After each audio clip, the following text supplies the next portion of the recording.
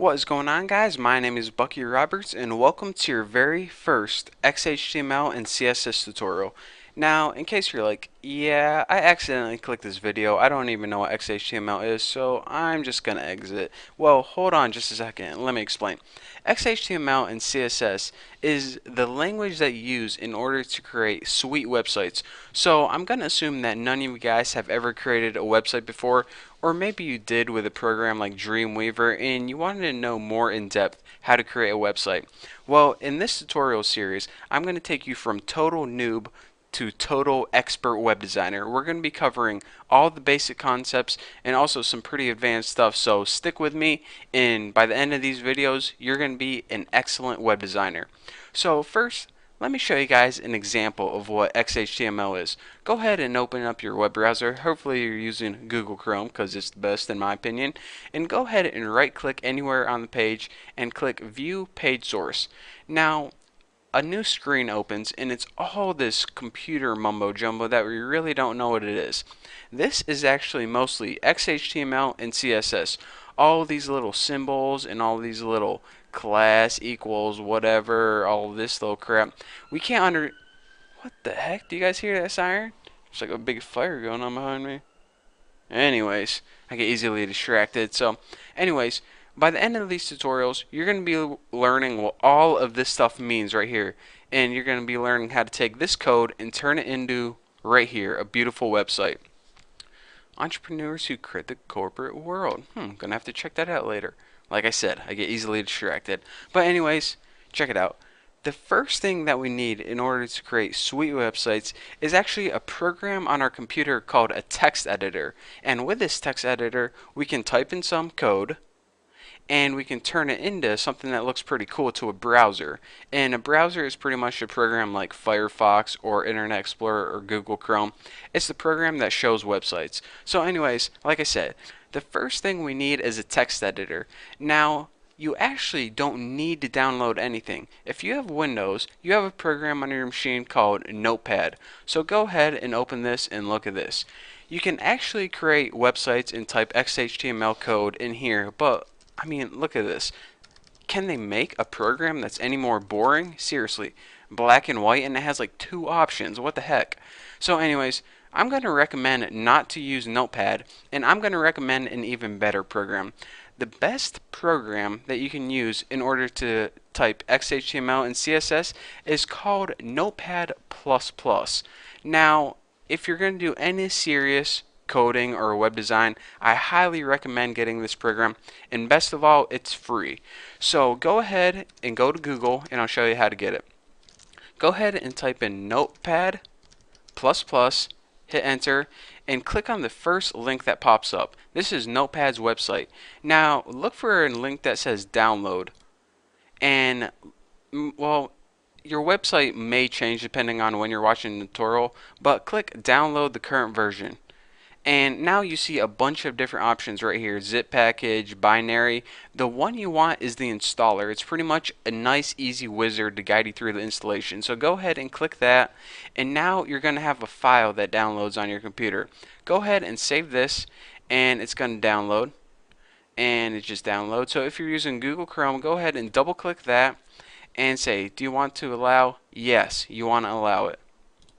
So now let's go ahead and select English, unless you're, foreign or something. If so, then how the heck are you understanding me right now? But anyways, go ahead and click OK, and I'm not going to read that because I'm way too lazy. Press next. I agree, probably just sound my life away, but big deal, I'll get over it. Click next to this. All the defaults look good, and press install. Now it's going to go ahead and install in your system right now, and then make sure you have Run Notepad. Actually, don't click that, and make sure you hit finish. So now you have Notepad++ installed on your computer, and here's what I'm going to recommend. Go ahead and make an icon for it right on your desktop because you're going to be using it quite a bit. In order to make an icon on your desktop, and this isn't only with Notepad but any program, go ahead and click your little Windows button right there and click all programs. Now you should have a folder called Notepad++. If you expand this, you're going to have an application in here called Notepad++. This is the program that we just downloaded. So if you want to turn this into an icon on your desktop, go ahead and right click it and press send to desktop. This is going to go ahead and create an icon or a shortcut right on your desktop. So now it's a lot easier than having to go through this thing. So now go ahead and double click this and open it, and bam. Look at that. How beautiful is this? A brand new program in order to type XHTML and CSS, and best of all, it's free. How sweet is that? So anyways, that's all I'm going to teach you guys for this tutorial. In the next tutorial, we're actually going to be typing some code and making our very first website. But for now, I just want to tell you guys, download this program, get everything set up, and if you have any questions or anything goes wrong, just leave a comment below and someone's bound to help you. Or if you have any questions, you can check out my website, thenewboston.com, and send me a message or go to my forum. I can help you there. But for now, thank you guys for watching. Don't forget to subscribe, and I'll see you guys later. What's going on, guys? It is Bucky, and welcome to your second XHTML and CSS tutorial. Now, before we get started, what I want you guys to do is open a new file, and you can do this in one of two ways. You can either press File and then click New, or you can just click this little new icon right there, and it's going to open up a new blank file. So once you do that, your program or file should look blank, just like mine basically. So go ahead and before you start typing away, just slamming your fingers against the keyboard, listen up, because I'm going to tell you something that's very important. All websites are made from something called tags. Now, tags are pretty much the pieces of a website. So for example, if you wanted to put a picture on your website, you would need a picture tag. If you wanted to put a link on your website, you would need a special link tag. If you wanted to create a button on your website, then you would need a tag for your button, so on and so on. So pretty much all a website is a bunch of little tags combined into something to make, a complex website. So in order to make a tag, here's the basic layout of it. You press less than, and then you write the name of your tag, like the paragraph tag is P, and then you write the greater than sign. So pretty much it's a less than sign and greater than sign and something in the middle. In this case, P for paragraph, IMG is for image, for pictures, and anyways, you get the idea. So let's go ahead and create our first tag now. Now, check it out. I'm not going to be going in depth about this first tag, but you need it for every web page. It's a special tag that you only use once per web page, and it's called the doc type tag. Now go ahead, less than and greater than sign, and inside press exclamation mark or exclamation, whatever the heck you call it. It's above the one. So anyways, after that, press DOCTYPE, press space, and press HTML. Now, again, like I said, I'm not going to be going in depth about what this tag means. It's basically telling your browser what type of document it's trying to look at. But anyways, it's just a formality, a technical thing. We'll be going back to it later, but for now, just put it in your file and don't worry about it. Now go ahead and give yourself some space, hit enter, and let's go ahead and start typing some real tags that we can understand. Now, the basics of any website is pretty much the HTML tag. Your entire website is going to go in between your HTML tags. So go ahead and press less than and make a tag that says HTML and press a greater than sign. Now go ahead and press enter a couple spaces and make another tag that says less than, and now you want to put a forward slash and put HTML. Now as you can see, I have two HTML tags, slightly different. Now you're saying, alright, what the heck is going on? Well, first of all, the HTML tag pretty much tells your browser, alright browser, I'm about to make a website. Anything I put in between here is going to be in my website. So this tag means I'm going to start here, and this tag with a little forward slash means I'm going to finish here. So that is the basic structure for a beginning and an ending tag. It's pretty much less than, the name, greater than, and for your ending it's a less than slash the same name, greater than. So that is a basic HTML tag. Now anything that goes in here, like I said, is going to be part of your website. So let's dive in a little deeper. Every website you see, every single web page you've ever been to, is made up of two parts. The first part is called the body, or excuse me, the first part is called the head. The second part is called the body. So what is a head and what is a body? The head is where all the browser information goes, the technical stuff that you don't see when you go to a web page. And this includes keywords for search engines, the title of the web page, maybe some browser info. All this crap, it goes into the head. Now the stuff that you see, the pictures, the images, the paragraphs, the text, this goes in the body. So whenever you say, alright, I'm going to make a head in the body, you know, to put all the technical stuff in the head and all the cool stuff in the body. And by the way, for these tutorials, we're going to be working with mostly the body because, you know, we're not worried about search engines and stuff. We're worried about how sweet our website looks. So anyways, let's go ahead and create a head tag right now. So let's go ahead and press less than greater than, and inside press head. Now under it, let's go ahead and make the ending head. And now anything you type in between here is going to be in the head of your web page. So if you remember about 30 seconds ago, I said that one of the things that you can put in the head of your web page is the title. So let's go ahead and inside the head, between the opening and the closing, let's go ahead and make two title tags. Title to open and title to close, and make sure you put that / to signify the closing. Now anything you write in between here is going to show up in the title, so just go ahead and type this is the title. Now first thing I want to point out is this. I know I have all my tags on separate lines, but you can also, let me get rid of that. You can also have two tags on one line. I just put all my tags on separate lines generally to make everything easier to read, but if you wanted to put it on the same line, you can. Another thing is that you might notice that everything is kind of going inside one another like a sandwich. Title goes inside head, and all this is inside HTML. This is because you need to embed tags within another. You can't have you know, HTML head, title HTML, title HTML. It can't crisscross. Everything needs to be within one another, because that way your browser knows, alright, your title goes inside your head and that entire thing goes inside the web page. So if you put this outside the web page, you'll be like, alright, what the heck's going on? And you're probably going to get an error message. So anyways, that is how you make the head and the title to a website. So I was going to teach you guys about the body in this tutorial, but I think I'm going to wait for a next tutorial for that. So first, let's go ahead and preview this title and see what we got. In order to save a website, you need to do this. Go ahead and press File and Save As. And when your Save As box pop up, I'm just going to go ahead and save mine to desktop. You can save yours anywhere. Go ahead and name your file index.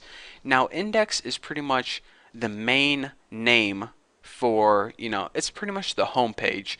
So let's go ahead and save that as index, and make sure you don't save as text. What you want to save as is a special file type called HTML. So scroll down until you see something called hypertext markup language. That's HTML.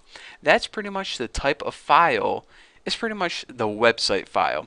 So whenever you're, well, let's go ahead and save this first.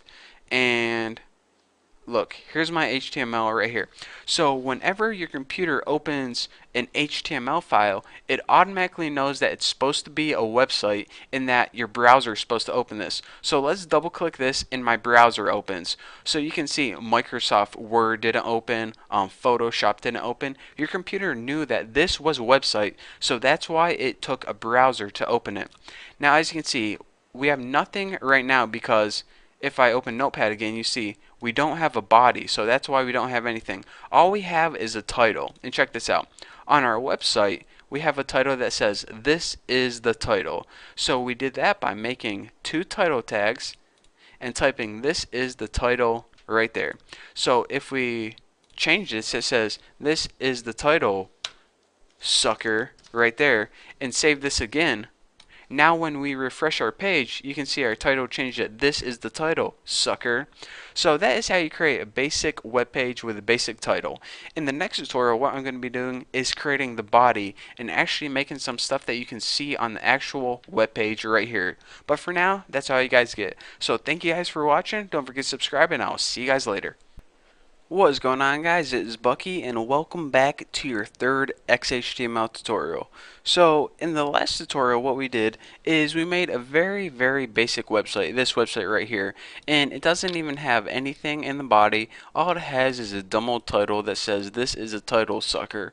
First of all, I don't appreciate that attitude, website, and second of all, we need to spruce this website up a little bit and we need to actually add something. I mean, how dumb is this website? It's just a white screen. Pretty dumb, huh? So anyways, like I said a couple tutorials ago, if you remember, a website consists of two parts. All websites. The head, which is pretty much all the information that you don't see but the browser needs, such as the title, keywords for search engines, all that good stuff, and the body. Now, we didn't even add a body yet, but the body is the part where all the images, all the links, all the paragraphs, all that stuff. So let's go ahead and build a body right now so we can actually have something to look at other than just a blank white nothing.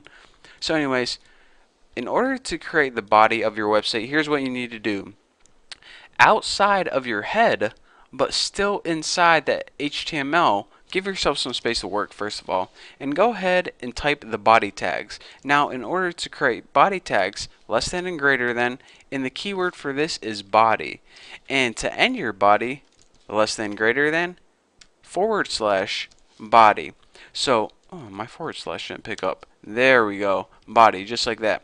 Now, anything we type in here is going to appear in the body of our website. So, let's go ahead and type I am in the body. And let's go ahead and save this. And when you save it and refresh it, it should pop up. So now we have some text in the body that says I am in the body. So that is how we put text in the body. But if all we knew how to do was put dumb old text in the body, then, you know, we're not very far on our way to opening a web design business. So we need to learn something else. And what I'm going to teach you is one of the most basic concepts whenever you write articles or you make titles for your website. And that is how to create a header.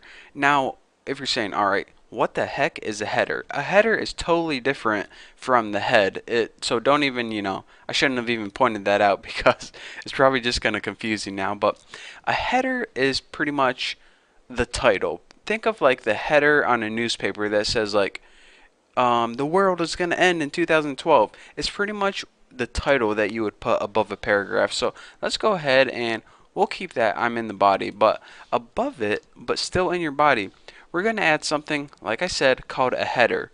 Now, let me reiterate this one more time. A header is basically a bold, big title. Now, by default, they come in 6 different sizes. Header 1, Header 2, Header 3, 4, 5, and 6. Now, Header 1 is the biggest title. Header 2 is a little bit smaller, and they keep getting smaller all the way down to 6. But anyways, let me quit talking and go ahead and show you guys an example before I, before I confuse you too much. So in order to make a header, go ahead and in your tags type H1. That's the key tag or keyword for the header.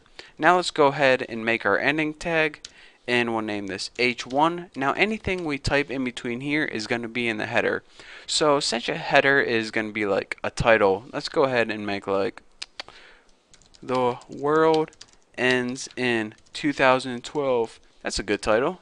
That might be in the newspapers in the upcoming months. So let's go ahead and save this and refresh, and I'll show you guys what a header is. You can see that it's different than the default text on our webpage because not only is it bigger, but it's also bolded as well. So whenever you're making titles on your web pages or you just want some text to stand out and pop, surround it with header tags and it's going to pop. Now let me go ahead and copy this, and under it I'm going to Control V, that's how you paste, and under it let's go ahead and change this line to header 2. So what we have in our body right here is we have a big header, a header under it that's slightly smaller, and we have just regular text. So let me show you guys the difference between header 1 and header 2. Let's go ahead and save this and refresh our web page, and it says bam, the world ends in 2012. This is header 1, this is header 2, and this is the regular plain old text that isn't surrounded by any tags at all. So now you can see the difference a header makes and the different sizes you get from having 1, 2, and they keep getting smaller all the way down to 6. So anyways, that is how you create a basic header and also add basic text in your body. So pretty simple, I know, but hey, we need this a good foundation before we can start adding images and making cool games and stuff like that. I mean, start with the basics, and eventually by the end of these tutorials you'll be a pro at designing websites. So anyways, thank you guys for watching. Don't forget to subscribe, and I'll see you guys next tutorial. What is going on, guys? Welcome to your fourth XHTML and CSS tutorial, and in this tutorial what I'm going to be doing is teaching you guys about paragraphs and line breaks. So if you haven't noticed already, what I did is I deleted everything out of our body, so we just have a blank empty body with no tags in, because that was the stuff we learned about in the last tutorial. In this tutorial we're on to bigger and better things. So anyways, you should have a website that when you refresh it, it's just blank again. So, like I was saying, let's go ahead and learn about paragraphs. Now, first of all, if you don't know what a paragraph is, then I don't even know how you figured out how to watch this tutorial, because you're just clueless. But a paragraph is basically chunks of text, and it makes articles and magazines and text on a website easier to read. So you would think that whenever you created a website that making paragraphs would be essential to that. So I know what you're thinking. Bucky, if I want to create a paragraph on my website, it's simple. Just go ahead into my body and type in any text. Bucky is the best ever, paragraph 1. Go ahead and end it. Make a new paragraph a couple lines down and said, because he loves bacon, eats it too. And a bunch of typos. Perfect. So 1 paragraph, 2 paragraph. Let's save this and take a look at our awesome website with paragraphs. Refresh it. Whoa, WTF, Bucky? Why the heck is this all on one line? That's not what I typed in here. Well, check it out. XHTML is something called, what is it called? What's the technical name for it? I think it's like white space insensitive or something. And what this means is, even though you see all these spaces and new paragraphs, your browser looks at all of this in one long line of code. So it doesn't know that you have spaces or you want new paragraphs here. You need to tell it explicitly. So whenever we create a website and we want paragraphs, we have to surround the sections of text that we want in paragraphs with special tags. Now, we do this, well, let's just go ahead and do this. The special tag for paragraph is P. So let's go ahead and make this paragraph by starting it here and ending it here. And we'll make this a paragraph too, and we'll put a P right here and a P right there. So now we actually have these 2 paragraphs instead of just random text. So before, your browser looked at this as one big sentence. Oh my god, this girl keeps texting me. Let me see what she's saying. I'll read it to you guys, because she's probably like, quit reading my text in all your tutorials. Well, too bad. Quit texting me when I'm trying to teach. OMG, my final was terrible. I hate my life. Yeah, I'm definitely not texting her back. So anyways, let's go ahead and I lost track. So anyways, your browser used to see one long line of text. So now what we're telling it to do is, alright, make this text into a paragraph and makes this text into a paragraph. So let's go ahead and save this and see what we got. Instead of this long line of text right here, let's refresh it, and bam, look at that. 2 brand new, beautiful, beautiful, beautiful paragraphs. Oh, I'm getting a little excited there, but alright. So now that's good and all, but what are we saying? Alright, Bucky, I kinda am going for this look, but what I want is, I want this to be on the next line. So we already know that with paragraphs we have a space in between, just like a regular paragraph would. But let's go ahead and make it on the next line instead of having a space in between. So go ahead, delete all your P paragraph tags. And we already know this. We already know you can't do that, because when we save it, it's going to turn it into one long line again.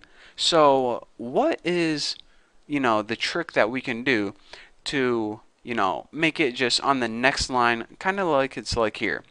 Well, we can't surround it in paragraph tags because that'll add a space in between. Anytime we want to simulate, just hitting enter on the keyboard and moving the text to the next line, we need to add something called a line break. Now, you know how all the tags we created so far, with the exception of this one, has an opening and a closing. And that is so your website knows where to start and where to end, where your body knows where to start and where to end, where your head knows where to start and end, where your title knows where to start and where to end, and everything in between it is the title.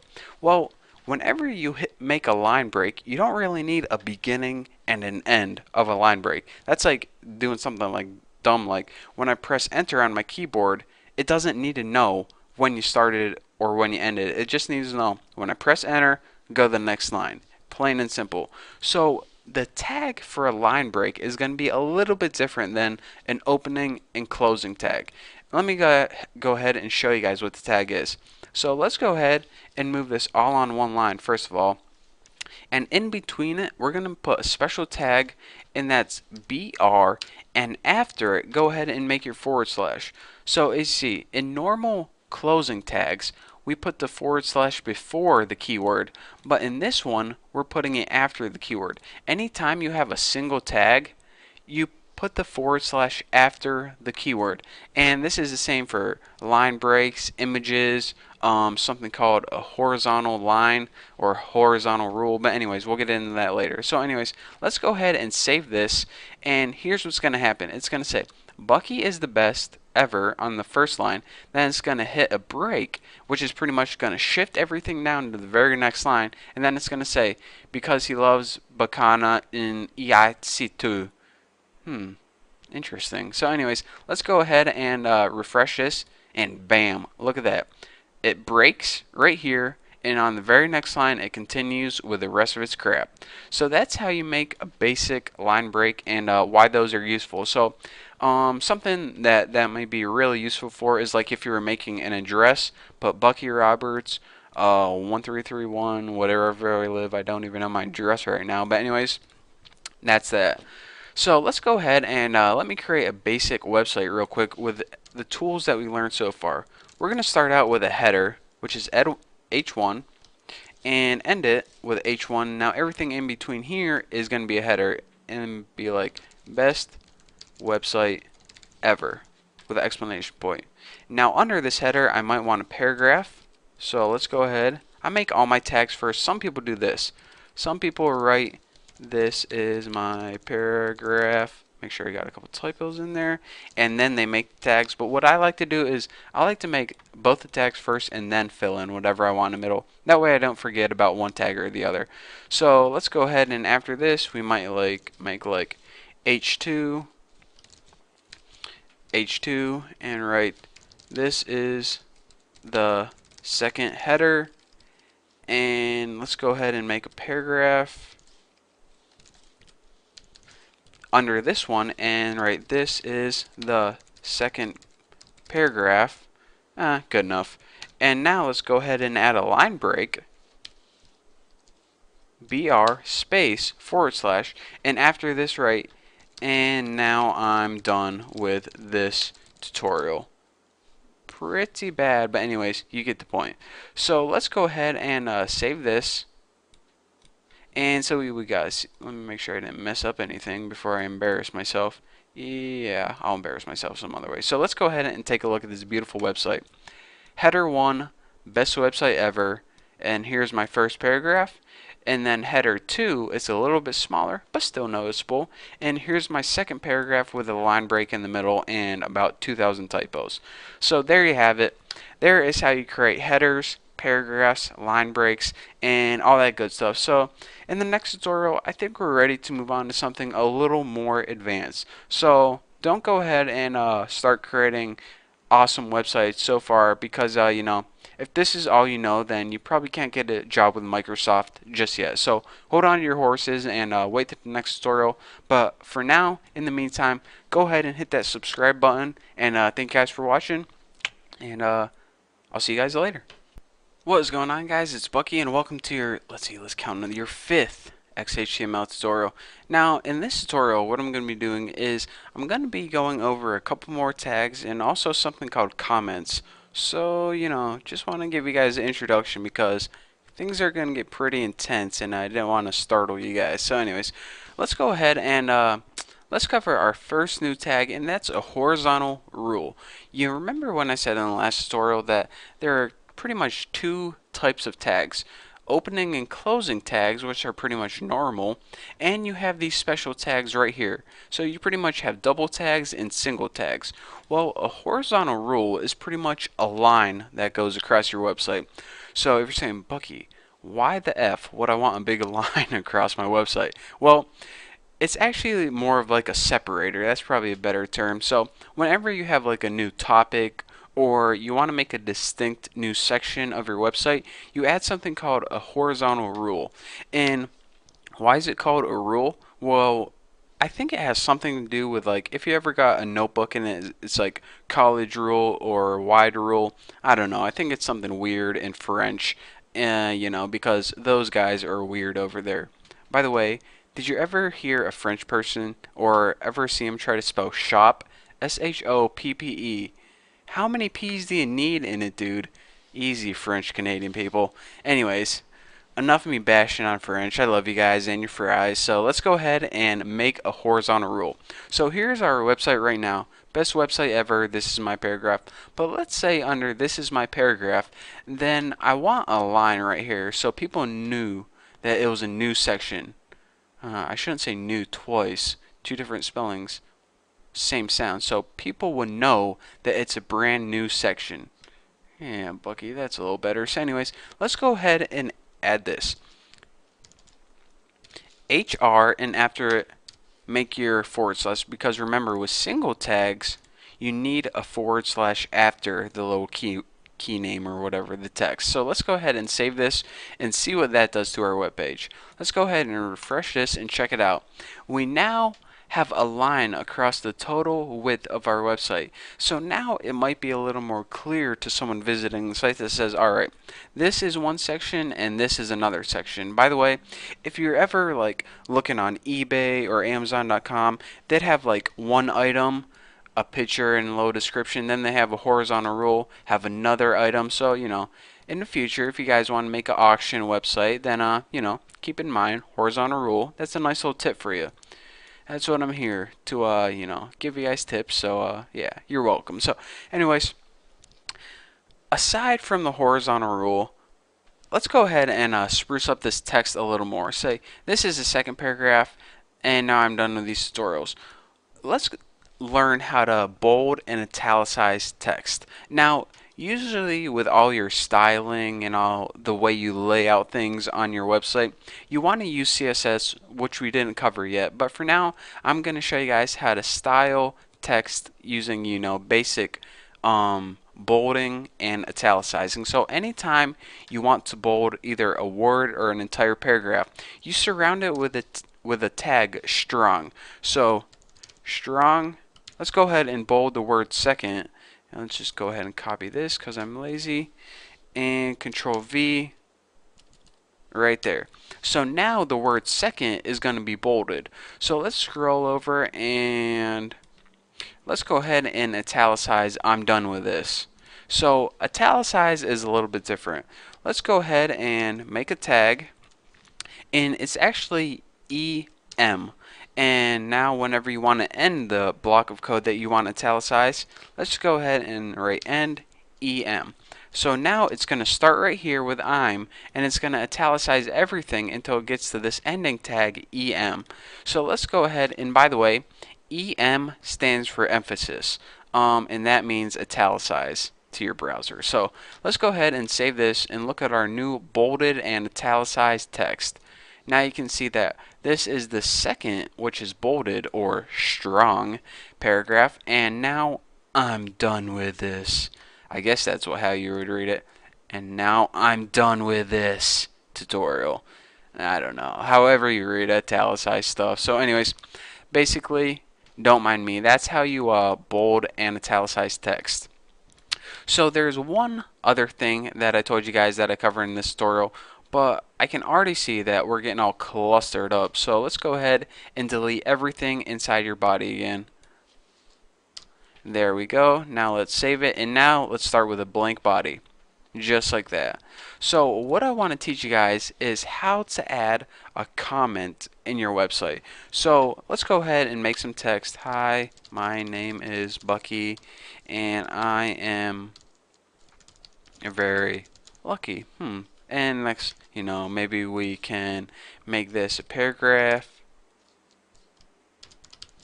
and maybe we can end it right here. And let's just go ahead and italicize something. Pretty dumb website we have going on, but hey, just an example. So, hi, my name is Bucky, paragraph, I am very lucky. This is an awesome website. I'm gonna post that, get it in Google search results. But anyways, what I wanted to teach you guys and why I had to make this dumb website is I want to teach you guys about comments. Now, comments are little notes that you post to yourself that the browser totally ignores. So they don't show up to the website, they don't show up on the website, they don't show up, where anyone can see them. They're just dumb little comments that you post to yourself. So, for example, if I was coding this website and I wanted to leave a comment to myself that's saying, do I want to change this text right now? Well, I don't know, but I want to leave like a post-it note telling me that maybe I'll come back to it, maybe I won't. Well, what you want to do is you want to leave yourself a comment, but you can't just type like this. You can't just type, change this paragraph under here or under me, because, whenever you do, it's going to show up on the screen right here. So what you need to do is you need to surround this in comment, I don't even know if they're called comment tags, but special comment symbols. So in order to that, press the less than sign, exclamation point, minus, minus, and now everything after this is going to be a comment until you get to minus, minus, greater sign. So this comment is going to be seen by you, but it's going to be ignored by the browser whenever it comes across it. So let's go ahead and save this and check it out. See this text? Change this paragraph under me? Whenever you refresh it, the browser just ignores it right there. So that is how you can, kind of leave notes to yourself throughout your document. Maybe if you want to change something, or maybe, just want to put the date when you worked on it. If we were, 10 years in the future, that would be the date. But anyways, a comment is basically a post-it note that you can see, but no one that's looking at your website in the browser is basically just going to ignore. So you might see me leave comments later on. With a short website like this, you don't really need it, but when you're working on something really long or working on something as a team, they're really useful. So anyways, that's what comments are. That's how you bold and emphasize text, and that's what horizontal rules do. So in the next tutorial, we're going to be going over something sweet. We're going to be going over how to make links. Pretty sweet. Links to Google, links to other web pages, and that's going to take a couple tutorials, so that's what you guys have to look forward to. But for now, thank you guys for watching. Don't forget to subscribe, and if you guys got any good jokes, leave it in the comment section, because I'm in the mood for a good joke. So thank you guys for watching, and I'll see you guys next tutorial. What is going on, everybody? It's Bucky, and welcome back to your 6th XHTML tutorial. Now, in this tutorial, as promised, we're going to be starting to cover links. Now, if you never heard of a link before, then first of all, you're an idiot, because a link is the main concept behind the internet. Basically, it's the idea that you could link one page and connect it to another page. So it's basically a section of text or a picture or anything that you click and it takes you to another web page. So you guys know what a link is, so why am I even explaining it? So let's go ahead and learn how to make a basic link. The first thing you need to make a link is something that you're going to create a link. And this can either be text or a picture. In this case, I'm just going to use plain old text. So let's go ahead and type, "This will be a link." Now if we saved it and looked at it right now, then it would just be text on the screen, and when you click it, it does nothing but highlight it. Pretty dumb. So in order to make this a link, what we need to do is we need to surround it with tags. In the element name, or the tag name for a link, is A, and this stands for anchor. Why they named it A for anchor and not L for link or H for hyperlink, I don't know. but it's pretty much the dumbest naming convention ever. But A means link or anchor, whatever you prefer. So, anyways, that is going to make your text a link. But you're saying, all right, Bucky, something's wrong with this right here. That text is a link, but what's it a link to? Is it a link to another web page on our site? Is it a link to Google? Is it a link to eBay, Amazon.com? Well, let me introduce another topic, and that is attributes. In some tags, in this one especially, you need to have something called an attribute. An attribute is basically more information that that tag needs in order to work. So not only are we telling this text that it needs to be a link, but we also need to tell it where to link. So the attribute that goes in here, and here's how you create attributes. In your opening tag, the one without the forward slash, go ahead and press space. Now go ahead and write the name of the attribute. The location is href. So this is hyperlink reference, I think that means. It pretty much means what's the location of the website that you want to link it to. So instead of a and href, it would be a lot easier if it was link and website, but you know, they had to be dumb and name it all sorts of weird stuff. So it's a and href. So we got href. All we need to do now is set it equal to and put quotation marks. So anytime you have attribute, write the attribute's name, set it equal to something, and in between the quotation marks, write what you're going to make it equal. So in this case, the information that we need to give href is a website. What website do we want to link this text to? So let's just go ahead and put http google.com. So let's go ahead and save this and see our baby in action. Refresh this and check it out. Our text is now a link, and when I click it, it takes me right to Google. How awesome is that? So anyways, to recap one last time, whenever we want to link something, we first need to surround it with these A tags. A stands for link. Pretty confusing, huh? And in order to tell it what website we want to link it to, we need to write href, which is the attribute, stands for hyperlink reference, equals the website name. And make sure you write the full name, just don't write google.com or else it's probably going to mess up. So with that being said, let's go ahead and we know how to link to sites like Google, eBay, Amazon, YouTube, but what if we want to link to another file or another page in our website? Well, let's go ahead and create another page first of all.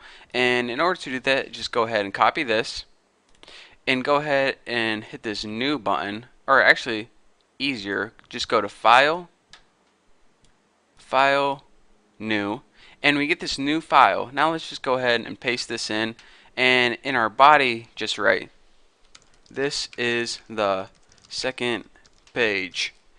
And for the title, just write second page. And now let's go ahead and save this file, save as, not index, just go ahead and save it as second. And my computer's freezing, that's just great. Second HTML, just like that. So save this page as second. So now in our directory or in our folder, we got two pages. Let me tighten this up just a little bit.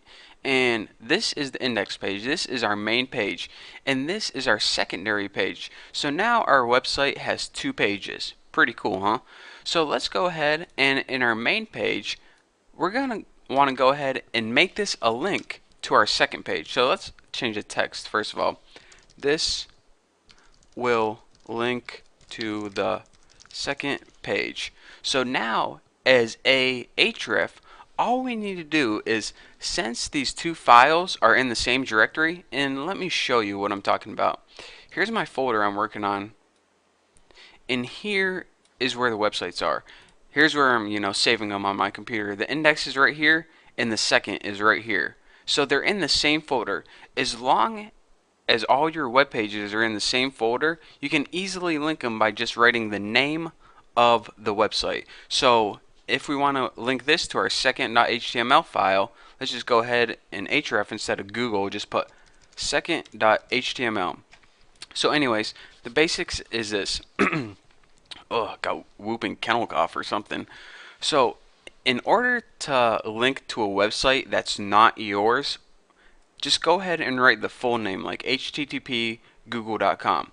If you want to link to a web page that is yours, you just need to go ahead and write the name of the web page .html. So let's go ahead, and we already saved it. Let's see what we got. This will link to the second page. Go ahead and click it. This is the second page. So that's how you make a link between pages. Again, what you could do, maybe if you wanted to start off with some navigation, is you could make a link on this back to the first page. So maybe we'll do that in the next tutorial. Give you some nice connectivity. Does that even word, connectivity? I don't know, but I'm gonna say it, so oh well. So now you know how to create a basic link, and if you guys are still a little bit confused, then either watch this tutorial again or just keep watching the rest of my tutorials, and I promise it'll clear up for you guys. So anyways, thank you guys for watching, and don't forget to subscribe, and I'll see you guys later. What's going on, guys? It's Bucky, and welcome back to your 7th XHTML tutorial. In this tutorial, what we're going to be learning how to do is create a link within the same page. So we're saying, alright Bucky, you are an idiot. Why would I want to click a link that takes me to the same page where I'm already at? Why can't I just hit refresh if I was just going to do that? Well, this is helpful for one main reason. If you have a really long website and you don't want to have the user scroll down looking for whatever piece of information they need on that website, you can create something like a table of contents or a directory at the top, and then they click whatever information they want and it just shoots them down to whatever they were looking for. So before this tutorial, what I did is I went and grabbed a bunch of random information. This is actually the rules for my forum. If you ever get a chance, check it out, thenewboston.com/forum. Plug. And you can use whatever you want, but I just needed a lot of text. So as you can see, this is a pretty long web page, and if the user was looking for something on here, you don't want to make them go to your website and scroll down and be like, yeah, you find whatever information you're looking for. This is 2011. We don't have time for that. I want my data right now, biatch.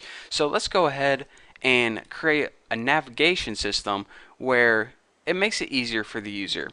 So the first thing that we need to do is write, alright, where do we want our target to be? So let's go ahead and do this. Let's go ahead and make a link at the top that says farming or something, and when they click it, it shoots them right down to this section. And maybe we'll create another one that says caps, and when they click that, it shoots them right down to this section, so they don't have to scroll through looking for it all. So in order to link to this section of our webpage, we need to create a target, a way of saying this is where I want to link. So in order to do that, go in your code where it says post count farming and go ahead and add your anchors. And take note, you don't need anything in between these anchor tags because we're not really linking to anything. This is just the destination where we want to end up. So anyways, in your first A tag, what you need to do is this. You need a name for your target. That way, if you have a bunch of different targets on your web page, your browser knows what one you're talking about. So instead of href like before, this attribute is called name. And set this equal to whatever name you want. I'm just going to name mine farm because, this is a section about post count farming. So why not name it farm? Simple enough. So go ahead and write a name equals farm. So now we have the destination. This is the destination where we want to end up. Now in order to link to that destination, here's what we need to do. At the top of your page, or wherever you want, go ahead and add your anchor tags. Your ending anchor tag, and write something in between like farming section. Now whenever they click this, it should take them to the farming section. But in order to link to this section, you need to do something weird. Remember that href attribute that took you, to other pages like Google or something? Well, instead of writing the name of a website, what we can do if we want to link to a different section of the same website is write the # and then write whatever name the anchor had. So that name was farm, so let's go ahead and name that farm. So again, let's go ahead and save this, and I'll show you guys how it works before. So let's go ahead and refresh, and now we have a link at the top that says farming section, and whenever we click it, it takes us right down to the section of post count farming. So we don't have to scroll all the way back there. Just click it and it takes us there. Pretty sweet, huh? So let me go ahead and do this one more time with a different section until it really sticks in your brain. So let's go ahead and link to this advertising section. Why the heck not? So let's go ahead and add my tags first. And as this name, I'm going to set name equals ADS for ads. So now let's go ahead at the top here and let's go ahead and make another ads section, not bad. And now is href for this, or is the destination for this, go ahead and write # ads, because remember the name of this target was ads. So now let's go ahead and save this bad boy. Hopefully I didn't mess anything up. Refresh. And check this out. Whenever we want to go to the farming section, click farming section. It takes you to farming. Whenever we want to go to the ad section, click ad section. It takes you to advertising. How sweet is that? A nice little navigation bar at the top to link to different places on our website. So again, the thing, I just want to recap one last time. You don't need any link right here because this is just a destination. We're not making a link itself. We're just making the end destination. What you do need a link for is this. At the top section, the navigation bar, the place where you click, that's where you need to make the links. And in order to do that, use your href attribute, and for the destination, put #, which pretty much means somewhere on my website, and the name, whatever you named it, that keyword. So that is basically how do you create a link within a web page, and that's why it is useful. So don't forget, anytime you create a long web page and you don't want to annoy the user, this is the system that you need to set up. So anyways, thank you guys for watching. Don't forget to subscribe. Don't forget to check out my other videos, and I will smell you guys later. Alright guys, welcome back to your 8th XHTML and CSS tutorial. In this tutorial, we're going to be finishing up talking about links. Now, we need to cover two last things. One is how to make a link to an email address, and the second is how to make something called a tooltip, which is pretty much when you hover over the link, a box pops up showing what, it can say anything you want.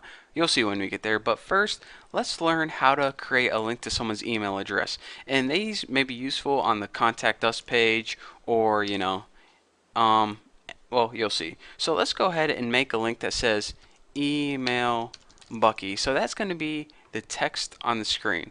So now what you need to do is, for that href, let's just go ahead and set that equal to someone's email. So you might think that it's just as easy as writing an email in here like bucky@yahoo.com, but it's not. What you need to do is, before you write their email address, you need to write the keyword mail to with a colon. Oops, not mail TP, not mail toilet paper. Mail to, there you go. So let's go ahead and save this and see what happens. Refresh, and go ahead and if you click this, then your default, whatever your email program is, pops up. And I didn't set mine up yet, but if it was set up, then it would, get ready to email Bucky. So that brings me to another point. This is why I don't like or recommend linking to people's email. If you want to give someone your email on a website, just go ahead and write it in plain text. Then they can copy it and paste it into their email editor, or what's it, email program, whatever. Because I use like yahoo.com, you probably use like Gmail or something. So whenever I click this link, I don't want Outlook to pop up ever, because I hate Outlook. So anyways, just keep that in note. Keep your users in mind whenever you're designing a web page. But anyways, recapping one last time, whenever you want to create a link to an email, which I don't recommend, but anyways, you need to write href, and as the address, write mail to, and then their email address. If you go ahead and just write their email address, it won't work. Let's watch what happens. Refresh and click, and it gives us a bunch of errors. So that's why you need that little mail to thing in front of it. So that is how you create a link to someone's email address. Simple enough, even though I hate it. So the last thing I want to cover is how to create one of those tooltips, and that's this. let's go ahead and create a basic link to Google first. So and let's go ahead and end it. The text is going to be Google, and the destination is going to be href equals http google.com. So this is a link to Google. Let's go ahead and check it out. Run, launch in Chrome. When you click it, it links to Google.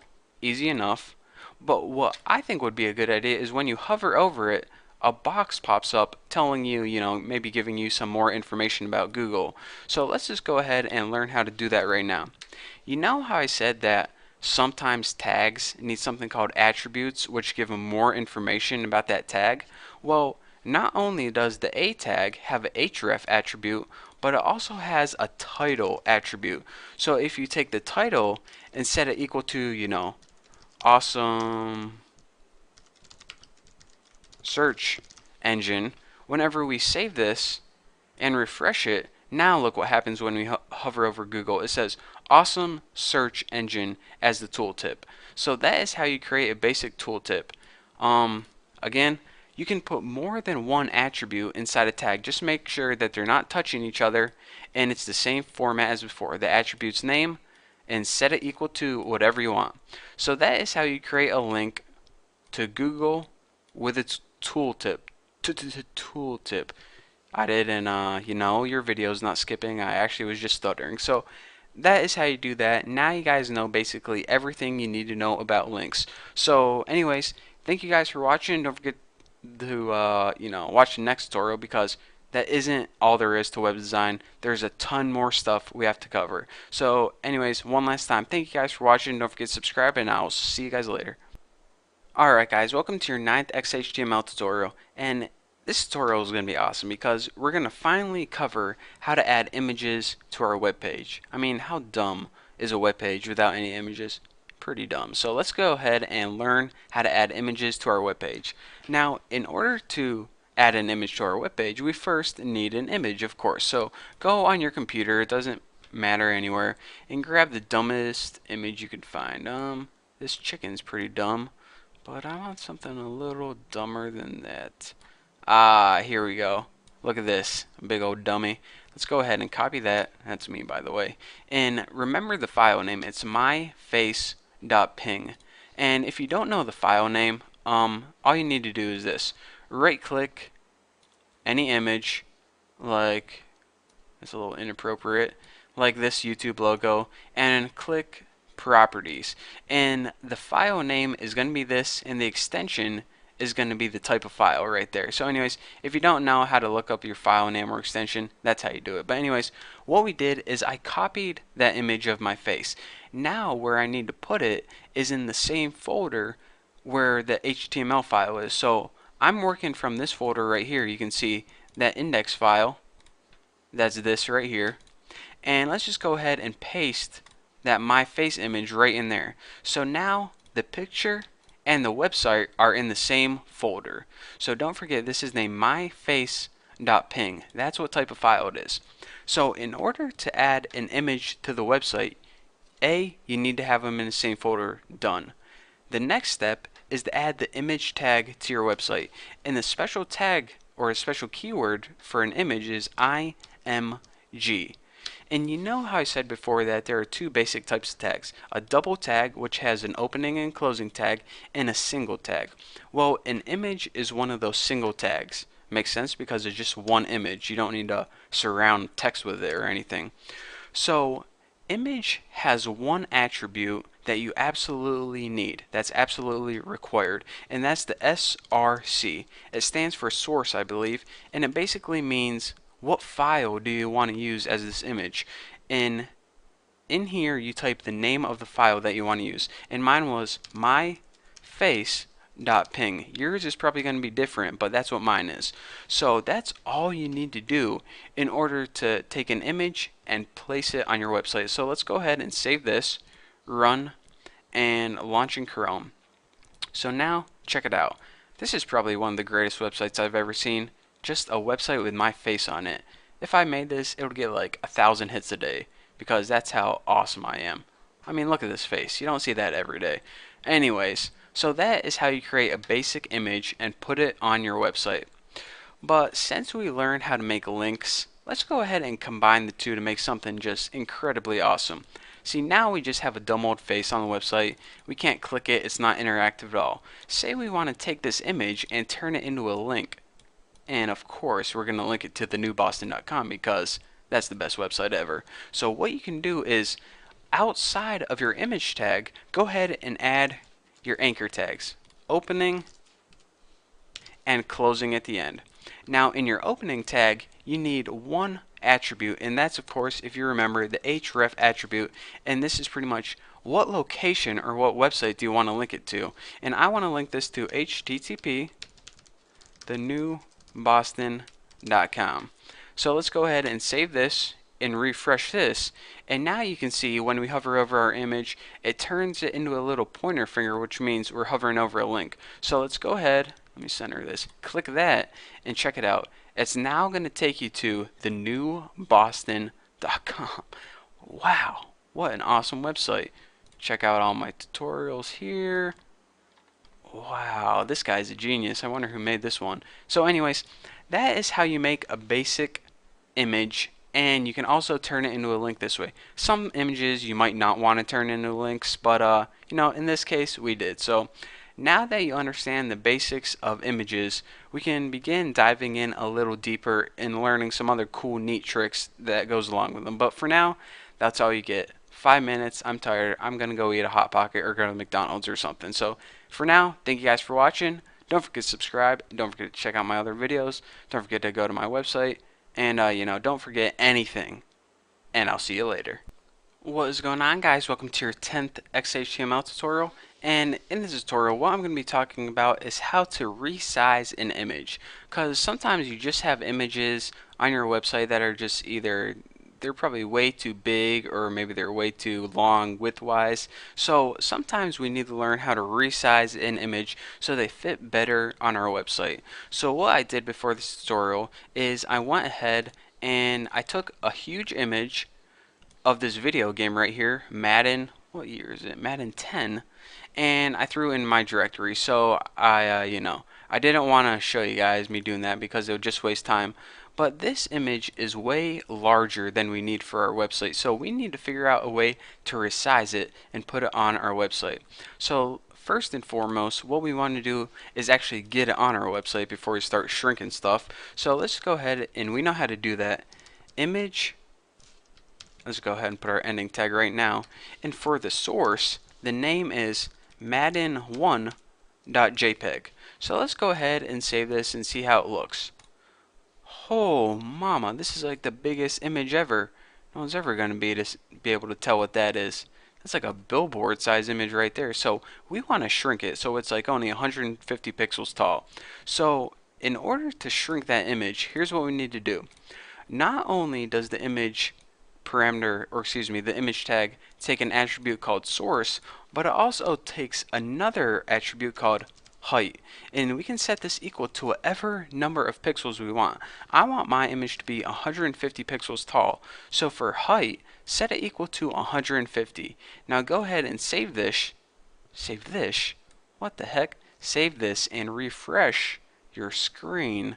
Gotta get all my S's in order, and refresh it and see what we get. Yeah, that's a whole lot better than that big mumbo jumbo billboard poster we had on there earlier. So now we have a beautiful, small, 150 pixel tall Madden 10 image. So, you know, if you're making a site like eBay or something, that might come in handy. So before I just let you guys go, I want to talk to you guys about a couple things. You know, this is going to be useful information later on. Whenever you resize an image this way, it doesn't, you know, make your, you might be thinking this, alright, I'll make all my images smaller, and that way my web page will load faster because the file size will be smaller. It doesn't work like that.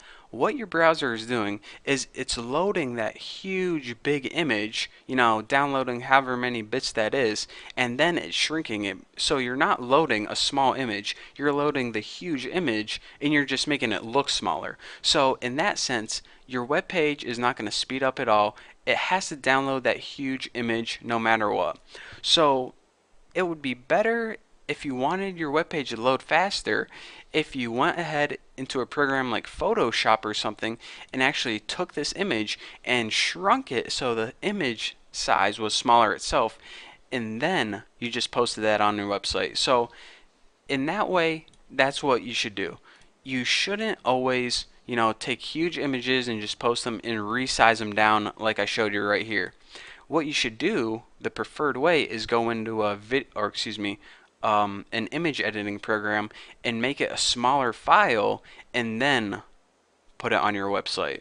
So that's a lot easier way. It saves your browser from doing any extra work. So you're saying, all right, Bucky, why the heck would you even teach me that if that's the preferred way to do so? Well, that way's helpful when you know you're going to be making an image, like maybe you're making a website with a logo. It's useful when you add images to the website. But what if you had a website like Amazon.com or eBay or even Facebook where you allowed users to upload images of any size and you shrunk them down to what you wanted them to be? Well, I think I just answered my own question. This is only useful whenever you're going to have a website like eBay where you can say, all right, upload any size image you want and I'm going to shrink them so they all fit nice and neat. That is when you would want to use something like that. But trust me, making websites like eBay and Amazon are a couple tutorials away from now. So anyways, that is the basics of resizing an image, when you should do it and when you shouldn't do it, and why it doesn't save you any loading time to do it this way. So anyways, thank you guys for watching, and the next tutorial will probably be talking a little more about images, maybe finishing them up. So anyways, practice adding some images to your website, and let me know how it goes. So thank you guys for watching, I'll see you later. What is going on, guys? Welcome back to your 11th XHTML tutorial, and in this tutorial I think it's time to start covering tables. Now, what a table is it's an easy way to organize information on your website into rows and columns. It might make it easier to read, easier to view, easier to navigate. So if you're familiar with Microsoft Excel at all, that pretty much is a program to make tables. It's the same concept as like a spreadsheet. So if you don't know what a table is or you never saw one before, then the easiest way to learn is just to watch this tutorial, and trust me, by the end of it you'll get it like that. So the first thing that we need to do in order to create a table is to make our table tags. And yes, the keyword for this is table, and the ending tag table. So our entire table, all of the information, is going to go in between these tags. So as I said before, tables consist of rows and columns. Now let's go ahead and make a table with 2 rows. In order to do this, we need the tag TR. This stands for table row, and also at an ending TR, in everything that goes in between the opening and closing TR tag, that's going to be 1 row of the table. So let's go ahead and copy this and paste it, and now we have a table with 2 rows. We don't have any information in there, but hey, we got a table with 2 rows. It's a start. So remember earlier I said that tables consist of rows and columns. Well, in order to make a column in your table, go ahead and add some space in between your table rows so we have some room to work. And you might think that the keyword for this is TC, but it's not. It's actually TD, and I believe this stands for table data. Why they didn't name it column, I don't know. It would have made a lot more sense, but hey, I don't make the rules, they do. So anyways, TD, and also an ending, TD, maybe it stands for touchdown, who knows. And anything you put inside here is going to show up in that column. So let me go ahead and just copy this. So now our first table row has 3 columns in it. So if we copy this and paste it right here, so check it out. We have a table and it has 1 row and another row right here, and each of these rows have 3 columns. Now if you save this and refresh it right now, we'll get an empty screen. Even though we have a table there, if we don't have any data inside, then nothing's going to show up because it's like a blank table. So let's go ahead and add some data. Just write, whatever's on your mind. Let's see what's on my mind today. Fish in capital letters. Must have accidentally hit caps lock. Apples. Let's see what else. Tuna. Dang, I must be hungry or something. Let's see. A tuba. Musical. Ham chops. And let's see. corn with a question mark, like you know, you're asking someone a sentence or a question or something. Who knows? Whatever 6 things are on your mind, throw in there. So let's go ahead and save this and see what we got. Go ahead and refresh this, and you can see that our table now consists of the 2 rows. Here's row 1, and here's row 2, and each of these rows has 3 columns. 1, 2, 3 in the first one, 1, 2, 3 in the second one. And if you kind of highlight over it, you can kind of see the border, which brings me to another point. If you don't quite understand yet, trust me, here's a little attribute that you can add to your table to make it a lot more clear, or a lot clearer. More clear or clear? I don't know what the correct term is, but anyways, you see how our table has no borders and the edges are kind of hard to see? Well, table has an attribute called border, and you can set it equal to however thick you want the border to be. So let's go ahead and just make it 1 pixel thick and save it and check it out. We now have a table that's a whole lot easier to see that yes, it does in fact consist of 2 rows with 3 columns in each row. So yeah, that may be a little bit easier. So from now on, I'm probably going to add that attribute in the upcoming tutorials just because it makes everything a lot more clear. So anyways, that is your basics of how to create a table, how to create individual rows and columns, and in theory you can have as many rows as you want and also as many columns in each row. So yeah, that's it. And another thing I want to point out before I let you guys go, you see that all we did is add text into these columns or table data, but you can add anything that you would add in the body. For example, if I wanted to add an image right here, I could add an image. If I wanted to add a link or a paragraph or a header, I could do that. So anything that you could add in the body of your website, you can add in a table data. So that's how you create tables. I hope you enjoyed. Don't forget to stick around for the next couple of tutorials because we are not done with tables yet. There's a whole slew of things to cover. So thank you guys for watching. Don't forget to subscribe, and I'll see you guys later. What is up, people? How y'all doing today? Welcome back to your, let's see what this is, 12th XHTML tutorial. I always go, let's see what this is, or what number is it? I probably should just, you know, think about what number it is before I start talking, but you know, I didn't. So anyways, on with the tutorial. In this tutorial, I said we're going to be talking a little more about tables, and I meant it, because in this tutorial we're going to be learning about table headers. Now, a header for your table is pretty much a title that you can put for each column. So if you just have a table with a bunch of data in it, people might be confused, be like, are these addresses, or are they phone numbers, or are they names of people, or street names? I need a title to tell me what each row means, or excuse me, what each column means.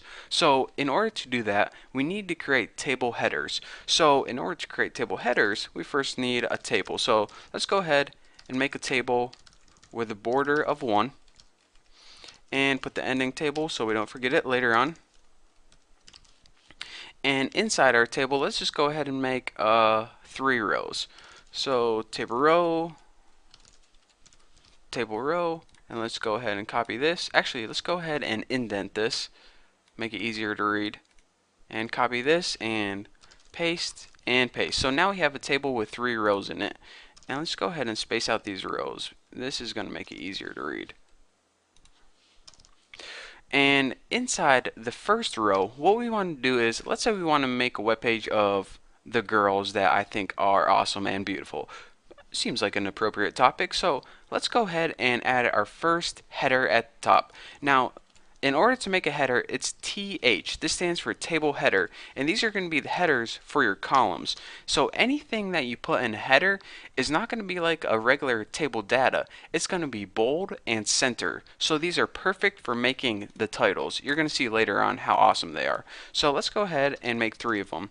We'll have 3 columns in this table. We'll have the name of the girl, and I'll write a movie that they played in. I'll pick movie stars and write the person who they love right there. So I'm going to have their name, a movie that they played in, and someone that they love in the 3rd column. So let's go ahead and in our first row, we'll make our first girl. Remember, you need table data for this because this is just regular data information.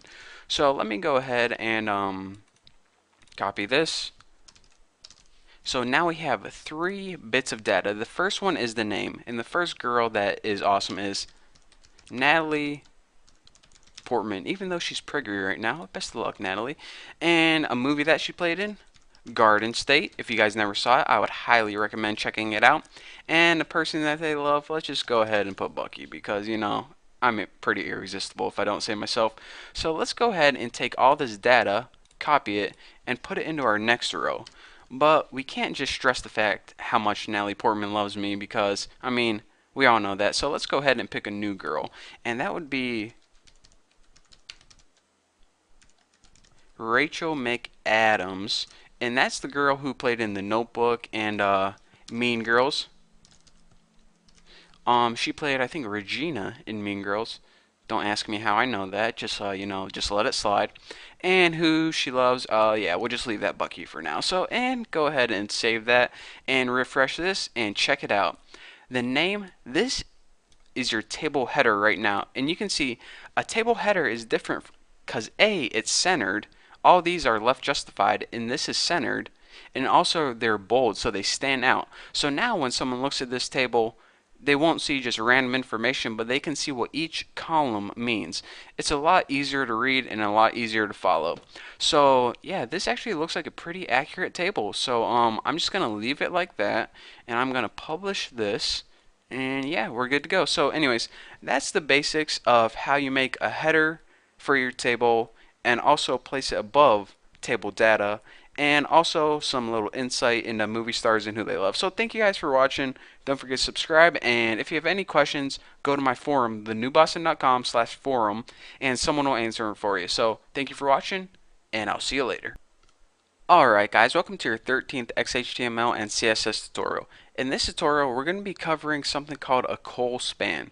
Now, whenever you make a table, you don't always want to make a perfect grid. You don't always want the same number of columns on every row. 3, 3, 3, 3. It gets boring and it's just not useful. So maybe you want to make a table that has 1 column at the top and 2 columns in the middle and maybe 5 columns at the end.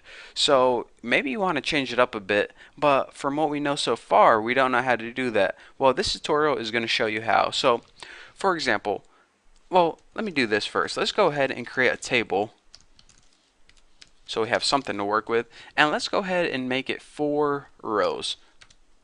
Press tab, table row, table row. So let's copy this, and easy fingers, take it easy there. So now we have a table with 4 rows in it, and might as well add our little border attribute so we don't get confused. Now in our first row, let's go ahead and add that main title across the top. So let's say for the rest of this table in these rows, let's go ahead and make it simple and only add 2 columns. But for this first one, we want a title big and centered, and we want it to span across 2 columns. So there's only going to be 1 piece of data in here, but it's going to cover 2 columns worth of information. So let's go ahead and make it a table header, because you know those are the pieces of data that stand out. And let's go ahead and make a table about odd people.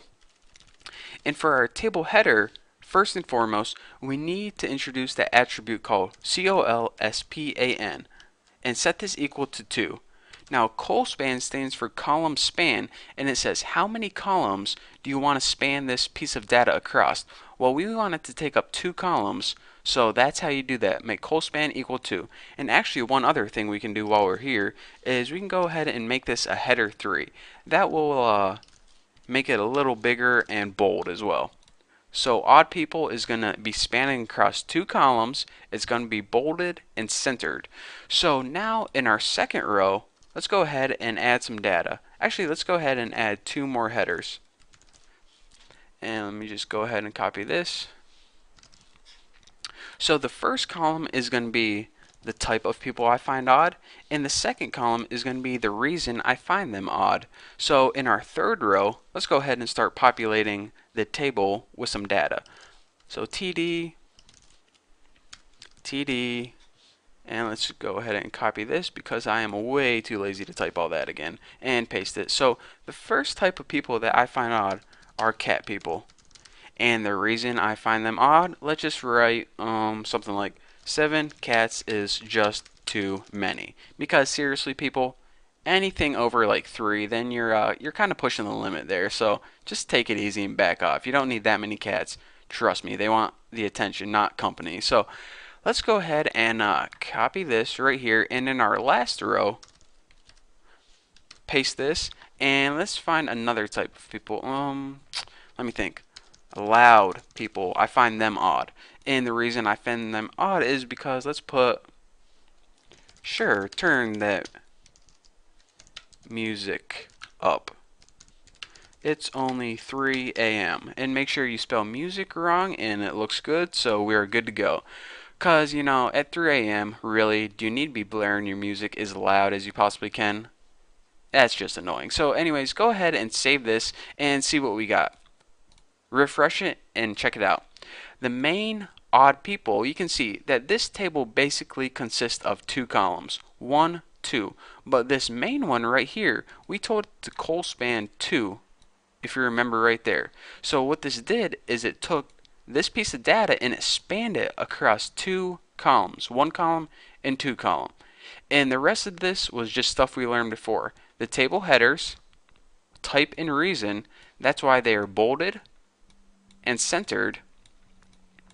And the table data, which is this regular dumb old data, is just plain old text, left justified. See, this is pushed to the left, everything's pushed to the left. So that is how you make, you know, this is a pretty organized looking table. It's a lot easier to read than, you know, if you didn't use col span or didn't bold anything. So anyways, that's a useful table. So if you ever are wondering, hey, I wonder what type of people Bucky finds odd, you can go back to this and use it as a reference. So anyways, thank you guys for watching. Don't forget to subscribe, and I will see you guys later.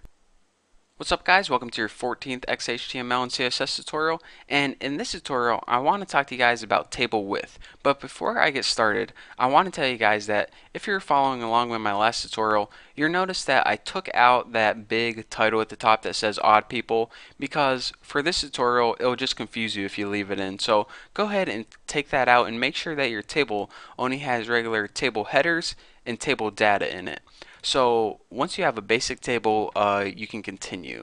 So what I want to talk to you guys about, like I said, is table width. Now by default, whenever you create a table, it's going to adjust the width automatically to however long the longest piece of data is. So this is the longest piece of data. So that is how long the column needs to be. And you see this column is shorter, so that's why this is that short. So it makes sense, right? But what if you say, alright, the table would look a lot better on my webpage if it was just a little bit wider? Well, actually, this is possible with XHTML, and it's really simple to do. You can adjust the width of your table in 2 ways. Aside from border, table has another attribute called, can you guess it? Width. There you go. 1 point for you. And you can adjust the width, like I said, in 1 of 2 ways. The first thing that you can do is just write a number, and whenever you write a number in there, it will adjust to that many pixels exactly. So let's go ahead and save this and refresh and check it out. It now adjusts to 500 pixels. So now your table is 500 pixels wide, regardless of how long the data is inside it. So that's pretty cool. Another way you can adjust the width is to give it a percentage. And if you go ahead and give it something like 100%, it's going to adjust to 100% of the width of your website. So let's go ahead and save this and check it out. It now takes up 100% width. So if you go ahead and shrink this, check it out, it's still taking up 100%. No matter how small or how long it goes, it changes dynamically based on how wide your browser is. So we're saying, alright, I don't know how big their screen is going to be, but I know I want my table to take up 100% of the space. That is how you can use that, a percentage of, you know, instead of a number, what would just be pixels, you can use a percentage. That's what I was trying to say. So that is how you can adjust the width of your table. And now I want to talk to you guys about another thing that you can add, and let's go ahead and get rid of this width because it will just confuse you. So let's go ahead and keep the border, and now I want to talk to you guys about a concept called cell padding and cell spacing. So let's go ahead and save this and refresh it. Let's see, there we go. Refresh until we just got a normal table. You might be saying, alright Bucky, this table is looking pretty dang good, but everything's just too clustered together. I need some space in between this text and the border, or I just kind of need things spaced out some more to make it easier to read. Well, that is also possible with XHTML, and you do that with an attribute. There's two different attributes. One's called cell padding, and one's called cell spacing. Let's go ahead and start with cell padding. Cell padding is the idea that it gives you space between your text in this case and the border. So whatever content is inside, in this case the word cat people, and the border, you can write an amount in there, and that's how many pixels it's going to give you to space. So let's go ahead and make this 10 pixels and check it out. You see how everything's kind of tied up, the text is kind of bumped up against the border? Let's refresh it and check it out. We now have some padding around the text or the contents of your table and the border. So, I mean, that's what cell padding is. Pretty much puts pads in your cell. Maybe that's where they come up with it. Who knows? So now let's change over to something called cell spacing. Cell spacing? What? I was going to say spell chasing, I think. What the heck does that mean? Cell spacing is the idea that you have space between your cells themselves. So instead of having padding around your text, you're going to be having space between your individual cells. So let's go ahead and refresh this. You hear that siren? Let's see what's going on. Probably just a bank robbery or a homicide or something. No big deal. I'm just going to keep talking. So let's go ahead and refresh this. Yeah, that's kind of annoying and it's kind of distracting me. So yeah, it's getting louder. Oh my god, they're coming right here. Anyways, so now you can see that cell spacing is the space between the cells themselves. The text is still bumped up against the border, but the cells are separated from each other a little bit. Kind of like giving yourself a thicker border. So anyways, that's the difference between cell padding and cell spacing. A lot of people get that confused, but hopefully I explained it so you guys understand what it means. And now you would know when to use one and when to use the other. So between, adjusting your border, your table width, your cell padding, and your cell spacing, and also with col span and stuff, you can pretty much get any type of table that you want. So there is basically the basics to tables. So now that you guys understand this, you're ready to move on to the next subject. What it is, I don't know. But anyways, it's going to be awesome. So anyways, thank you guys for watching. Don't forget to subscribe. Don't forget to check out my website. And I will see you guys next video. What is going on, everybody? Welcome back to your 15th XHTML and CSS tutorial. In this tutorial, I'm going to be covering lists. But before I do, I want to talk to you guys about this doc type right here because I thought I could get away with it, but I've been getting a lot of hate mail and people are complaining about this doc type for good reason. You know how I said that every XHTML document needs to have a doc type to make it valid? Well, the truth is that this is not a valid doc type, and I shouldn't even be telling you this, but to be completely honest, if you go ahead and delete your doc type altogether, then your browser is still going to read your web page and it's probably going to be just fine. But if you want to make a valid doc type and a valid XHTML document, you might want to do this if you're making a website for someone or if you had a job designing websites. You need to have a valid doc type. So let me go ahead and grab one from over here. That is what a valid doc type looks like. I think there are three major kinds. Strict, which is like you need to write your code exactly. Transitional, which is the best of the new XHTML and the old HTML. And I think there's one called frame set. Don't ever use that because that has to deal with using the old HTML frames, and I'm not even going to teach you guys what frames are because they're worthless and I hate them and no one uses them. So that is what a valid doc type looks like. I just didn't want to throw this on you guys in the first tutorial because you guys would be like, alright, if this is the crap I'm going to have to learn, then I'm just going to quit watching these tutorials right now. But anyways, I'm going to go ahead and leave that in there right now. So yeah, now I have a valid XHTML document. So now we can continue with the meat of this tutorial, and that is covering a list. Not Lisp like list, like L-I-S-T. So the first list I'm going to cover is probably the most common list, and that's an unordered list. And whenever you make an unordered list on your webpage, it's just going to take the items and make them appear as bullet points. So when would you want to use an unordered list? Say you're making a website of like things you want for Christmas. Those things don't really need to be in order, because you want all of them, so you don't need them numbered or anything. It's just like a bulleted list. So enough of me talking. Let's go ahead and make that right now. In order to make an unordered list, the keyword is UL, and of course the ending is UL. So now here is where your list starts and here is where your list ends. But you're saying, Bucky, there's nothing in my list. Well, let's go ahead and change that. So in between your tags, anytime you want to add an item to your list, you need to add the tag LI. This stands for list item, and of course the ending LI. Now anything you put in between here is going to be an item in your list, and you can have as many items as you want. So let's go ahead and make this my Christmas list. So what do I want for Christmas? Let me think real quick. New sunglasses because my old ones are scratched up. And let's just go ahead and copy this because I'm lazy. And alright, so we want new sunglasses. What else do I want? A computer. Can never have too many computers. I want some paintings. Did I spell that wrong? Good. Perfect. Paintings for my walls. And by the way, why am I saying this? Because I'm in my office right now, and on my walls there are like 4 hooks where paintings or photos or something should go, and I don't have any paintings or anything to hang on there. So now I just have 4 dumb looking hooks on my wall. So anyways, I want some paintings for my walls. Alright, and last but not least, I want a hot pocket because hot pocket, hey, close enough. Everyone needs a hot pocket on Christmas. It's just like a rule. So let's go ahead and save this, and now you can see what an unordered list looks like. See, like I told you, it's just a bunch of bullet points. So anytime you want to make a list and they don't need to be in particular order, this is what type of list you would use. Again, the keyword is UL and the items in it are LI. So let's go ahead and change this up.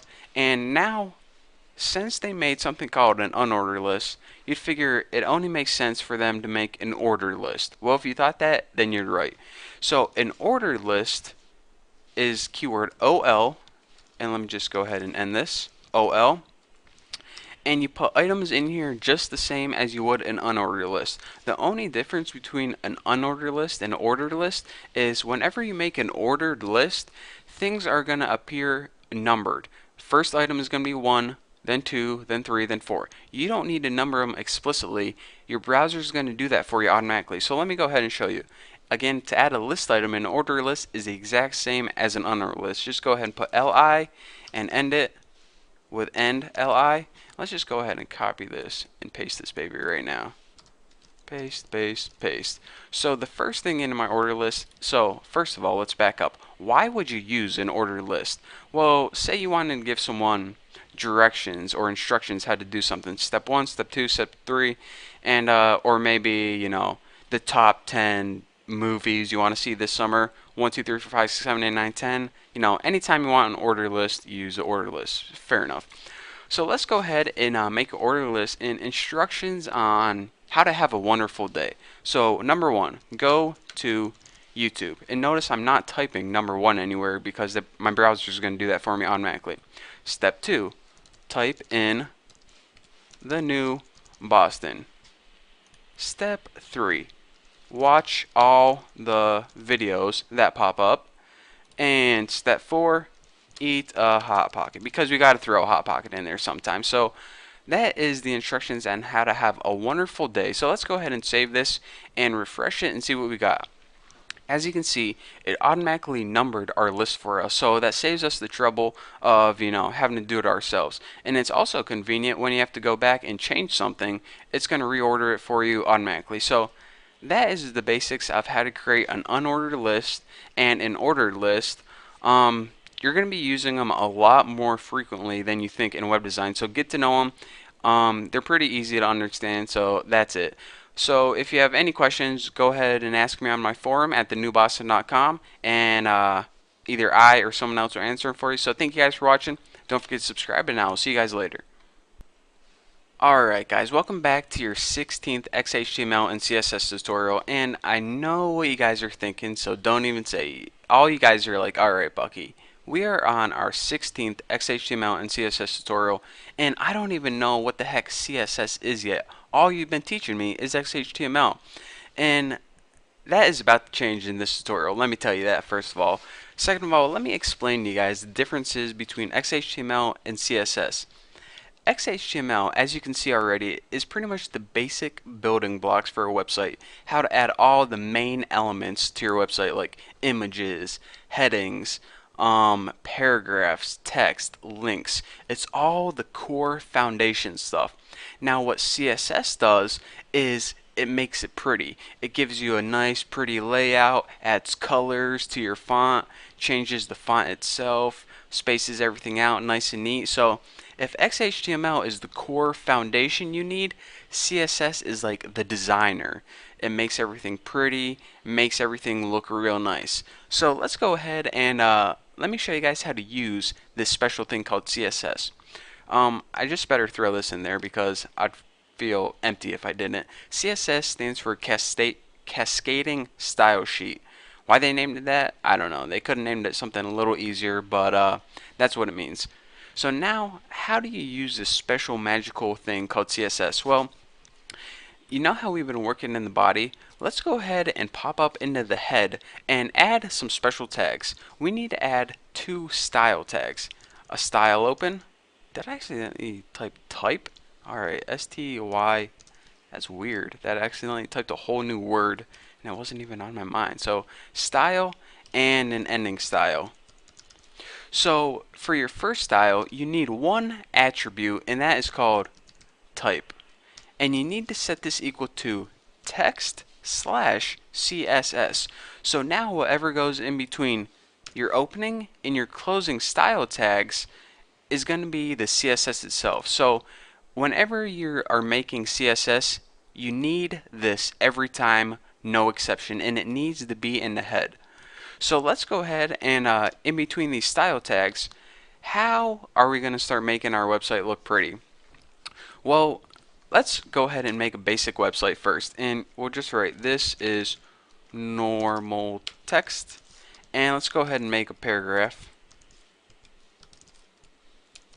and write this is paragraph text, and make sure you spell everything wrong. So let's go ahead and refresh it and check it out. This is our normal text. This is paragraph text. Pretty dumb and boring. So let's use CSS to spice things up a bit. Say, you know what, we're just going to leave this normal, but for the paragraph, what we want to do to this is maybe we want to turn it blue and change the font, because this font is pretty dumb. What is it, like Times New Roman or something? Who uses that anymore? So let's go ahead and in order to change any element on your website, in between your style tags, the first thing you have to do is type the name of that element, the keyword. And whatever a paragraph is, or let me say this, the element name is whatever is in between the brackets. So a paragraph is P, so go ahead and type P. Now press space, and after that, you need to add these little swivelly curly brackets, whatever they're called. Now we already know we want to do something with P, so in between the curly brackets you type what you want to change.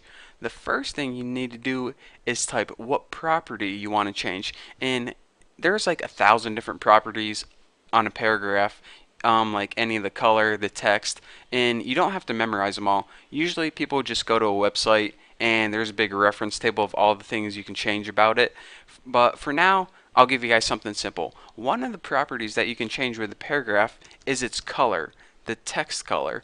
So go ahead and type color and then put a colon. And now, after you have the property listed, you write the value, what you want to change it to. So I know I want to change the color, and I want to change it to blue.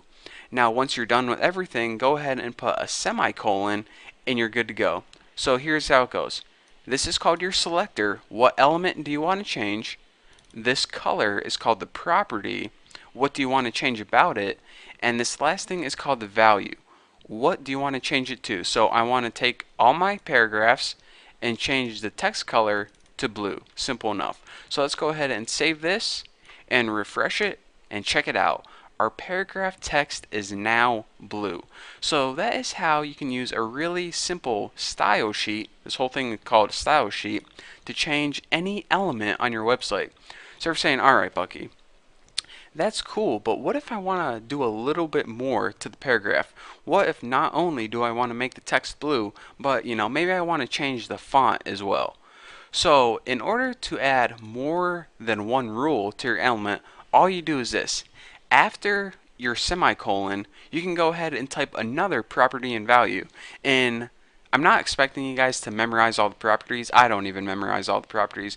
But in order to change the font, you need the property name font minus family, and go ahead and add your colon. And as the value, let's just go ahead and change this to something like AR Arial. And remember, once you're done with a rule, go ahead and add your semicolon, save it, and let's see what we got. Nice, very nice. So this is regular dumb old font, and this is nice blue looking Arial font. So anytime in our website where it comes across something in a paragraph, this is what it's going to do to it. And if you're saying, alright, this is pretty cool, but it would be a lot more easy if this was a little more readable. So what people usually do is they separate each rule on a line. So maybe the colors on the first line and the font family can be on the second line, and I usually just take this last bracket and put it right there because then I can see easier when it ends. But if you want to maybe line all your rules up, it really doesn't matter. CSS is white space insensitive, so it doesn't matter how much white space is in between. You can either add that much and it'll still work fine, but who the heck would want to do that? So whatever works for you, whatever makes it readable for you, use it. So anyways, what I want to stress is in order to use CSS, you first need style tags in your head. You need to make the type text/CSS. And for the style themselves, you need a selector, which is basically which XHTML element do you want to change. You need a property, what do you want to change about it, and a value, what do you want to change it to. So that's the basics of CSS and style sheets. In the next couple tutorials, we're going to be working more with style sheets, and if you don't quite grasp the concept yet, just watch my next tutorials and I promise I'll clear things up for you. Once you've seen this like 3 times, you'll be an expert at it. So anyways, thank you guys for watching. Don't forget to subscribe and don't forget to check out my website. See you later. What's up guys? Welcome to your 17th XHTML and CSS tutorial. And in this tutorial, I'm going to be building a basic website and applying some sweet CSS properties to it. So let's go ahead and get started and build just a starter quick little website. Put a header at the top, H1, and make this website Bucky's Bacon Wagon. Just imagine a wagon with a bunch of bacon in it, and there you go. And now let's just go ahead and add a paragraph. Actually, tighten that up a bit. That's what she said. And we'll just add one paragraph. That's good enough for now. And we'll just put like best on this side of the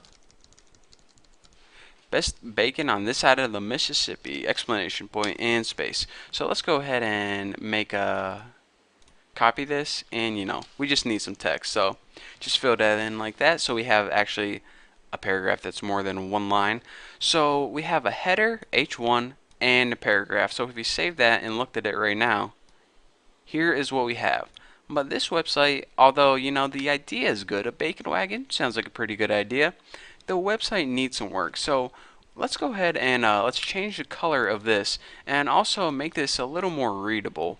So what I want to do first is we need to add that style sheet that we talked about last time. So style equals, or excuse me, I'm getting ahead of myself, type equals text/CSS, and remember you also need the ending style tag. Now everything in between here is going to be one of the rules.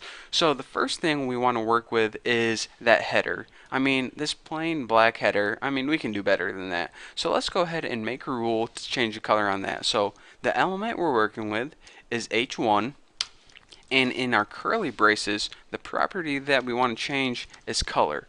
Now, before I told you guys that you can just make it something like red, and that's good. So let's go ahead and refresh this, and now it's red. But what if you're saying, well, everyone has red on their webpage. I want mine to be a little different. I want mine to be the color of bacon. So what you can use aside from just keywords like red, blue, green is you can actually use something called RGB value. Now, if you don't have Photoshop, because that's where I use mine, you can go to pretty much to any website or go to Google and type in RGB values and it'll give you a list of RGB values. But whenever I'm looking for a specific color on my website, here's what I do.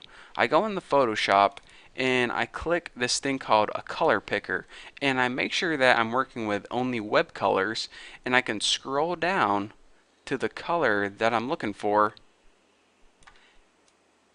and highlight over it, and then I just copy this, and this is the RBG value that stands for red, blue, and green. So what I want to stress is not only do you have to use keywords, but you can also use RBG as well. And anytime you do that, you go ahead and put the pound sign and then paste that 6-digit color in there. So now if we go ahead and save this and refresh it, instead of red, we get this brown, dark brown, cooked burnt bacon looking color. So that's a little better. Again, if you're just building a basic website, then the keyword is fine. But anytime you want like a really specific color, then you need to use that RBG value. So I just want to tell you guys that you have more options than, just the colors in your head. So aside from this, I mean, our Bucky's Bacon Wagon is looking brown and it's looking pretty beautiful, but you may say, alright, this paragraph right here, this isn't really readable to the user. Maybe these lines are too close together, or maybe you just want to space them out so we can fill this website a little better.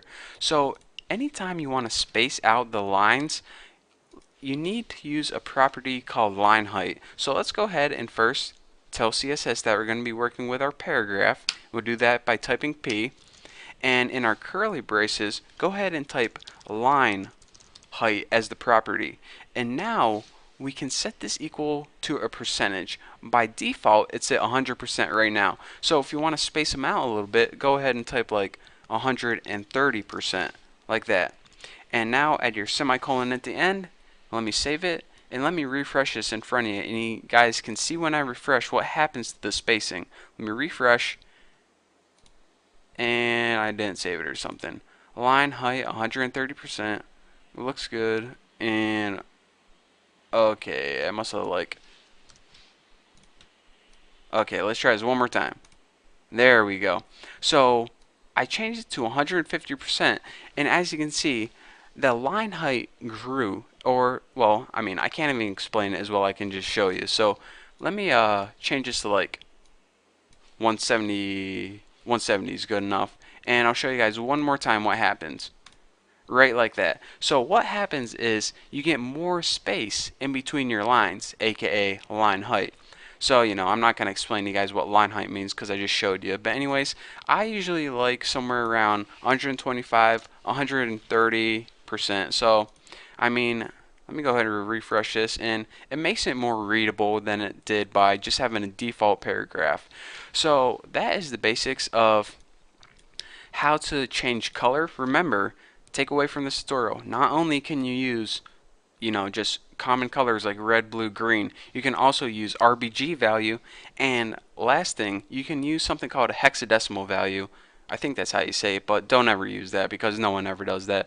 And again, with line height, anytime you want to change the line height, this is the property, and change it to a percentage of different than what it is to make it more readable. So that is two basic property values I want to show you guys. And these might not be the most common properties that you want to change on your website, but I just wanted to illustrate the point, and I just wanted to go over CSS again. So hopefully the idea of what element you want to change and what you want to change to is sticking in your head now. So now that you understand this concept of basic style sheeting, we can move on to the next tutorial. So thank you guys for watching. Don't forget to watch the next tutorial, and I guess I'll see you then. What's up guys, welcome back to your, 18th XHTML tutorial, and in this tutorial I'm going to go over the correct way to bold and italicize text. So I remember like probably 10 tutorials ago I showed you guys how to bold and italicize text by surrounding them with special tags, and while this is indeed a valid way, you actually can do that and it'll work in most browsers, it's not the best way and it's not going to be the way that people do it in the future. So a better way to bold and italicize text is through CSS. Anytime you change any element or change any of the properties of XHTML, it's better to use CSS other than, surrounding text with bold tags or something like that. So here is a lot better and more modern way, I guess you could say, of how to make text bold and how to italicize text. So let's go ahead and before we can, start bolding and italicizing stuff, we actually need something to bold. So let's go ahead and make two lists. An unordered list, and let me just end this. And I guess we can just like put one element in there. We don't need a bunch of elements in there. So for the first and only element, I'll just put like unordered list, and make sure you spell it. Dang, did I spell that right? I better not have. And let's just go ahead and copy this, and we'll change this one to ordered list. And since they both have the li, we just need to change two letters. So we have one unordered list and one ordered list. So we just need, I mean, you can use paragraphs or headers or whatever you want. I just needed something to throw in there. So anyways, in order to make the style, what you need to do is first write what element you want to change, unordered list, and then you write what property do you want to change, the font weight, and that is the technical term for how thick the font is. You can use values. I think 500 is the default value, so you can use something like 900, 800 to make it, if you say you want it bold, like varying degrees of boldness, I can say, but I don't think too many people care that specific how bold they want it. I mean, did you ever hear a guy says, "Yeah, that's bold, but I want it bolder." No one says that. So, anyways, you can just throw in bold as your value, and you'll be happy most of the time. So let's go ahead and that is the proper way, I want to say, in order to bold font. So in order to italicize font, go ahead and we'll italicize the order list we just made, and go ahead, and the property is font style, and as the style, just go ahead and write italic, and this is going to italic or italicize any of your ordered list. So let's go ahead and save this and refresh it and see what we get. We got one unordered list that is bolded and one ordered list that is italicized. So again, like I said, while you can technically surround it in those B bold tags or EM emphasis tags, this is a lot easier way, and it's the pretty much the correct way to do stuff. That old stuff was kind of old school, and this is the new school. So get used to this, and you'll thank me later on. So anyways, that's all I have for you guys for this tutorial. Thank you for watching, and I'll see you next time. Alright guys, your 19th XHTML and CSS tutorial, and this is going to be a sweet one. So what I want to teach you guys first is how to properly align text like center justified, and you can also make it left justified, which it is by default, or make it right justified. So the first thing that we need is something that we can center on our page. So just go ahead and make something like a header 3. Header 1 is just too big. I don't like them. So make a website. Let's see what I would have like if I made a blog. So Bucky's blog. And that looks pretty good. So that's what we want the title to be. But if we go ahead and save it right now, look at this. It's on the left hand side of our website, and that just looks dumb. Title should never be on the left hand side. What is this, like I don't know, I can't think of a I can't think of a good example, but I want this title in the middle is what I'm trying to say. So in order to do that, go ahead and write header 3, of course, and inside your curly brackets, the property that we need to change is called text minus or dash. I wonder what the correct term for that minus sign is. If you know, leave me a comment so I won't mess up in the future tutorials. Anyways, text minus a line, and you can either have there's one of four things you can do. Left, which is by default, which you just saw. Center, which we're going to make this. Right, and I think there's one called justified. Now, justified, and I never use this one, people usually don't, but I think it's like what newspapers use, where it's left and right justified. So anyways, play around with that if you want, but I want my text centered. So let's go ahead and save this and see what we get. Refresh and check it out. Our title is now centered perfectly on our webpage. Pretty sweet, huh? So now that we have a blog, let's go ahead and blog about something. So I'm going to go ahead and make a paragraph. And I'm just going to write, this is the best day ever. And let's just go ahead and paste this a bunch because I really want to stress, get my point across that this is indeed the best day ever. So I'm going to write it like 8,000 times. So let's go ahead and save this and refresh. And it says, all right, this is looking pretty good, but we can't really, this first line doesn't really stand out. It would be sweet if we could just indent this right here. So you get this brilliant idea to go in here and write space, space, space, space, space, space, space, about 15 spaces. That looks pretty good. So let's go ahead and save this, refresh, and what the heck? What's going on? It's not working. Did we break it? No. Remember that XHTML is white space insensitive. So it takes that white space and pretty much is like, yeah, I'm just going to ignore that. So anytime we want to add an indent on our paragraph, which you want to do a lot of the time actually, you need to add a special property called text indent. Now, text minus or dash, who knows, indent is spelled like that. And you can either do this as a percentage, I believe, or what everyone just normally does is they use a certain number of pixels. How many pixels do you want to indent it? In order to do that, just write the number of pixels and write px after it. So now once we go ahead and save it, it's going to go ahead and indent that 25 pixels. Or again, you don't have to indent it 25. You can indent whatever number you like. But that is how you indent text in a paragraph. So anyways, if you're trying to indent it like this before and it wasn't working, that's why. Because XHTML is just going to ignore your white space and do what it wants. So that's how you make paragraphs indented. So now that we have time, let's go over something cool that you guys are probably wondering what to do. And I probably should have covered this in like one of the first CSS tutorials, but hey, we'll cover it now.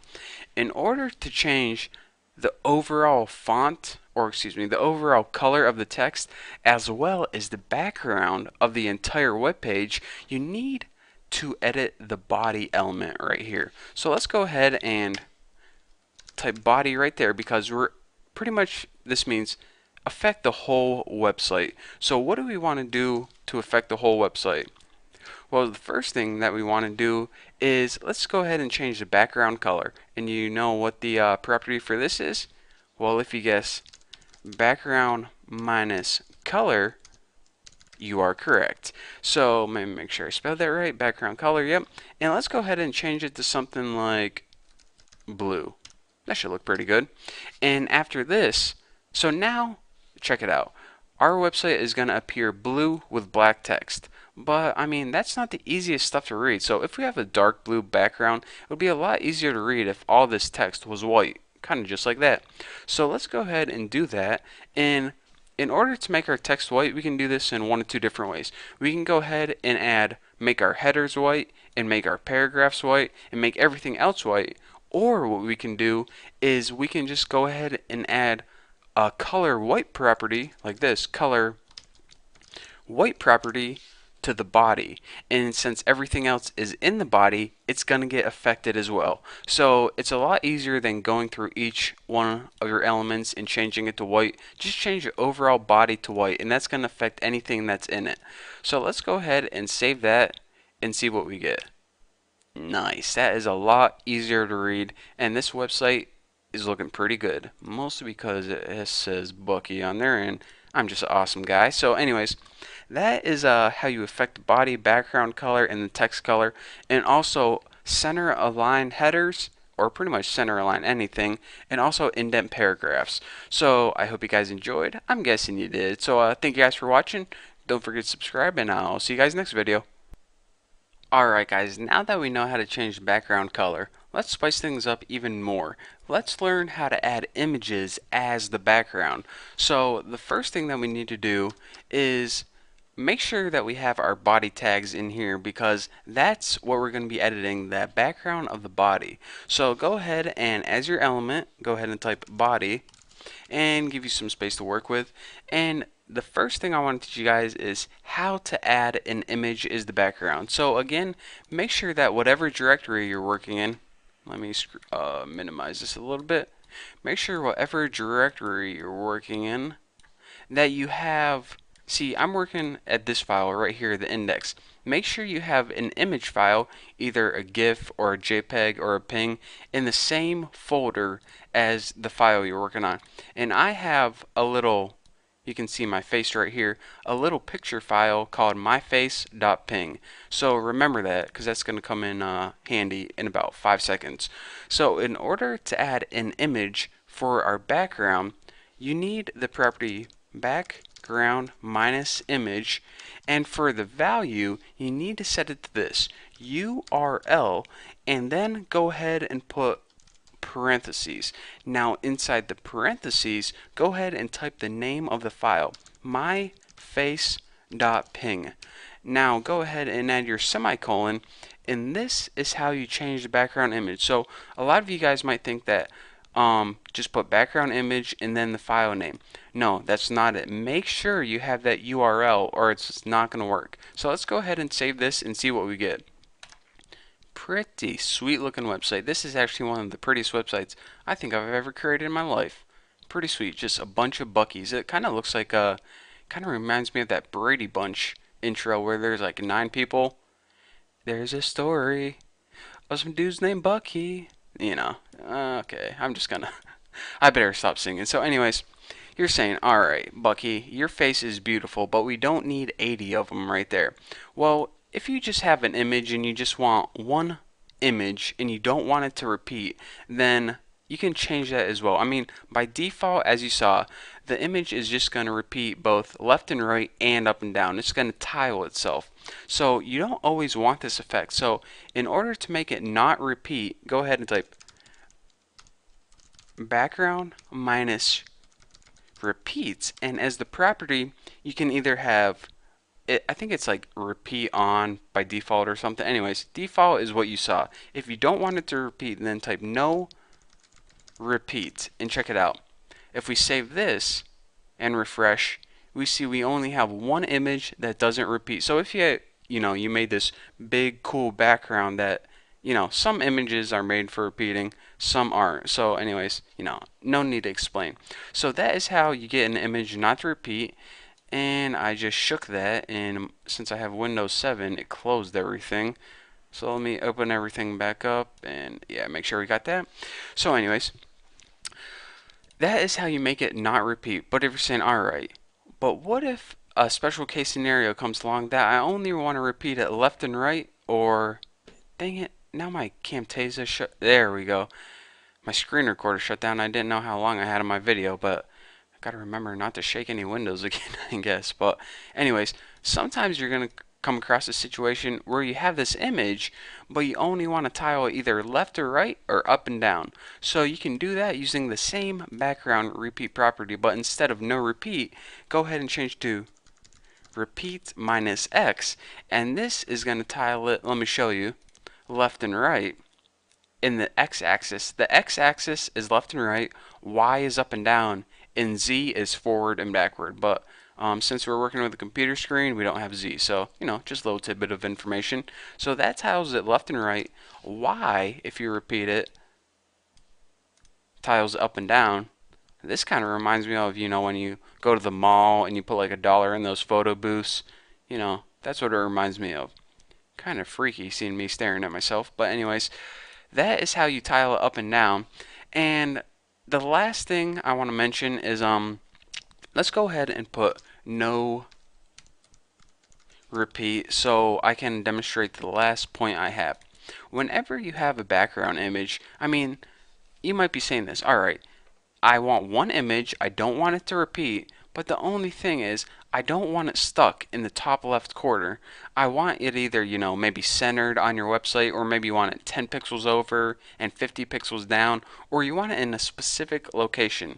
You don't always want it jammed up in the top left. So in order to do that, you need a property called background minus position, and this lets you alter the position of your background image. Now this takes two parameters. The first parameter, or the first piece of information it needs, is how far from the left hand side do you want to move it. So go ahead and put 10 pixels. Now your image is going to be shifted 10 pixels to the right. And the next piece of information you need to give is how far from the top do you want to move it. So let's say you want to move it 60 pixels down. So go ahead and write 60 pixels, and that's it. Just save it and see what we got. So now that we changed that background position 10 pixels, 50 pixels, it took this image, which was jammed up in the top left, moved it 10 pixels to the right and 60 pixels down, or 50, I forgot what I put.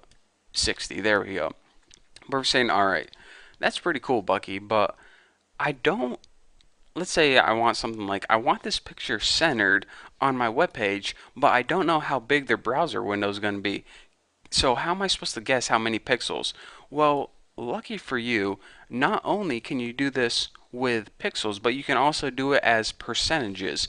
So if you want it 60 pixels down, but you want it centered, then just go ahead and say, alright, move it 50% from the left. And this is going to center it left and right, or horizontal, whatever.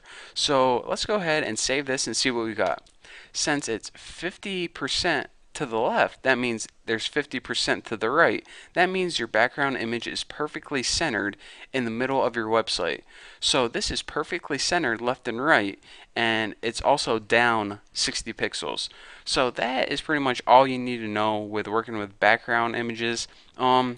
Again, there's probably some more, but this is pretty much the core foundation of working with background images. So if you understand this, then you should be good to go from now on. So anyways, that's all I have for you guys for this tutorial. I know I threw a lot at you, but you can always watch it again if you didn't catch anything. So thank you guys for watching. Don't forget to subscribe, and don't forget to check out my website. Welcome back, guys. It's Bucky, and welcome to your 21st XHTML and CSS tutorial. And in this tutorial, I'm going to introduce a concept with CSS that tends to give people a lot of trouble. And the reason for this is that people tend to explain this in, it's not the most easiest concept to grasp, but it is critical whenever you're creating a website and you need to position elements exactly how you want them. So anyone I ever heard that tried to explain this to me did a pretty terrible job. So I'm going to try and clear everything up for you. So whenever you have an element on your screen like a header, let's go ahead and put a header to, and let's write I love Bucky. That's good enough. I love Bucky. And let's go ahead and check this out right now. Whenever we have any element basically on the screen, we look at this element and say, oh, this is nice. Text on the screen. That's all I see. But check it out, and here's where I'm going to throw you for a loop. This one element actually consists of 4 different parts. Now, we already know that the text, and that is called the content. But what you don't see is the 3 other parts, and that's because they're all white right now, so they're kind of hard to see. But there's actually the content, which I just showed you was a text, the padding, which we're going to be going over this tutorial. And the padding is basically this. See this blue that I just highlighted and everything turned blue? Well, if you could go ahead and draw a box around here and make a border, the padding would be the space between the text and the border. And that brings me to the third part, which is actually the border. And the margin is a space outside the border. So anyways, the space between the text itself and this little line, the border, that is called the padding, and that is what I'm going to show you guys in this tutorial. So let's go ahead, and the first thing that we need to do is change this from a white padding to a white background, because how the heck are we going to be able to tell what's going on there? So the first thing that we need to do is change the background color. So in order to do that, go ahead and type the element you want to work with, H2, and let's just go ahead and put background color, and don't put something too dark, because a black on something dark is just gonna look bad. So put like something like yellow or pink or orange maybe. So I'm going to go ahead and put yellow, and let's save this and see what we got. So now that might be a little easier to see the, some background other than white. So now we can see that we have our content and we don't have a whole lot of space between the edge of this yellow and the text. It's pretty much butted up right up against the edge. So if you're saying, alright, I have this background, but I basically want to add some padding between the text and the background. So in order to do that, I mean, you guys can probably figure out what's going to happen right now. But you can either do this in one of two ways. You can either change the overall padding by typing the keyword padding and setting it equal to a value like 20 pixels. So let's go ahead and save this and see what happens. Whenever we refresh this, you see that we get a nice little pad between our text and the edge of our border, and that is actually 20 pixels on either side. 20 pixels on bottom, 20 pixels on top, 20 pixels on left, and 20 pixels on right, even though there's like 100 pixels because it's the width of the screen. But anyways, 20 pixels of padding all the way around. But now you're saying, alright, I mean, so right now you can basically understand what padding is. It's the space between the text and the border of whatever you're working with. But you're saying, alright, I understand padding, simple enough. But now, what I want to do is, I want padding, but I don't want it all the way around. Maybe you only want padding on the top and bottom. Well, in order to do that, this isn't going to work anymore because this gives you padding all the way around. In order to change the padding in any one direction, they give you 4 keywords that you can use. Padding top, padding bottom, padding left, and padding right. So let's go ahead and change it on top and bottom. Padding minus top. Definitely spelled that wrong. Padding top, let's go ahead and add like 30 pixels. And for the padding bottom, let's go ahead and add like, I don't know, 20. Pick anything you want. Who the heck cares? And let's go ahead and make sure you put pixels. And save this and see what happens. So now when we refresh this, we see, I forgot my values already, 30 and 20. We got 30 pixels of padding on top and 20 pixels of padding on bottom and no padding to the left. So maybe when I do this, you can see more clear what is padding and why it is helpful. So anyways, whenever you want to, how should I say this? Place items on your website very specifically, padding comes into play a lot. So whenever you just want that header but just a couple pixels to the right, that is when you can use padding. So anyways, the next thing I'm going to talk to you guys about is borders and margins, and they're a lot different than padding, although a lot of people get them confused. So don't forget to watch my next couple tutorials, and that's it. I'll see you guys later. Alright guys, welcome back to your 20-second XHTML and CSS tutorial, and as promised, I'm going to be talking to you guys about borders. And I'm not talking about like the Mexican US border, I'm talking about borders in CSS. Now, as I mentioned before, or at least I think I mentioned this before, the border is the area that surrounds or basically it outlines the padding. So what I did before this tutorial is I just set the overall padding to 15 pixels, so we have the content and we have 15 pixels of padding around it.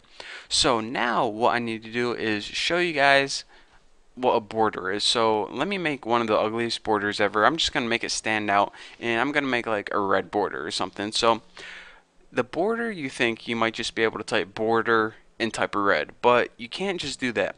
Border actually has 3 properties that you need to set in order to make a border. The first one is border color, and let's just go ahead and set this equal to red.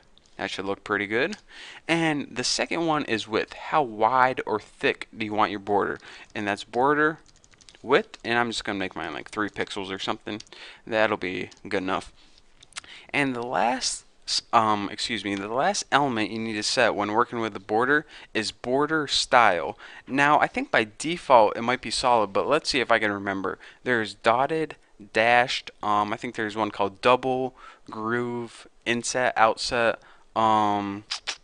solid. Anyways, you can look them up online if you forget them, but let's go ahead and I'll add a simple one. Border minus style dash, and this gives you like dotted lines basically. So now let's go ahead and save this and see what we get. When we refresh this, we get a red 3 pixels wide dashed border. Pretty cool, huh? So this kind of actually reminds me of a coupon that you would cut out. So if you're making a website with coupons to love Bucky, then there you go. I just basically made it for you. So that is basically how you do that. And another cool thing I want to mention before I let you guys go is each side can have its own border. So whenever you think of something with a border, you typically think the border is consistent all the way around. But sometimes when you're creating a website, you want the top to be one thing, or maybe you only want a border on the bottom like it's underlined in a cool type of way. So you can do that using some special border properties, and that's this. Say you want to change like the top or something. You can use border minus top minus color and set this equal to like green. That looks good. And now what you can do is like put border minus top minus style, and let's make this one dotted. And now let's go ahead and oh yeah, the width. Border minus top minus width, and set this equal to like 4 pixels. Bump it up a little bit. And if I didn't mess up anything, I should get a nice dotted green 4 pixel border across the top. So this looks pretty ugly right now, but trust me, if you work with it, I mean, most people you just use this when they want to underline something, like if it's like the title of a paragraph or title of an article or something. But I just want to show you guys a quick example, so I made the ugliest website I could possibly make. But anyways, I showed you guys how to do that on the top, but if you just replace this word top with bottom, left, or right, then you guys can see the other effects that it can have. I'm not going to go through bottom, left, and right because it's obvious what it would do. So anyways, that is how you make a border. Whether you want it consistent, you just write border minus the property, or if you want it on one side, you write border minus what side you want minus the property, and then write the value. So anyways, that's basically all there is to borders. Nothing else I can think of. So anyways, thank you guys for watching. Don't forget to subscribe, and I'll see you next tutorial where we're probably going to be covering margin. So I'll see you then.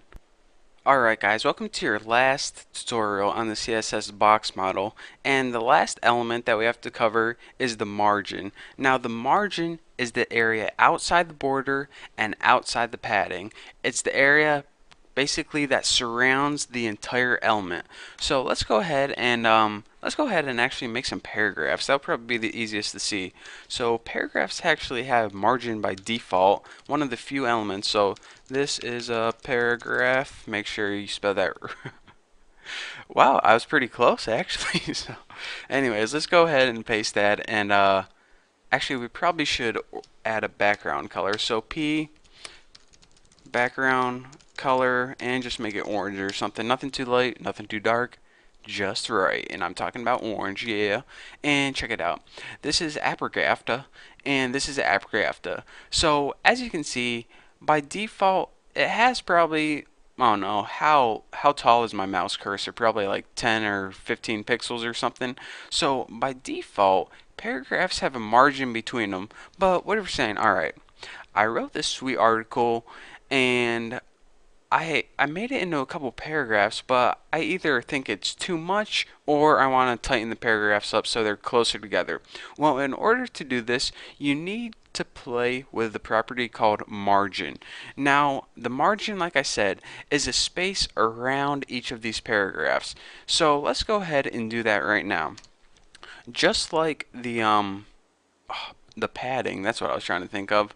You can either play with margin in one of two ways. You can either change it overall or you can change it individually. So let's go ahead, and the first thing I want to do is show you guys how to tighten up your paragraph. So if you want to tighten it up to like 1 pixel, just like that.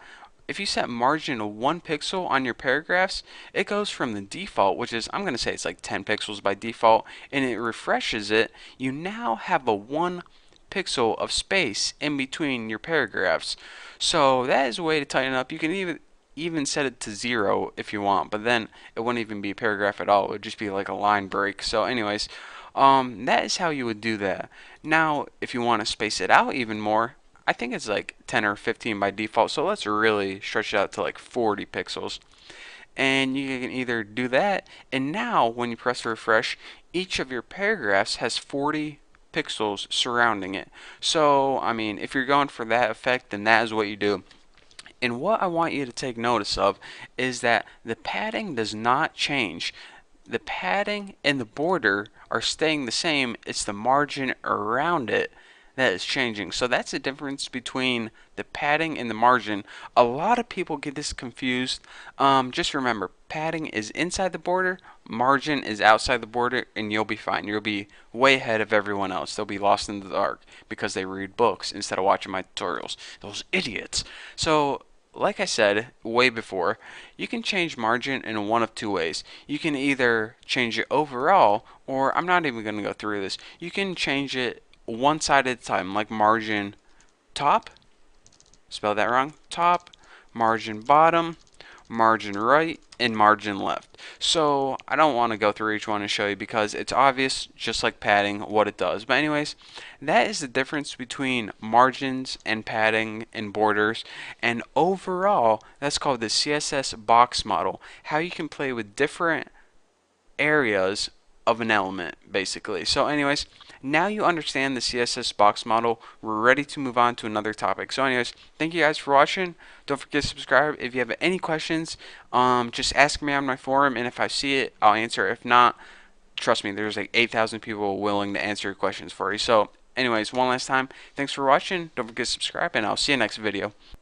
What is going on, guys? Welcome to your 24th CSS tutorial, and this tutorial is probably going to be a pretty quick one because I want to go over two quick properties of CSS, and that's the width and the height. And actually, I want to talk to you guys about a couple more things I just remembered. So let's go ahead and get started. The first thing we need is, of course, something on our website. So let's go ahead and let's add a heading 4. We never work with heading 4s, and it's a good heading. You know, it's a fourth one. Deserves some respect. So what's popping into my head? What am I going to type? My name's Forrest Gump. Close enough.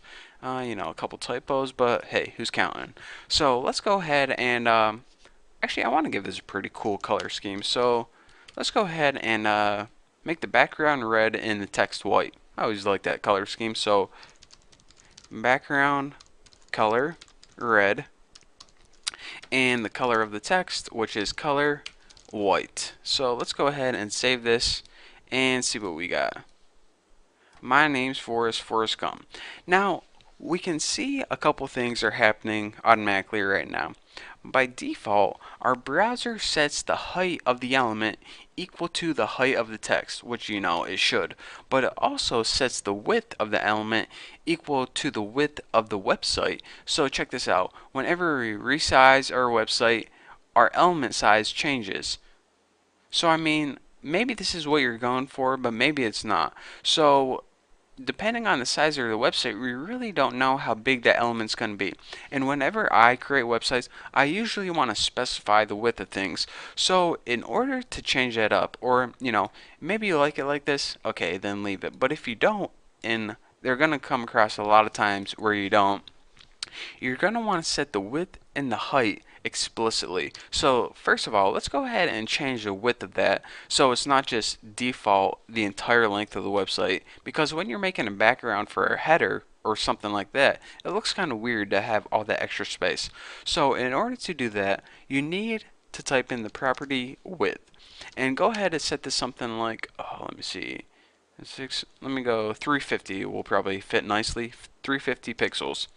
So now you can see whenever we save this, instead of having the header background automatically span across the entire website, no matter when we resize our website, the header stays 350 pixels constantly. So it's like easier to manage, and it's easier when you're designing a website when you know what's going to happen rather than just letting your browser take care of it. So anyways, people adjust the width a lot more than they adjust the height, but there may come across a time, or you may come across a time where you want to adjust the height to like 100 pixels or something.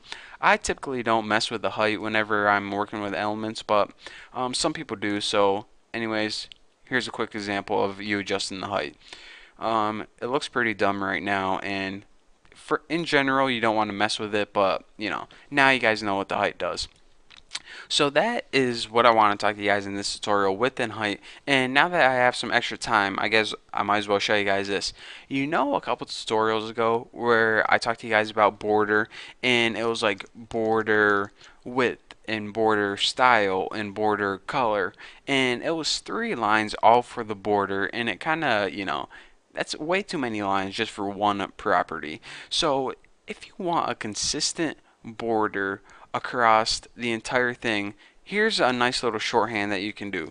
If you just go ahead and type border and not width or not style or not color or anything like that, just border, you can go ahead and type all the values on one line, and CSS in your browser are smart enough to recognize this. So border, let's go ahead and set the 3 pixels, solid for the style, and black. So this will save you a little extra time when coding. You don't have to span this across 3 lines. If you just go ahead and save this and refresh, your border is going to know, or excuse me, your browser is going to know that that is what you want for a border.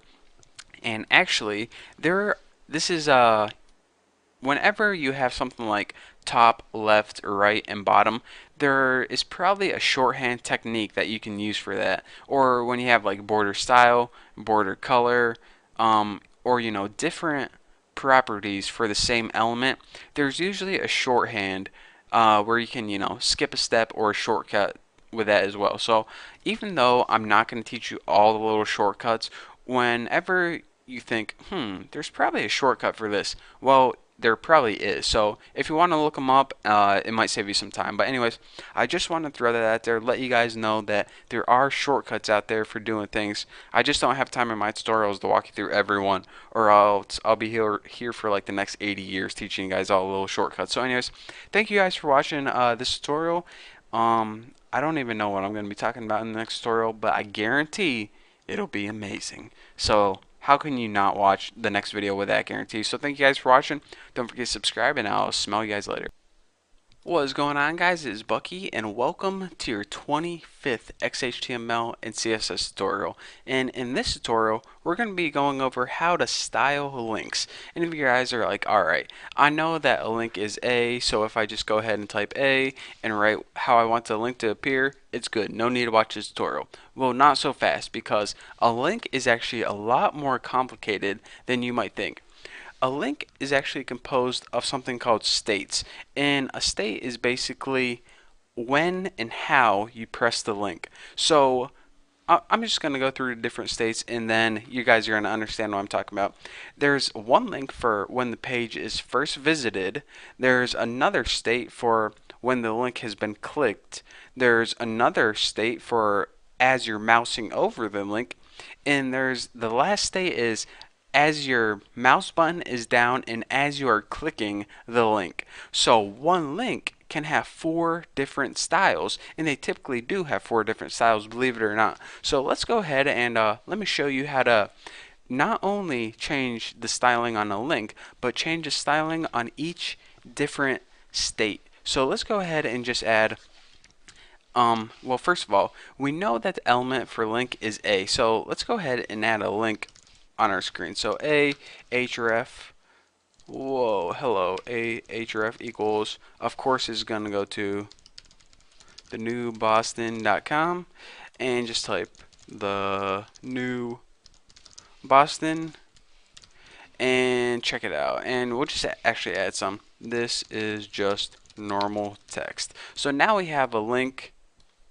and when we refresh it, we have a link and some normal text. But as you can see, whenever we are hovering over it, or whenever we are clicking it, it changes to red.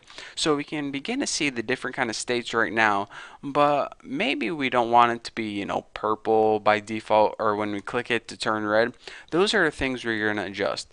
So by default, before you even click a link, it's going to be at its default state, and that is a semicolon link. The A stands for the anchor, of course, which is the element, and the semicolon and the name after it, this is the state. So now this is basically the default link. Now we can style it what it is by default. And let's just go ahead and add color red, and text decoration, we'll just set this to none. Now the text decoration, you can either have this like underline, or I think there's something called like strike through or line through or something. No one ever uses it. It's basically underline or none. So first, let me point this out before I confuse you guys. When I refresh this, you says by default it doesn't turn red. That's because I already went to this site before plenty of times, thenewboston.com. So actually, what state we're looking at right now is visited. So let's go ahead and edit that right now. A visited is when you already clicked a link, and it's like links visited. You know what it means. Why am I even explaining this to you? So we want the links that we already visited. Let's go ahead and just turn them green. Something real simple. So now when we go ahead and save and refresh this, since this link has already been visited, that's why it's going to appear green, just like that. So now we know how to adjust the style for default links that we haven't been to and links that we have been to. Now I told you guys that there are other states other than this, and that is one, their state is when you are hovering over the link. Now this doesn't matter if you already been to it or you have not been to it. When you're hovering over it, you're hovering over it. So let's go ahead and make this one a lot different. So background color, let's just change this to blue. Change the background to blue. And what else can we do? Change the color of the text to white. That might make it a little easier to read. Put text decoration underline. I always like hovering over to be underlined, so in order to do that you need to change a property called text decoration. And let's just go ahead, font weight bold. Make sure I spelled that right. Good enough. So now whenever you hover over it, let me just go ahead and do this.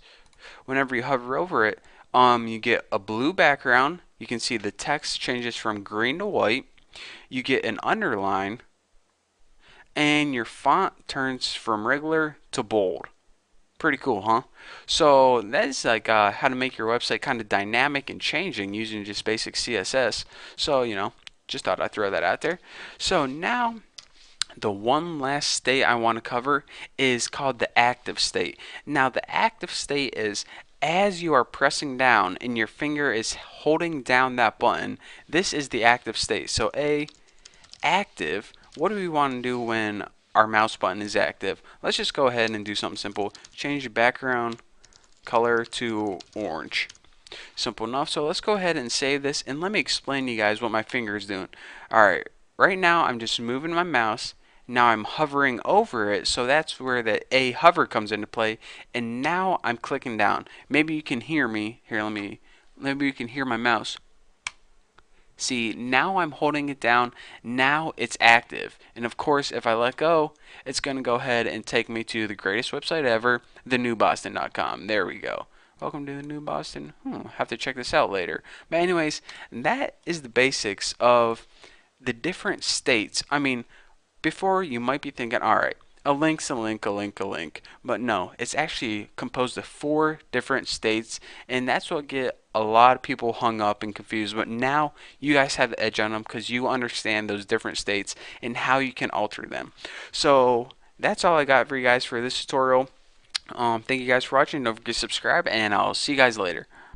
Alright guys, welcome back to your 26th CSS and XHTML tutorial, and in this tutorial we're going to be styling some tables. It's going to be nice, so let's go ahead and jump right into it. So let's go ahead and make a table. Let's go ahead and make like 2 rows and 3 columns. Nice and simple. So table, and of course you need one of those, so ending table. And let's just go ahead and make our rows first. Table row, tur, and a nice little tur right there. And let's just go ahead and add our cells. Table data, ending table data, and what are we going to put in here? I love Bucky. And just go ahead and copy this so it gives us 3 columns. So now we have a table with 1 row and 3 columns in it. So if we want another row, to be lazy, just go ahead and copy this and paste it right underneath there. So now if we save this and take a look at it, here is our table right there. If you highlight it, you can kind of see the rows and columns easier. So we have 2 columns, excuse me, 2 rows, 3 columns, looking pretty good. So now we're looking at this table and we already know how to add a border, but border, come on, we can do a little bit better than that. So let's go ahead and style this up and, make it nice and fancy. So let's go ahead up in here, up in here, up in here. Y'all gonna make me. Alright, anyways, enough of me singing. Let's go ahead and, first of all, we wanna style the overall table.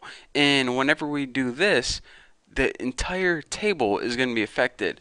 So later on, well, you'll see what happens later on. So let's go ahead and just give this overall border. We'll use that shortcut so we don't have to define each one individually. Just make it like 3 pixels, solid blue. So let's go ahead and save this, refresh, and see what we got.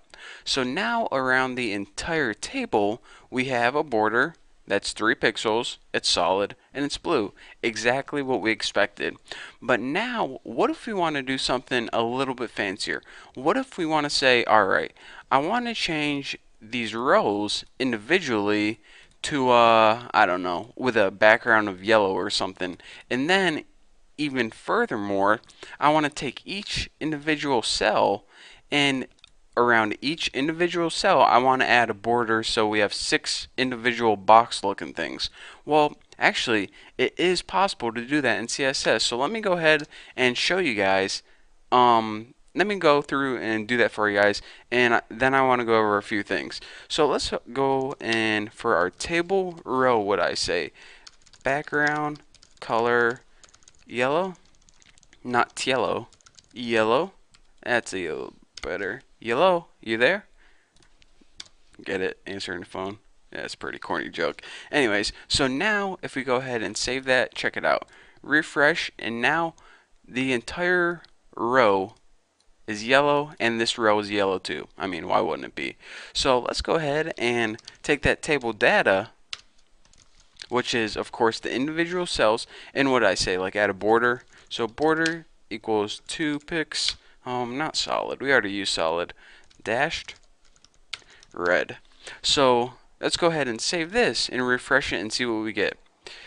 We get a nice 2 pixel dashed red border across each one of these cells. And the thing I wanted to mention is this: even though we have a style applied to each individual piece of data and also a style applied to each row, whenever you apply a style to the individual pieces of data, it doesn't override the table row. The table row stays and the table data gets inherited. So by that I mean, here's what I'm trying to say.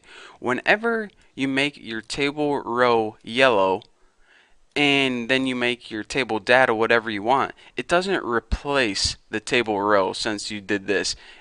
Everything gets inherited down, so whatever you did to the table gets affected on the whole table. Whatever you did to the table row gets affected in the table row and the table data. And whatever you do to the table data affects only that table data.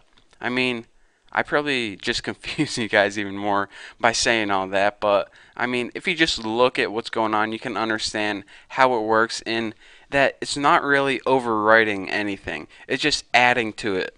That's, I guess, a more simple explanation. So anyways, that is the basics of how you style a table, and check it out.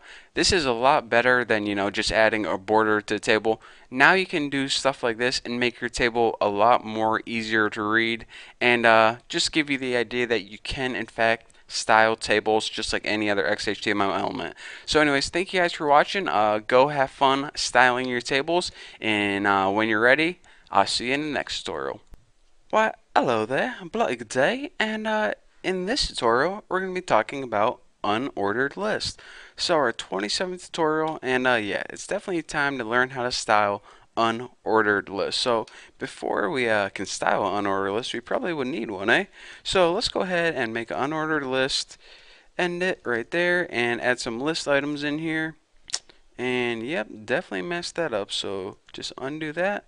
Wow, I'm messing like this whole thing up. There we go, Bucky. You get it. And okay, let's concentrate here. Enough lollygagging around. Li, time to add some list items. So the first item would be like apple. Let's just go ahead and copy this. Way too lazy to type this again. So, okay, what's on my mind? Apple. I guess we can make this a list of food that I like. Apple pie and dumplings because they sound funny and they taste good. Not a bad combination. So now that we have an unordered list, let's go ahead and check it out. A regular dumb old list with these dumb old bullet points. I mean, this is a nice list of food, but I want to spice things up a bit. I want to make this look nice and pretty. So the first thing that you might be thinking is, all right, Bucky, the first thing that we need to do is either change these little bullets or get rid of them altogether because, I mean, this is old school. Just regular bullet holes? I don't think so. So let's go ahead and learn how to change our bullet points. And in order to do that, go ahead and write your UL is the element. And the property in order to change this is called list minus style minus type. Now this has a bunch of not default, but it has a bunch of built-in things. I can only remember like 3 off the top of my head. Let's see if I can remember them. Square is one. Now if we go ahead and refresh this, check it out. Our bullet holes turn to squares. That's that's probably really hard to see on YouTube, but I assure you they are squares. Let's go ahead and make something that's a little easier. Circle, I know is one. That might be a little easier to see. Circle. See, now you can see that instead of those filled in bullet holes, they're now nice, elegant looking empty circles. So that's pretty cool. And actually, I just thought of another one. I don't know why I thought of this, but it's called katakana. And you gotta say it like that. You just have to. I didn't make the rules. And if you refresh this, you can see these, I don't know, I guess they're like Chinese or Japanese symbols. If anyone knows what those symbols mean, then leave me a comment below because well, obviously because I don't know what they mean and I want to know. So anyways, that is the basics of how you change your unordered list from regular dumb old bullet points to something else.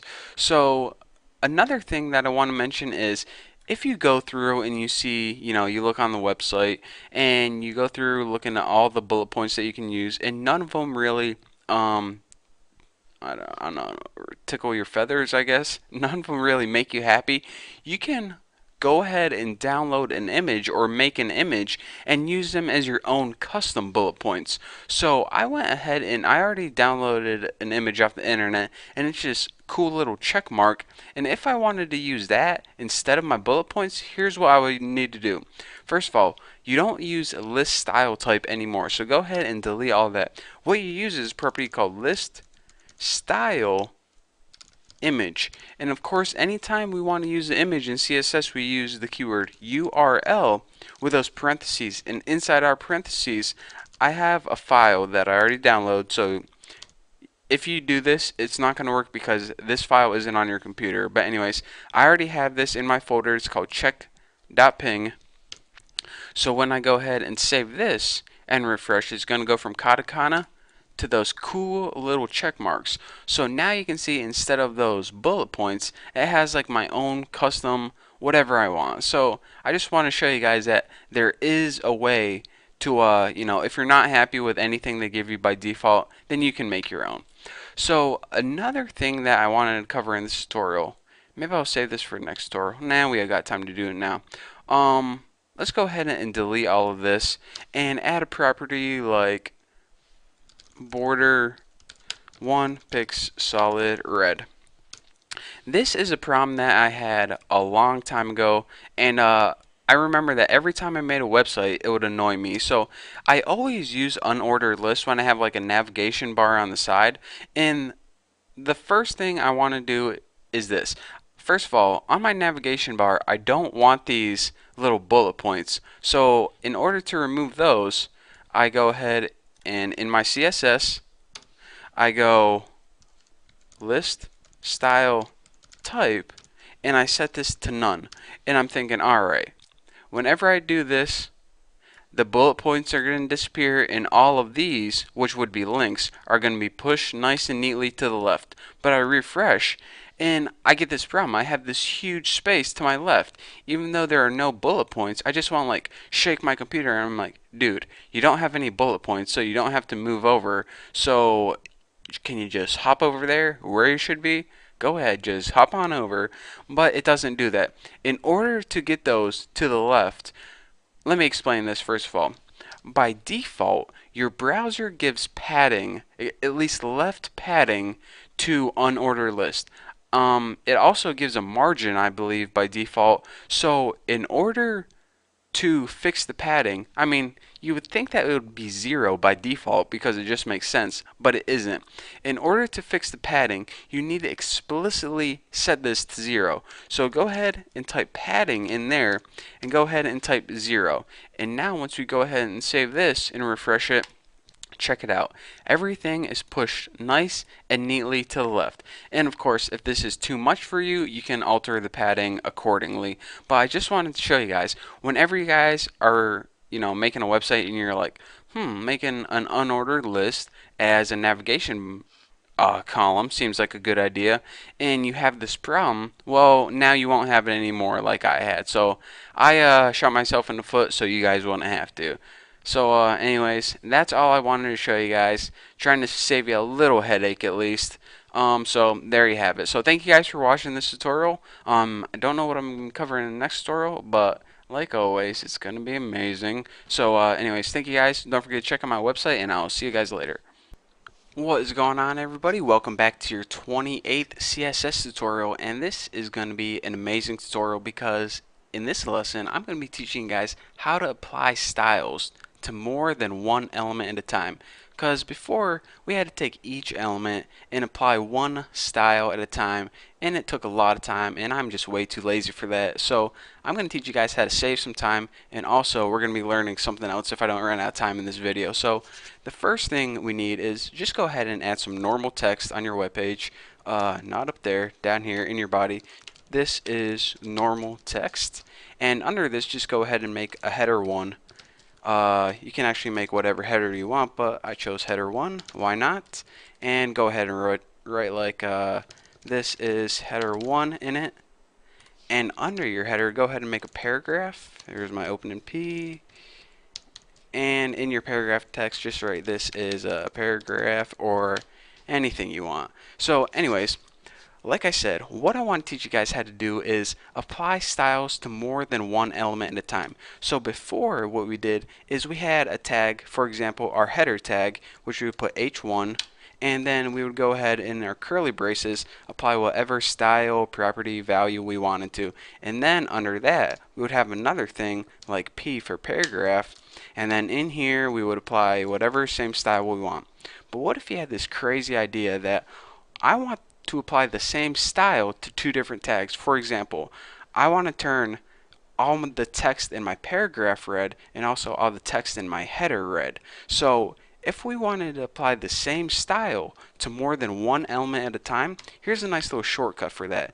Instead of writing on several different lines, we can go ahead and write h1 just like before, and we can write a comma, and then after that go ahead and add your other element on the same exact line.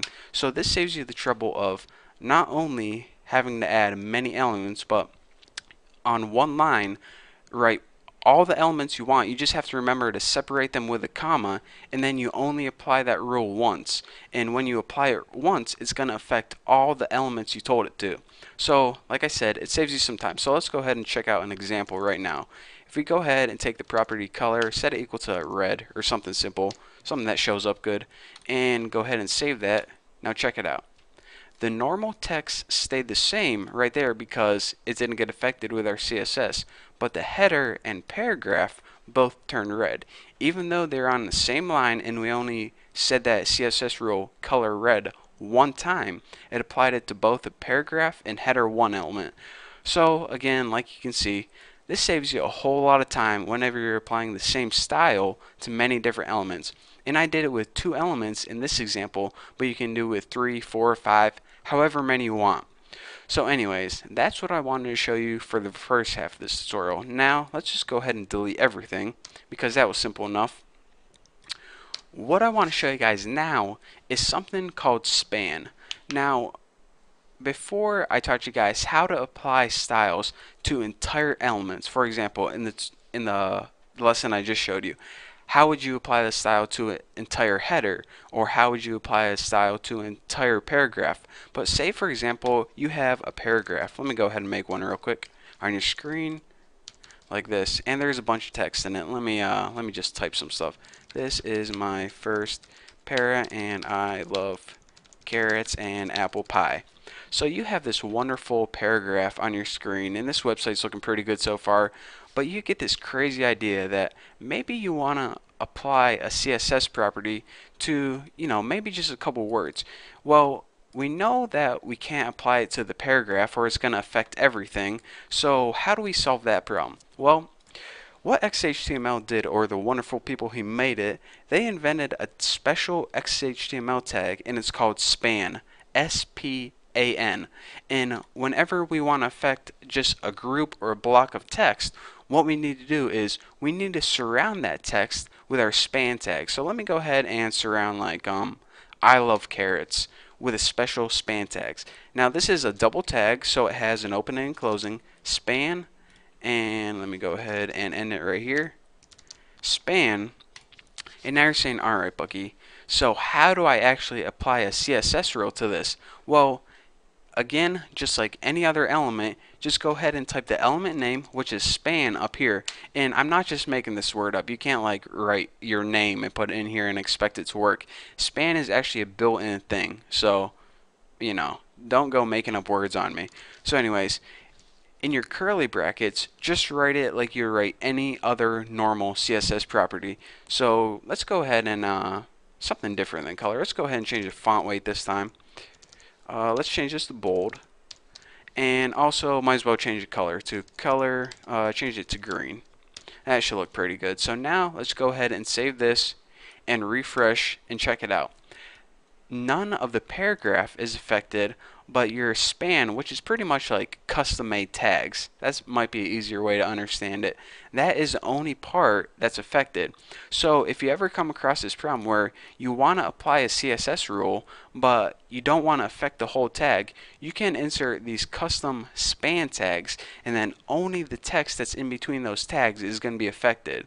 So that's pretty sweet. And again, like I said, span is a keyword that you need to use. You just can't use any word you want, like your name or your favorite food. You need to use the word span, or else your browser is not going to understand it.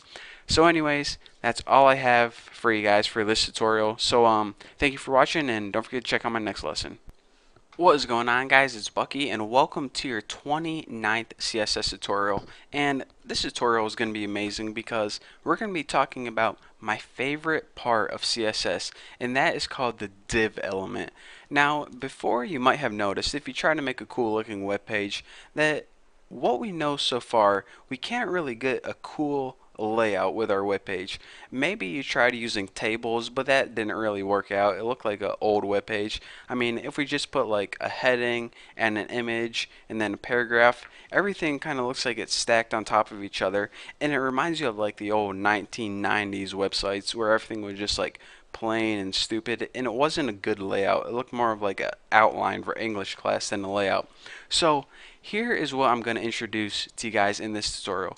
An element called div, short for division, long for duh. No, it's not long for duh, but anyways, what it means is a div element pretty much gives you the ability to define sections on your web page, to place elements exactly where you want them. So for example, if you want an image in the top right, and then maybe a heading in the bottom left, and maybe some paragraphs somewhere in the middle, you can position them exactly how you want them using the div element. So now everything just doesn't have to go paragraph under it, a heading under it, an image under it, another heading. Nothing has to be stacked on top of each other anymore. It could be laid out to the left, right, side by side if you want. So anyways, enough of me talking. Let's get in. Let me show you guys this div in action. So let's go ahead and put some text on the screen. Just put some my name is Bucky. That's good enough. Nothing too big. Don't want to waste my time typing worthless text. So anyways, go ahead and surround it with these tags, div, and yes, you have to use those exact letters, and div. So now the text, my name is Bucky, it's surrounded in div tags right here. So what exactly can we do with div tags? Well, if we go up here in our CSS and write div, and in our properties, or curly braces, whatever you want to call them, go ahead and start adding properties to it. First of all, let's go ahead and make it easy to see. So let's give it like a solid red border. So border 2 pixels, solid red. If you guys can't see that, then you are blind. So now I'm going to teach you guys about something called positioning, but actually just go ahead and do this. Position absolute. Now, positioning is like a whole nother tutorial, so I'm just going to skip over this for now, but it's crucial that if you want to follow along, then you write position equals absolute. But again, don't worry about position right now because I'm going to be covering that in like 2 or 3 tutorials. But for now, let's just stick with div and focus on this. So anyways, like I said, a div is pretty much a section of your website. So what we can do to give this box, yeah, that's a better term for it, a box. And what we can do is first give this box a width. So go ahead and set the width equal to 300 pixels. And now what we can do is check it out. Let's go ahead and save it so we see what we're working with first. Go ahead and refresh the screen, and we now have a box on our screen. Now the text is inside the box, aka the div, and also the box has a border of 2 pixels, it's solid, and it's red. But we're saying, alright Bucky, you told me that I can position this anywhere I want on the screen. It doesn't have to be stuck in the top left corner. Well, let's go ahead and change that right now.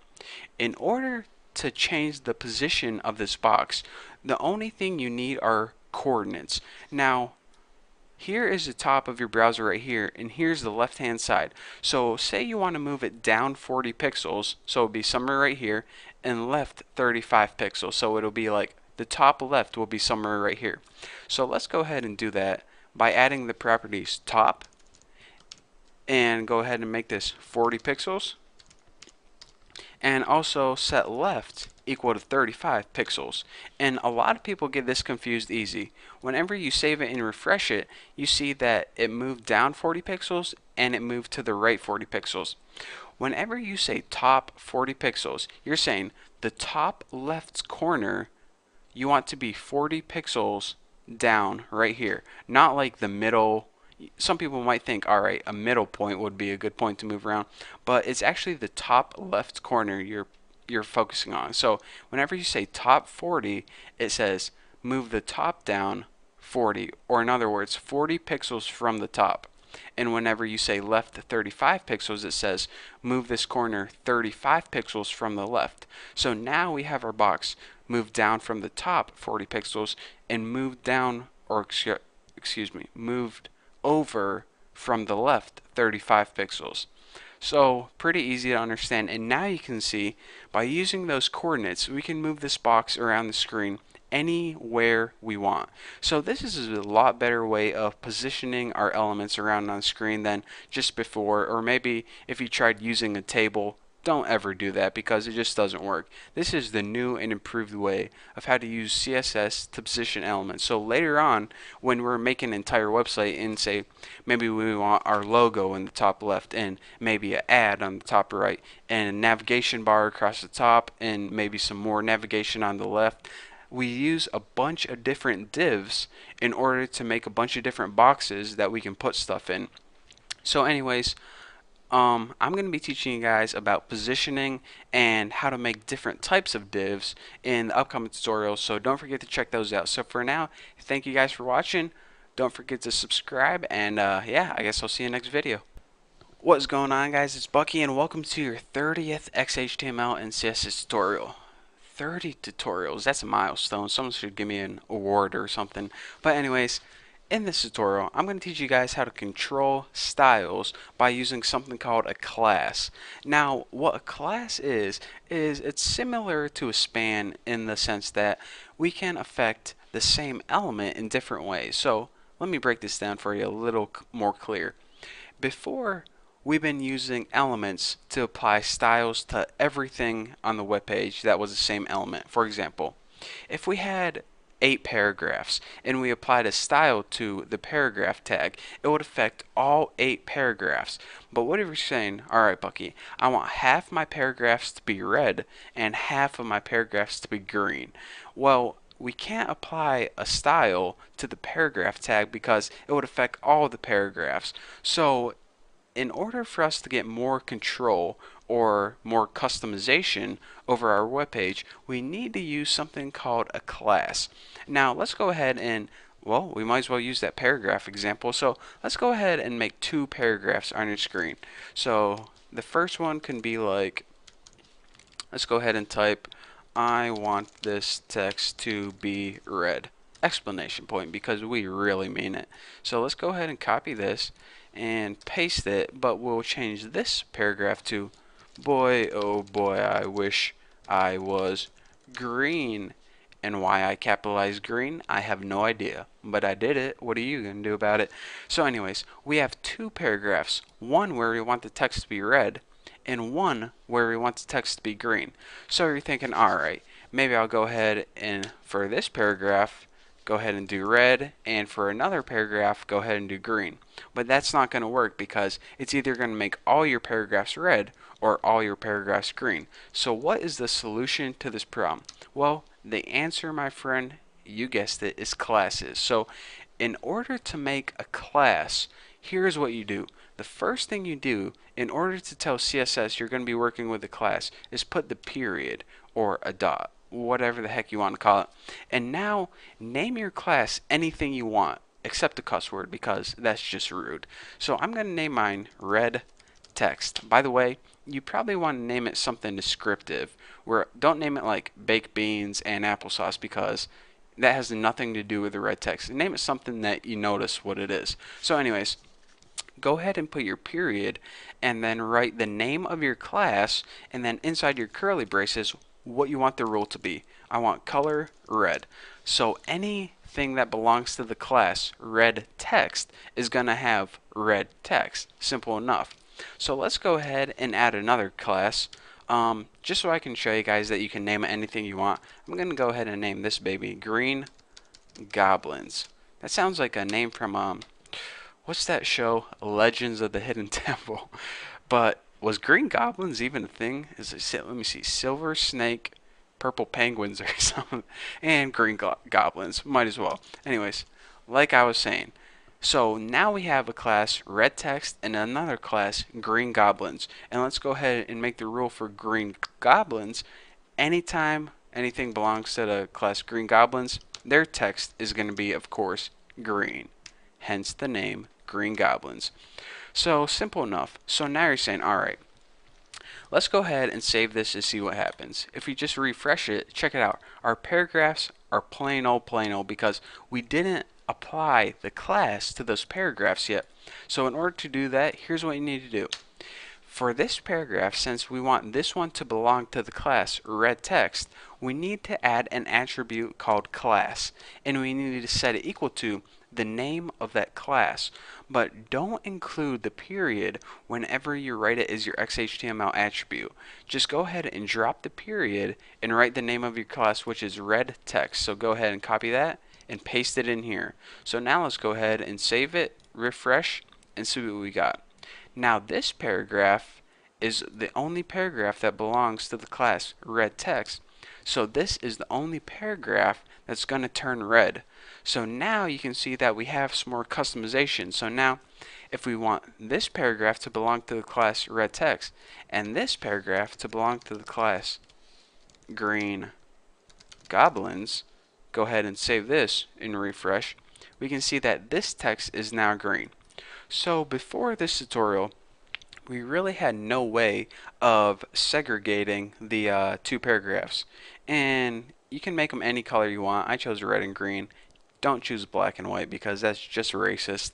And anyways, like I was saying, we can now segregate the classes and add more customization to the same element, whereas before when we had one element we had one rule where it affected all the elements on the page, all the paragraphs on the page, all the headers on page, they got the same rule. Well, now we can split them up, and for this example, it wasn't really useful because, I mean, we could have just used span or anything.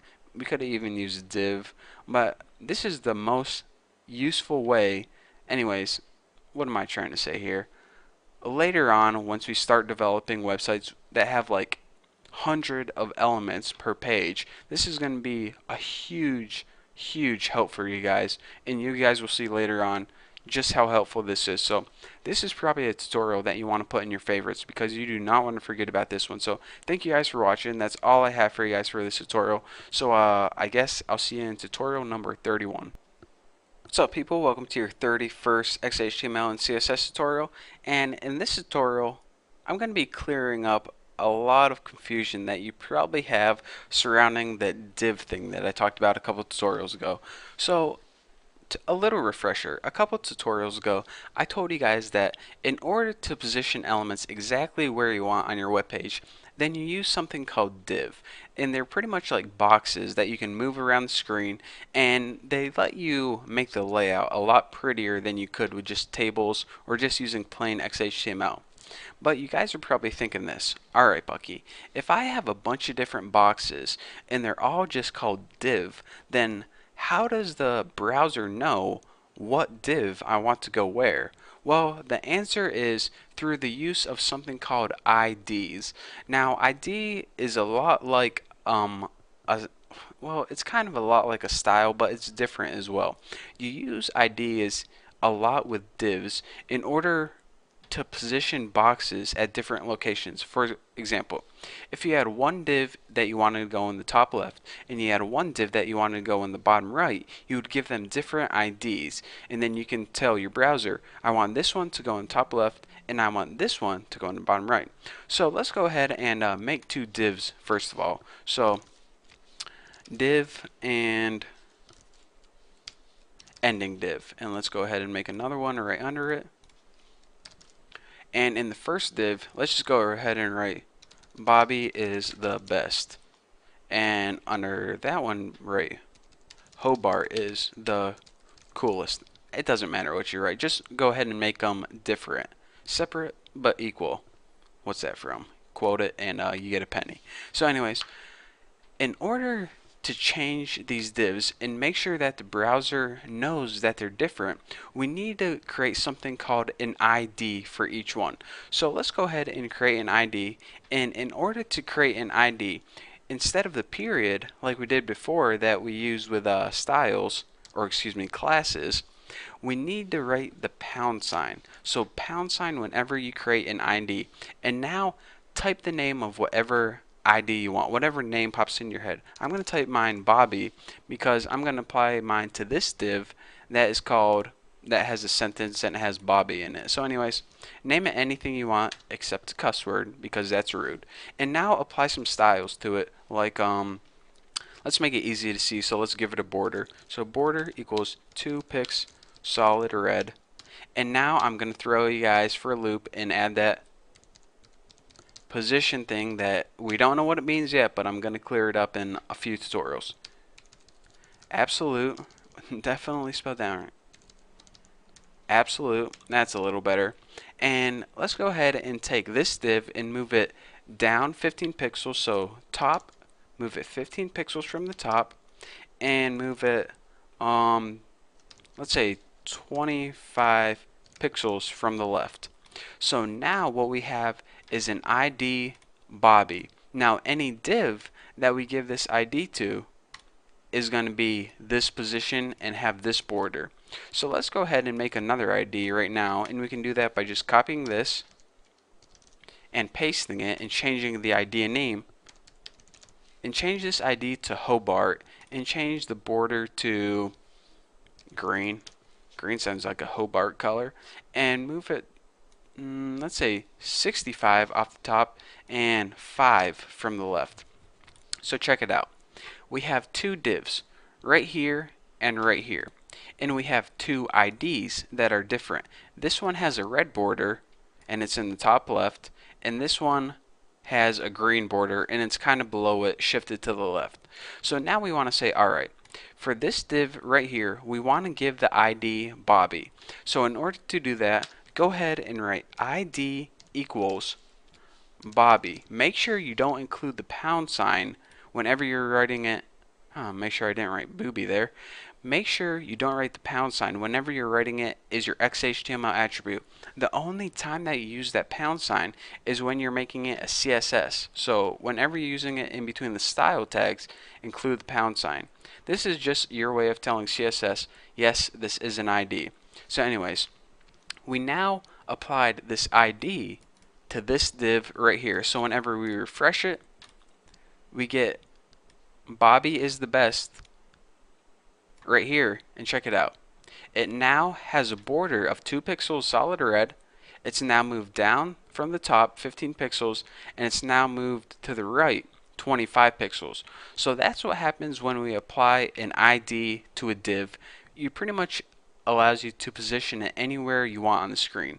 So now if we go ahead and take this ID and apply it to this div, what's going to happen is it's going to take this text, Hobart is the coolest, and it's going to say, alright, I have the idea of Hobart, so I'm going to give it a green border, move it down 65 and left 5 pixels. So when we refresh it, that's what we get.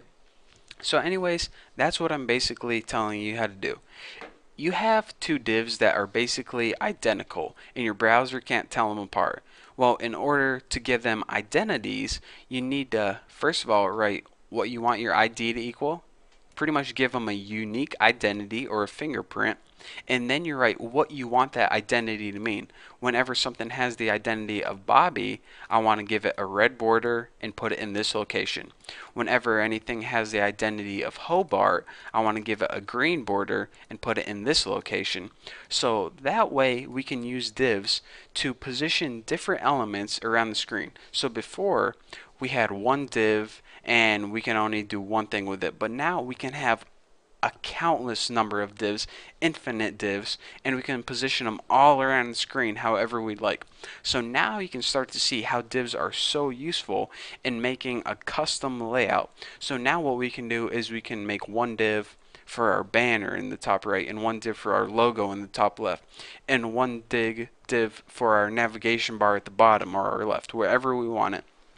So that is how you use IDs to distinguish divs from one another. So if this tutorial was confusing, then just watch it again and I promise you guys will get it. So anyways, thank you guys for watching. Don't forget to subscribe, and I guess I'll see you guys later. Why hello there, bloody good day. My name is Bucket, and welcome to your 30-second XHTML and CSS tutorial. I hope you guys enjoyed my British accent. I know I did. But anyways, in this tutorial, I'm going to be talking to you guys about how to style a child selector. Now, let me give you guys a quick overview of what I mean by child. First of all, I'm not talking about a child selector like you decided that you and your wife want to adopt a baby, so now you have to select a child. That's not what I'm talking about. Not in this tutorial, at least. Maybe I'll do that in the next tutorial. Hold on, let me adjust my microphone. There, that's better. So anyways, a child in terms of XHTML is a tag that's inside another tag. So for example, you see how whenever we make tags like body, they have to be within the HTML tags, or whenever we have the style tags, they have to be within the head tags. We can't have head style, head style. They have to be inside one another. So the relationship I'm talking about is this. See this head? The head is a child of HTML. So HTML would be the parent, and since head is inside, it would be the child. Body is also a child of HTML, since body is inside HTML. Style is a child of head, since style is inside head. So you can say style is the child, head is the parent. There. Now you guys should understand what I mean by a child and a parent. Now, with that being said, I'm going to show you guys how to style a child selector. For example, if you come across this problem, I want to style links, but I only want to style the ones inside paragraphs. Well, we can't just go ahead and make a style for links because that's going to apply to all of them. In order to say, alright, we want to apply it only to the ones that are in paragraphs. We need to do something special. So let's go ahead and first and foremost make 3 different links right here. Just go ahead and put like a href equals http thenewboston.com. And now let's go ahead and just write like first or something like that. So first of all, we're just going to have a regular link on the screen. Let's refresh this, make sure it works. And when we click it, it takes us to the greatest website ever, thenewboston.com. So anyways, let's go ahead and make 2 more. So first and foremost, we have a regular link on the screen, nothing special. So now let's go ahead and make a paragraph, pp. Oh man, I cracked myself up. And now let's go ahead and put this link inside pp. And we'll write second. I am so immature, it is ridiculous. These are the most unprofessional tutorials you have ever seen in your life, probably, but hey, they're pretty good. So, and last, let's go ahead and put another one in a header. So now you're saying, alright, I have these 3 links, and I want, oh yeah, gotta probably do this, third. So first, second, and third. So here's what they look like. The first one is just regular plain old text. The second one is inside a paragraph, and the third one is inside the header. So right now they all look the same, and you're saying, alright, I want to style only the links that are inside paragraph tags. So I want to style basically only these. So in order to do that, like I said, we can't just go ahead and style all the links, or else it's going to style all of them. What we need to do is say this. Alright, first of all, inside the paragraph tags, I want to style all the links. Now, let me, kind of put this in other terms. You're saying, alright, A is pretty much, alright, all children A with a parent of P, or basically all link tags inside paragraphs, I'm going to go ahead and style those. And you use this with the greater than sign. So greater than sign pretty much means relationship. Whenever A, aka link, has a parent of P, aka paragraph, I want to style you. So now let's go ahead and apply some styles. Let's go ahead and put color red, and maybe put like font size 30 pixels. Not that, what's a lowercase o? Embarrassing. So let me go ahead and add this last semicolon, refresh, and see what we got. Check it out. Now CSS went through, looked for all the links that were inside the paragraph. Is this link inside a paragraph? Nope. Is this link inside a paragraph? Yep. So I'm going to style this one. Is this link inside a paragraph? No, it's inside a header, so don't touch that one either. And it and it went ahead and applied the style to those links. So that is not only how you talk in terms of relationships, child, parents, but also how you can style pretty much not only a link, but basically anything you want, depending on what their parent is. And another quick bit of information I want to teach you guys. You guys are probably saying, alright, if head is the child of HTML, then does that mean style is the grandchild of HTML? Yes, it does. In technical terms, that's how it works. So HTML is the grandparent of style. So it goes grandchild, child, parent, or grandparent, grandchild, depending on what you're referencing. That has nothing to do with this tutorial, but, I got a couple extra minutes. Might as well give you a nice little tidbit of information. So, anyways, I hope you guys enjoyed this tutorial. Thank you guys for watching. Don't forget to check out my website, and I'll see you next video. What's going on, guys? Welcome to your 33rd XHTML and CSS tutorial, and in this tutorial we're going to be talking about something called pseudo elements. But the name pseudo element, I don't know why they give it that name, because it's not really even a fake element at all. It's basically just a piece of another element. So for example, a pseudo element, for example, might be if you have a paragraph, it might just be the first line of the paragraph. Or if you have a header, it might just be the first letter of that title or whatever section of text you have. So you see, it's not really like a fake element, it's just like the beginning of another element. So I know you guys, it's really hard to explain it, so I'm just going to show you guys what it is. So let's go ahead and make 3 paragraphs, because I'm going to be styling the first letter of each paragraph, so might as well have more than one. So let me just go ahead and make 3 outlines for paragraphs right now. PP, It's disgusting. And paste and paste. So let's just go ahead and, alright, what's popping in my head? Paul, did you hear Miley Cyrus played beer pong with the Russians? Yeah, I never took typing class as a kid, so yeah. And then just write something in the next one like OMG WF barbecue. And in the last one, just write like, oh, Billy. Oh, Billy. Okay. So anyways, let's go ahead and save that and take a look at what we got it so far. 3 paragraphs. Basically, pretty dumb. So anyways, what I want to teach you guys is about these pseudo elements and how to apply styles to them. First of all, a pseudo element would be the first letter of each of these paragraphs, and you don't get to pick these pseudo elements. They're actually built in, and the ones that are built in I know by heart are first letter, first line. For example, if you had a paragraph with like 5 lines, it would only apply the style to that first line. And what the heck am I saying? There's also one called before and after, and I actually never use these, so I'm not even entirely sure what they are, but I know that they exist because I read about them before. So anyways, what I'm going to be doing is applying a style to the first letter of each paragraph, and in order to use these pseudo elements, you do this. Go ahead and type the main element that you want to apply, and then go ahead and add a colon and type the name of the pseudo element. Now in this case it's first minus a letter. And again, you don't get to make these up. These are actually built in. So again, there's first letter and first line, before and after.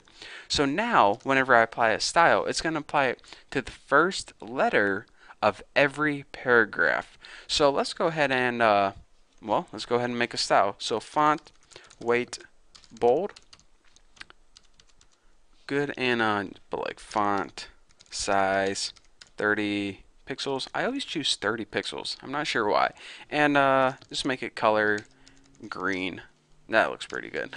And probably need that semicolon instead of a colon. Now refresh it and let's see what we got. Now we have a style applied to the first letter of the first paragraph. P, O, and O, and it spells poo, so that's pretty nice. So anyways, that's what pseudo elements are, and that's how you can use CSS to apply styles to them. Now, again, in this example, it wasn't really useful, but you know, you get the idea. If you ever want to apply a style to make the first letter or a first line stand out, this is how you would do that. So anyways, that's all I got for you guys for this tutorial. Thank you guys for watching, and I'll see you next video. What's going on, guys? Welcome to your 34th XHTML and CSS tutorial, and in this tutorial I'm going to be talking to you guys about something called an external style sheet, and this is definitely the most helpful lesson that I taught you guys so far. So far, if you only watch one tutorial, make sure it's this one because it's going to make your life as a web designer so much easier. So anyways, wouldn't it be cool if we could have one set of styles, one set of rules that we can apply to our entire website no matter how many pages we have on it? So for example, before, on this web page we would need to list all our styles. Turn paragraphs red, turn headers green, turn links orange, and then we go to this web page over here. Turn paragraphs red, turn headers green, turn links orange. And if we had like 500 different web pages, then that would just be a pain in the rear end. So anyways, wouldn't it be easy if we could just say, alright, we have this one main outline of styles that we want to apply to our entire website, every single web page. So we just go ahead and type use that style, use that style. It's a lot easier than trying to manage all those styles. And then say you have 500 pages and then you decide, you know what, instead of red paragraphs, I want blue paragraphs. Well, looks like I'm gonna have to edit 5,000 pages. Instead, you only have to go to one location, change it, and it edits the entire website for you. So anyways, let me go ahead and make a simple website. In our body, let's go ahead and add a header h1 and just write like this is the index page. Biatch. No, don't write that. And anyways, go ahead and like add a paragraph. My name is Perry the Parrot. I am a paragraph. I don't see any typos. And last but not least, just go ahead and add a link. href. Just go ahead and link this to your second page. And click me. I Dare you to. Biatch. Nah, you don't want to say that. So anyways, go ahead and take a look at our index, and actually you might as well do this. Just go ahead and copy this, and on your other website, or excuse me, your other web page, I always get those terms mixed up. And actually, a web page is the individual page. Your website is your collection of web pages. So, I get it mixed up, but now you guys know. So let's just go ahead and write, this is the, let's just write second page, and this link can go to index.html. And actually this one can go to second.html. So now what we have is a simple website with two web pages on it. This is the main page, and you click this and it takes you to the second page. You click it again, it takes you to the first page. Second, back to the first. Second, back to the first. A second, and back to the first. Yeah, I'll stop doing that right now. So anyways, like I was saying, and if we wanted to apply styles to each of these web pages, we can go ahead, and we already know how to apply styles using CSS, so we can go ahead, throw those style tags in there and go make a rule for the heading, the paragraph, and the link. Then we can go over here, make a rule for the heading, the paragraph, and the link. But if we wanted to edit it, then we would need to go back, edit here, need to go back, edit here, here, then here. I'm getting a headache already just thinking about it. So let me show you guys a super easy way that's gonna, it's gonna fix your life forever. So don't even touch these files right now. Go ahead and click File, New, or you can just go ahead and click this button right here to get a new, and it's gonna make you a new file. Now, here is where we're going to put all of our styles, but you don't need that style tag like that. The only thing you need to do is paste in all of the rules that you want. So for example, for our header 1, let's just go ahead and make this green or something. Just make something noticeable that will stand out. Now for our paragraphs, let me just think of a couple things real quick. Font, family, Tahoma, I think that's how you spell it. I'm not sure. We'll see if it works. Color, red, and font size 20 pixels. That's a nice round number. It's also my favorite number. Did you guys know that? 20. Nice little tidbit of information. Alright, now let's go ahead and make all the links orange or something stupid. Color, orange. So now we have all these rules right here, but how do we tell our web pages that these are the rules that we want to use? Well, the first thing we need to do before we even think about doing that is go up to here, File, Save As, and we need to save this as a special file. You can name it anything you want, so I'm just going to name mine Donkey because why the heck not? And you need to save it as a CSS file, and in order to do that, go to the drop down menu and select CSS, which stands for Cascading Style Sheet File, or you can just type .css, but who wants to type when you can just click buttons? So go ahead and save this. And now we have this special CSS file that has only rules in it. It has 3 rules about a heading, a paragraph, and a link. So now we need to go into our web pages and tell it that we want to use this file instead of, styles. So in order to do that, and make sure that you don't put this in style tags, we don't need style tags any longer. What we do need is a special link tag. And it's a single tag, so there's no opening and closing. And you need 3 attributes for this. The first is, this is either like relationship or relative or something. Anyways, you put style sheet, and that never changes, so you don't even have to worry about what it means. The next is what type of file you want to link to, and that is actually called text/CSS. This never changes also, so again, we have 2 things that never change. The last thing is href, and the reference is what is the name of that document, and in case you forgot, it's donkey.css. So donkey.css, and make sure it's stored in the same folder as your index and your second web page are. So now if we go ahead and save this, and actually I could type this all again, but I'm way too lazy, so go ahead and paste this in the header right here. And now instead of all those styles, what it's going to do is say, alright, so you want to use a list of styles, huh? Alright, where are those styles? in Donkey CSS. So every time this web page gets loaded, it's going to load all the rules in Donkey CSS and apply them to these right here. And every time index gets loaded, it's going to look at Donkey CSS and it's going to apply them to these right here. So let's go ahead, refresh this, and see what we got. Now in our index, our headers are green, our paragraphs are to home are red 20 pixels, and our links are orange. Pretty cool, huh? And we did this all using an external style sheet. So let's go ahead, second index, check it out. So now let's say we made a website and it now has like 5,000 different web pages on it, and your boss comes in and he's like, yeah, you know, all those headers, instead of green, I actually want those blue. And he's thinking that he's kicking you in the butt, making you hate your life, because now you have to change 1,000 different web pages. But you know, since you use external style sheets, all you have to do is go in this one document and change that word green to blue. Now save this and check it out. Refresh, refresh. Now all your web pages have blue headers. So how much easier is that to manage than just a list of styles? Pretty cool, huh? So that is the beauty of an external style sheet, how to use it, and why it's so useful. So anyways, that's all I got to say. I was like gonna be rambling on about something else, but that's basically all I got to teach you. So anyways, thank you guys for watching. I hope you enjoyed this tutorial. Super important one. So anyways, I'll see you in the next video, and if you get bored, don't forget to check out my website. So I'll see you guys later. Alright guys, it's Bucky and welcome back to your 35th CSS tutorial. And in this tutorial, I'm going to talk to you guys about overriding styles. So for example, let's go ahead and take a look at this website that we built before.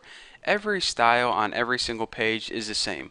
But what if you come across a situation where you have all your web pages the same, but there's one web page that you might want to do a little something different. Maybe you want all the paragraphs bigger, or maybe you want all the headers to be a different color. Well, you don't have to you know, throw fit, because there's a simple way that you can override the styles on an external style sheet using the old style tags that we learned before. And this is where the term cascading comes into effect when we're talking about cascading style sheets, or yeah, that's what they're called. So anyways, in order to override a style, let's go ahead and take a look at our main styles first. We have our headings blue, our paragraphs red, and our links orange. So say, for example, on this page, instead of our headings being blue, we want our headings to be green. Well, in order to change all our headings to green, all we would need to do is this. You know those style tags that I told you guys to take out before? Well, go ahead and throw those in again. Style, and of course, remember, type equals text CSS, and go ahead and put the ending style tag in there too. And now go ahead and write your CSS rules. So for example, if we wanted to change header ones, go ahead and change this to color green. And now check this out. Even though we have an external style sheet saying that our headers are supposed to be blue, we went ahead and we overrode that by throwing in this internal style tags in our web page right here. And now when we go ahead and refresh the website, instead of having blue headers, we now have green headers. So the point I'm trying to say is this. In general, this is like an outline of rules we have to follow, but anytime that we want to change a specific rule on our web page, we can just go ahead and throw those style tags in, and these styles will apply to only this web page and not the entire website. So for example, on this web page we change the headers to green, but for the rest of the web page they're going to be blue still. And that brings me to another point. The concept of cascading is this. You're going to get all your rules right here, just like you imported them, just like you typed them in directly there. And then later on, it's going to see, alright, actually, I want my headers to be green. And since this was the most recent rule, that's why they're green. So for example, if you went ahead and copied this and pasted it right here, you would have two header rules. The top one would say, make my headers blue, and later on it would say make my headers green. Well, how does CSS know what one you want to use? The way it determines what one you want to use is it looks at the most recent rule. So check this out. Maybe this will help clarify things. If I go ahead and copy this and paste it in at the top right there, let me give you a little space to work with. check it out. Now we're saying, all right, make our headers green, but later on we're telling it to make our headers blue. So what happens when we save this? Go to the index page and refresh. Our headers are now blue. So why are they blue now even though we have this style tag in this web page? It's because you told it to go green first and then later on you told it to go blue. So since blue was the most recent, that's where it went. And again, if we copy this or cut it and make it green, since it's the most recent, it'll change it to green and leave the rest of your pages blue. So that is how you override styles. And again, you never actually want to put the style tags above the external style sheet, because the only reason you would have style tags is to override what's in the style sheet. So having any of these style tags above would be worthless. So anyways, the common practice of making web pages is this. Go ahead and import all the rules that you need before you start doing the nitty-gritty stuff. And then all the fine changes that you want to make, you want to put them in style tags, and these will give you all the custom differences for each web page. So anyways, that is how everyone always sets up their CSS in their web pages, and this gives you a lot of control to give your web pages exactly the look that you're looking for. So anyways, thank you guys for watching this tutorial. In the next tutorial, we're going to be starting to talk about how to layout our websites and make them look awesome. But for now, that's all you get. So anyways, thank you guys for watching. Thanks for subscribing, and I'll see you guys in the next video. What is going on, guys? It's Bucky, and welcome to your 36th XHTML and CSS tutorial. And in this tutorial, I'm going to be talking to you guys about something called positioning. So before, whenever we were making websites and we added like an image, and then a header, and then a paragraph, and then, you know, maybe some links or something, everything kind of appeared after one another. It kind of flowed together in a nice, neat order. I mean, your image knew automatically not to appear on top of your text to cover it up. And whenever you made a paragraph, it didn't just put them in a random location. It put it under whatever was there before, like under your header or under your image. So everything kind of flowed automatically. But while this is good if you're going for that, you know, kind of boring, organized look, it didn't give you a whole lot of control over the layout and look of your website. So in this tutorial, I'm going to teach you guys how to change all that using something called absolute positioning. Now, let's go ahead and look at an example right now. So I'm going to make two divs, or aka two boxes on the screen, and I'm going to show you guys how to move them around exactly where you want them. So let's go ahead and make a div with an ID of, I don't know, apples, and just go ahead and end that div. Let's add some text in it. I am the apple box. Isn't there a cereal like Apple Jacks? That's what I was thinking of. So let's go ahead and copy this and add another div with the ID blueberry, and just put like yo soy un blueberry. This can be a Mexican blueberry box. So anyways, go ahead and save this and see what we have on our screen so far. We have I am the apple box and yo soy un blueberry, the blueberry box. So in order to you know, visualize these a little better, let's go ahead up in CSS and give them a border, you know, actually, so they actually look like boxes. So go ahead and in your apples, let's add some rules to it. Border equals 2 pixels solid red, because apples are red. It might make it easier to tell. And let's see, in order to apply that absolute positioning, here's what you need to do. Type in the attribute position, and for the value type absolute. And now, well, it's better if I just show you what absolute positioning is. So anyways, just leave it like this. But anyways, since these are boxes, we need to give them a couple things. First of all, a width and a height, so CSS knows how wide and how tall to draw that border. And also a top and a left, or pretty much coordinates, so it knows where on the screen to draw the border. So width equals, I don't know, let's say 150 pixels. And height equals 175 pixels. That'll be good for this resolution. So now we need to say, where on the screen do you want to draw this box? Well, 30 pixels down from the top is good, and let's say right, in other words, 15 pixels from the left. So now let's go ahead and save this and see what we got. We got a red box, 2 pixels solid red, it's absolute, and the width is 150 by 175, and it's 30 pixels down from the top and 15 pixels from the right.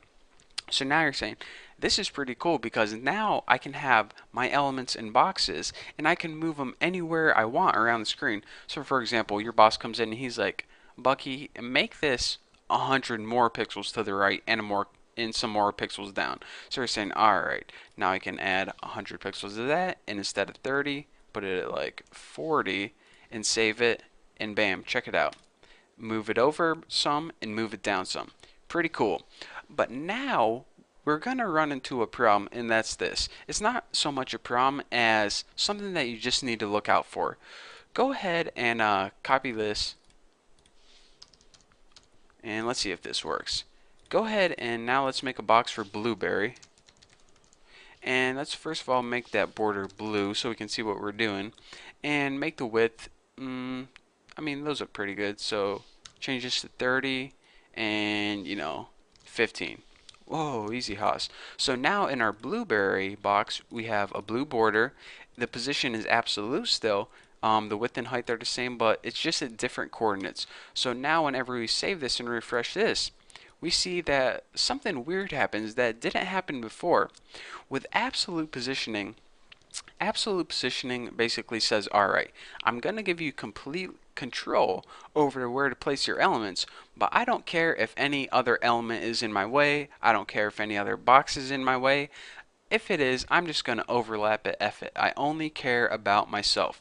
So while this is an excellent way to position elements on the screen exactly where you want them, you need to look out for a couple things. First of all, before, whenever we just made dumb old websites, everything was positioned nice and neatly. Now we run into the problem of things might having to bump into each other or overlapping. So whenever you're making your websites, you have to make sure don't overlap your stuff or it's going to be hard to read. I mean, look at this is this would be pretty hard to read if we had two paragraphs in here and you overlapped them and try to read them together. So anyways, whenever you're making a website, you have to watch out not to overlap your stuff right now, because even though we have control over exactly where things go, we have to watch out not to make them bump into each other. So anyways, it doesn't flow like other XHTML would just by default. And anyways, you guys can see what's going on. So this is basically absolute positioning. The idea that you can take an element and put it absolutely in a location no matter what else is in the way. So you're saying, alright, this is pretty cool. I'm just going to take all my elements and arrange them, make sure they don't overlap, and I'm just going to make a website like that. Well, before you just go and make an entire website out of absolute positioning, there are two other forms of positioning I want to teach you guys about. And when you use them together, it's going to give you a whole lot more control, and it's going to make your website so much better. So before you just go make a website with tons of boxes like this all over, stick with me for the next couple tutorials. I'm going to be teaching you about some different types of positioning, and trust me, you will thank me by the end of these tutorials. So anyways, thank you guys for watching. Hopefully you guys understand the concept of absolute positioning, and if you don't, then just stick with me in these next couple tutorials. You will. So thank you guys for watching. Don't forget to subscribe, and I'll see you guys later. What is going on, guys? It's Bucky, and welcome back to your 37th XHTML and CSS tutorial. And in this tutorial, as promised, I'm going to be talking to you guys about a different kind of positioning, and that's called relative positioning. Now, relative positioning is kind of similar to absolute positioning, but it's also very different. So you're saying, how can it be similar and extremely different? But it is. So let me go ahead and show that to you guys. Let's go ahead and first make a couple paragraphs on the screen. So P, and just go ahead and like write first. Let me just go ahead and copy this. Make like 4 paragraphs or something. That'll be fine. First, second, third, and fourth. But give this third one an ID. Oops. I'm computer programming. In computer programming, you put =sign twice, and that's what I thought I was doing. So anyways, ID equals third. By the way, you guys should check out my computer programming tutorials. They're pretty cool. That's just a side note. But anyways, now for our third paragraph, let's first of all give it absolute positioning because that's what we know already. So in order to do that, go ahead and make your ID third and go ahead and give it a border of like, whoa, definitely spelled that wrong. Border 1 pixel solid green. That'll make it easy to see. And what else can we do? Position absolute. And now let's go ahead and move it top 60 pixels and also left 30 pixels. I don't like my top and left to be the same. So anyways, if we go ahead and save this, what we're going to see is this. We're going to see 4 paragraphs on the screen, and then we're going to see that third paragraph move 60 pixels down from this top point right here and 30 pixels right. So somewhere right in there. So check it out. We have the first, second, third, and this third box right here from the top left corner of your screen is moved down 60 pixels and right 30 pixels, because that's what absolute positioning does. It takes this coordinate right here and it moves your box in relation to there. So let's go ahead and now, instead of absolute, type in relative and save this, and look how it changes. The box is now down more and over to the right the same. So we're saying, alright, what exactly is going on? Because this is kind of confusing. So instead of 60 pixels from the top, it's now a lot more. So why did this happen? Well, relative positioning is different than absolute positioning in the idea that instead of moving it absolutely from the top left point right here, it moves it in relation to where it would normally be. So instead of having the origin right here and moving 60 down 30 across, the origin is wherever it would be normally, which is somewhere right in here, and from that point it moves it 60 down and 30 across. So that's why it's actually more than 60 pixels down from the very top of your screen. Again, if I was to move this absolutely, it would be 60 pixels down from the top and 30 pixels over. But since I'm moving it relatively, it says, alright, you started out, well, let's go ahead and get rid of this, cut this. So you started out right here by default. So here is your starting point right here. And now you have this CSS rule that says, I want to move this 60 pixels down from where I was relative, and also 30 pixels over. So it's going to take it from right here, move it 60 down and 30 over. So that's why it ends up right here. So anyways, that's the difference between absolute and relative. Absolute moves it from the top left point on your screen, and relatives move it from where it was in relation to the rest. So now you can see that we come across another problem that it doesn't really help to, you might be saying, alright, I'm just going to make everything relative then instead of absolute because relative is better. Well, we come across this problem. You see, instead of just taking this piece out right here and continuing the flow where first, second, fourth, instead of just moving this fourth up and filling in the gap, we now have a space or a gap of where that box used to be right here. So with absolute, we came across the problem of things overlapping. And now relative, we come across the problem of whenever we take something out from the natural flow, we have a huge gap of where it used to be, and it doesn't look like anything really fits in there. So anyways, keep those in mind whenever you're using these two different types of positioning. And by the way, let me say this. People usually don't lay out a web page all absolute or all relative. This isn't like a choice where you choose one or the other. Yes, you can make an entire web page all absolute or all relative, but you usually use them in conjunction with one another. For example, you might have your outside box relative and every inside box inside that would be absolute. That is a common technique that people use. But anyways, I just want to, get that in your head, because in case you thought I was teaching guys the different ways of laying out a website, don't think like that. Think, how can I use these techniques together in order to give my webpage the look that I need to achieve? So anyways, there is one last type of positioning that I'm going to be teaching you guys about, and then after that I'm going to show you guys how to tie everything together and give your website the exact look and feel that you guys want. And it's going to be awesome. You guys are going to be making beautiful websites in no time. So for now, thank you guys for watching. Don't forget to subscribe, and I'll see you in the upcoming videos. What is up, everybody? Welcome to your 38th tutorial. I'm going to do this entire tutorial singing a song. No, actually I'm not. But anyways, in this tutorial we're going to be going over something called fixed positioning. It's the last positioning that we have to cover, and fixed positioning is actually a lot like absolute positioning in the idea that you're going to have a coordinate in your top left point on your screen, and just like absolute positioning, it's going to move the element absolutely where it is. But the one and the main difference between fixed positioning and absolute positioning, and it's actually the only difference, is whenever you scroll your screen, if you have an element that's absolutely positioned and you scroll your screen down, that element is, gonna do what you expect it to do and scroll off the screen.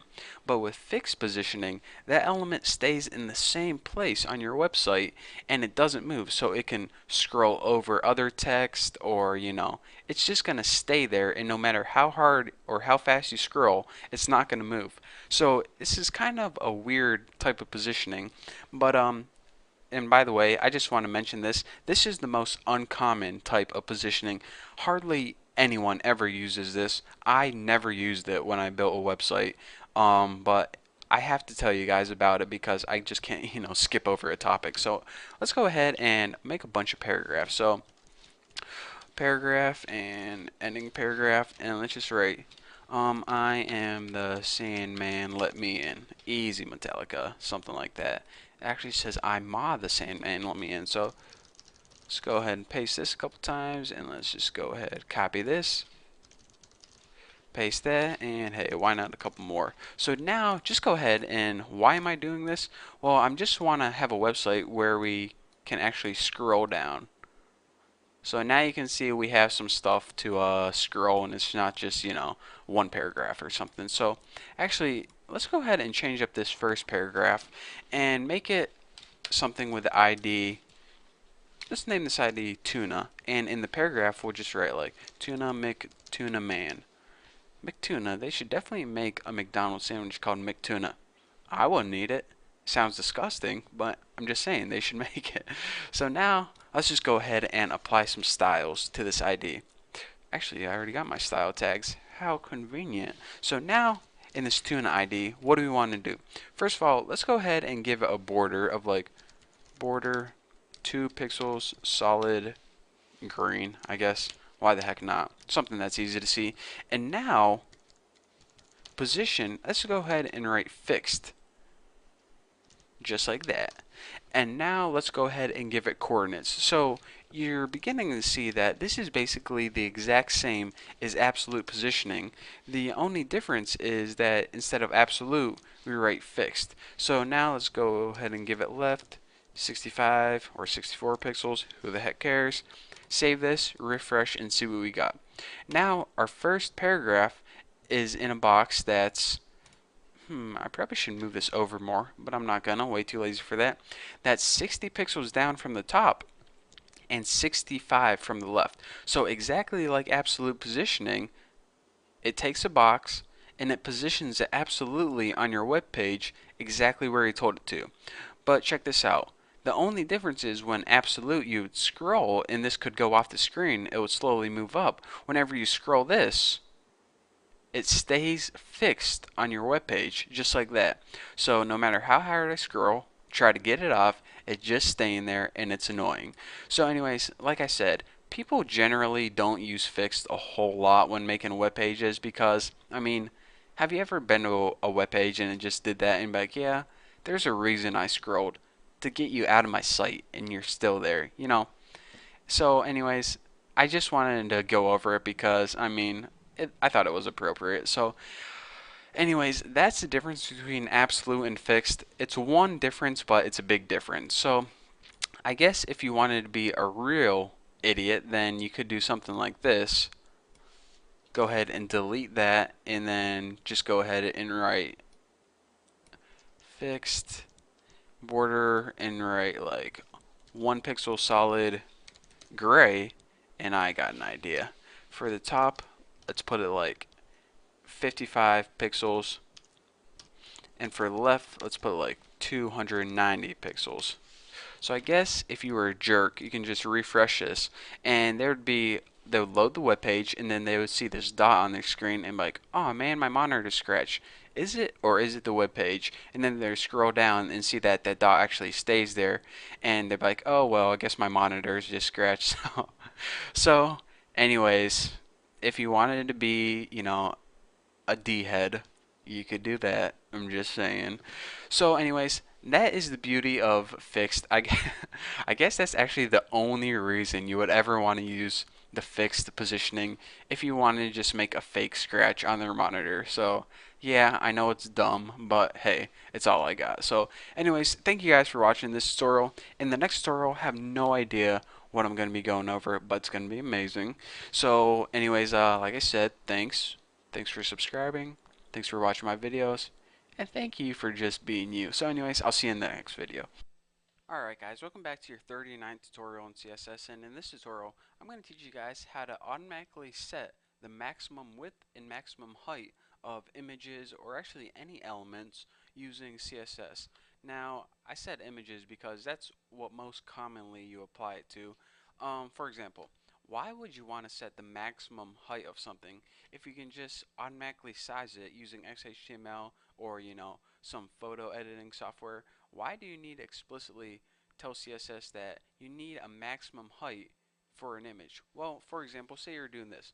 Say you're making a website that you're later wanting to turn into your blog or something, and you're always copying uh, images from other websites and posting it on your website.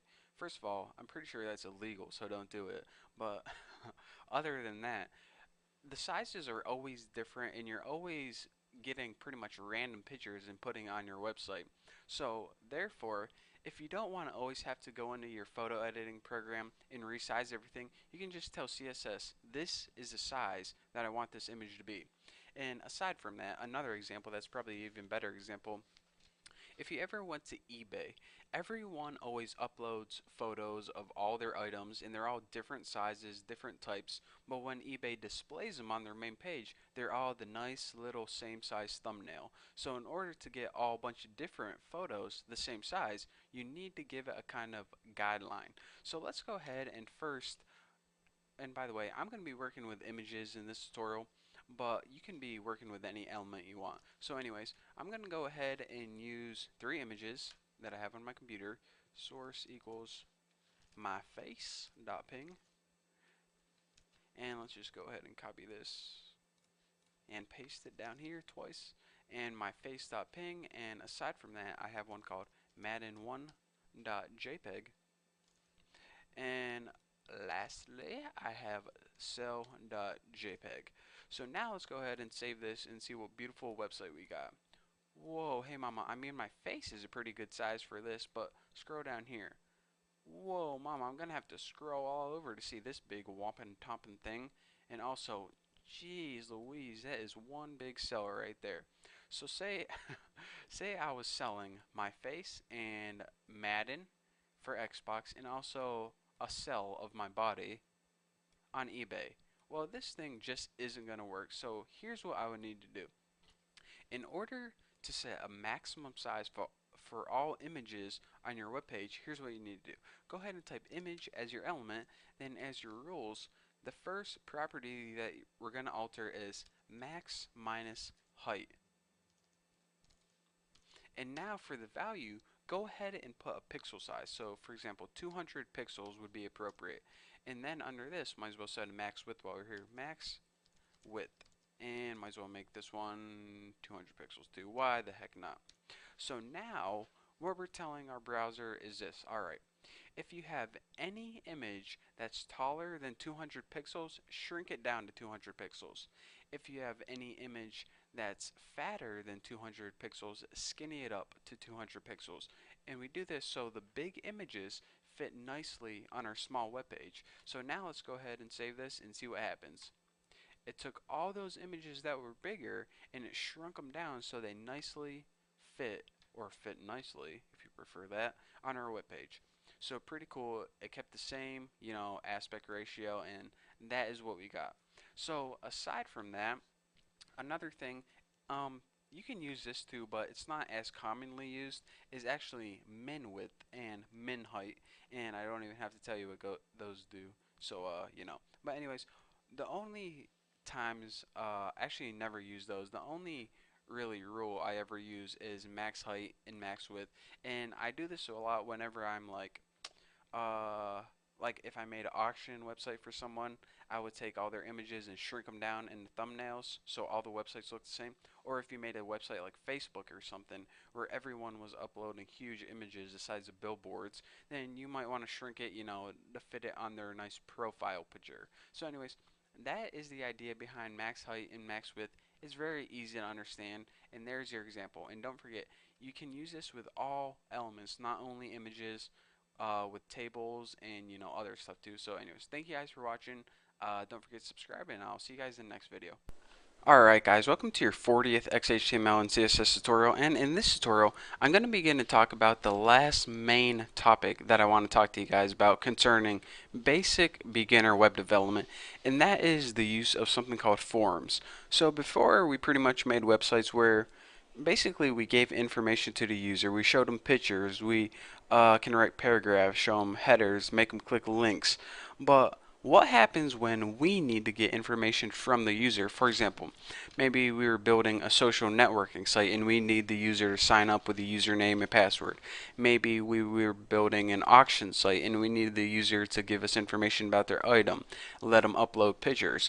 Well, in order to do all this, we need to do something called forms.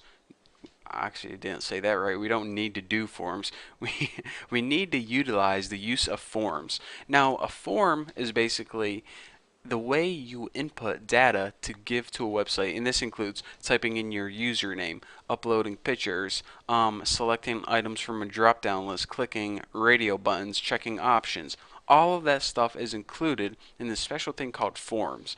So this is more XHTML than CSS, but I wanted to save it for the very end because this is kind of the gray area between XHTML web development and web programming. So this is basically, I'm going to show you guys how to set up a form, but in order to, you know, take that data and, you know, store it in a database, or maybe calculate it and give them back a number or an answer, we need to add some computer programming in there, and we're not ready for that yet. So let's go ahead and first learn how to set up a basic form. So the form starts out with the tag form, and it ends with an ending tag form. Now all of your form elements, such as all your buttons, boxes, text areas, are going to go in here. So for example, let me introduce you guys to the most basic type of input, and that is just a plain text box. It's an area where the user can type just regular text. For example, if you want them to enter their email or pick a username, this is where you would do that. So for example, you might have something like put username, where the user can choose your username. So go ahead and write it so they know what the text box is for. And now, in order to give you that input, you need to type in the word input. This is a special tag that you're going to be seeing a lot more in the future. And now after this, you have to say what type of input is it. And I just want a plain old text input. I want a place where they can input text. And anyways, so we know that this is a spot where they can input text. But say we have a bunch of different places, or excuse me, a bunch of different inputs in our form. We need to tell our browser which one this is. So let's just go ahead and give it an ID, but instead of ID, we actually give it a name. So since this is the input for username, just go ahead and put username. And the reason, like let's say this, say you had one, say you're making a website where you need their mailing address. You would have one input for their name, one input for their road, one input for their country. So you would have 3 different inputs, and the way you differentiate them is through the name. So anyways, let's go ahead and save this, refresh it, and see what we got. Here is that username, just text username. And here is that input box. So now the user can go ahead and type in whatever they want. Let's see, D. Looks like that would be a good username, so I think I'll just use that. Genie. Actually, oh, I know why that's popping up, because this guy he signed up on my forum and he was trying to spam it, so I copied his name and I had to ban him. So anyways, if you see this guy, tell him to quit spamming my forum because it was annoying. So anyways, that is the very basics of a text input. But if you're saying, alright, I mean, that's pretty cool, but I just want a little more control over what it looks like. Well, by default, it gives you like, I don't know, however many spaces this is wide. If you want to change the size of this text input, what you need to do is you need to add another attribute called size. And whenever you fill this in, let's say you want to change it to like, I'll make it really noticeable, just put like 5 or something and refresh this, your input is now 5, I don't know, what is it, characters or 5 pixels or whatever. It's just 5 long. I don't even know what the the measurement is, but anyways, that is how you change the size of it from anywhere from 5 to 50. It can be actually any size you want. There's 150 long. So that's pretty cool, but let me guys show you this. Even if you have a size of like 10 or something like that, you might be thinking, alright, I don't want the user to enter a username or something more than 10 characters long, so I just put size of 10 and that'll work. But check it out. They can still enter a username however long they want. So the size just pretty much changes the view of it or how it looks. If you want to actually limit the amount of characters they can put in, then you need another attribute called max length. And you can set this equal to, let's just set equal to 5 or something. And now, once we go ahead, and let's get rid of the size attribute because we don't need that anymore. And now, once we go ahead and save this and refresh, check it out. The size is default, but the user can only enter 5 characters since, look, do you hear me typing on the keyboard? See, I'm typing right now, but it won't let me enter any more characters. See, 5 at most. So anyways, size is for how it looks. Max length is for how many characters do you want them to enter. And the last thing I want to talk to you guys about is another attribute in the last attribute called value. If you want to populate this box with something by default, you need to throw in a value. So for example, if you go ahead and refresh this right now, by default your box is going to be empty, and that's because by default your value is empty. If you want something like enter name here and save it, by default whenever they load the page, this is going to pop up right there, enter name here. So you can, if you want to give them a description of what they're supposed to do on that text box, I usually put something to the left hand side, and that's usually good enough. But you can also put something in the middle, or maybe this will be more useful if you're like, let's say if you're making a website to, like New York's bands to sign up or something, and by default you say choose your state and it says New York in there by default because most of your users are going to be from New York. It saves them a little trouble, but still I like to leave it blank, let them fill in their own data. But anyways, that is how you use the basics of a form and also a text input. In the next couple tutorials I'm going to be teaching you guys about different kinds of input because there's a lot to go over in forms. But stick with me guys, we're almost done learning the basics of web design. So I'm excited and you guys should be too. So thank you guys for watching. Don't forget to subscribe and I'll see you guys next video.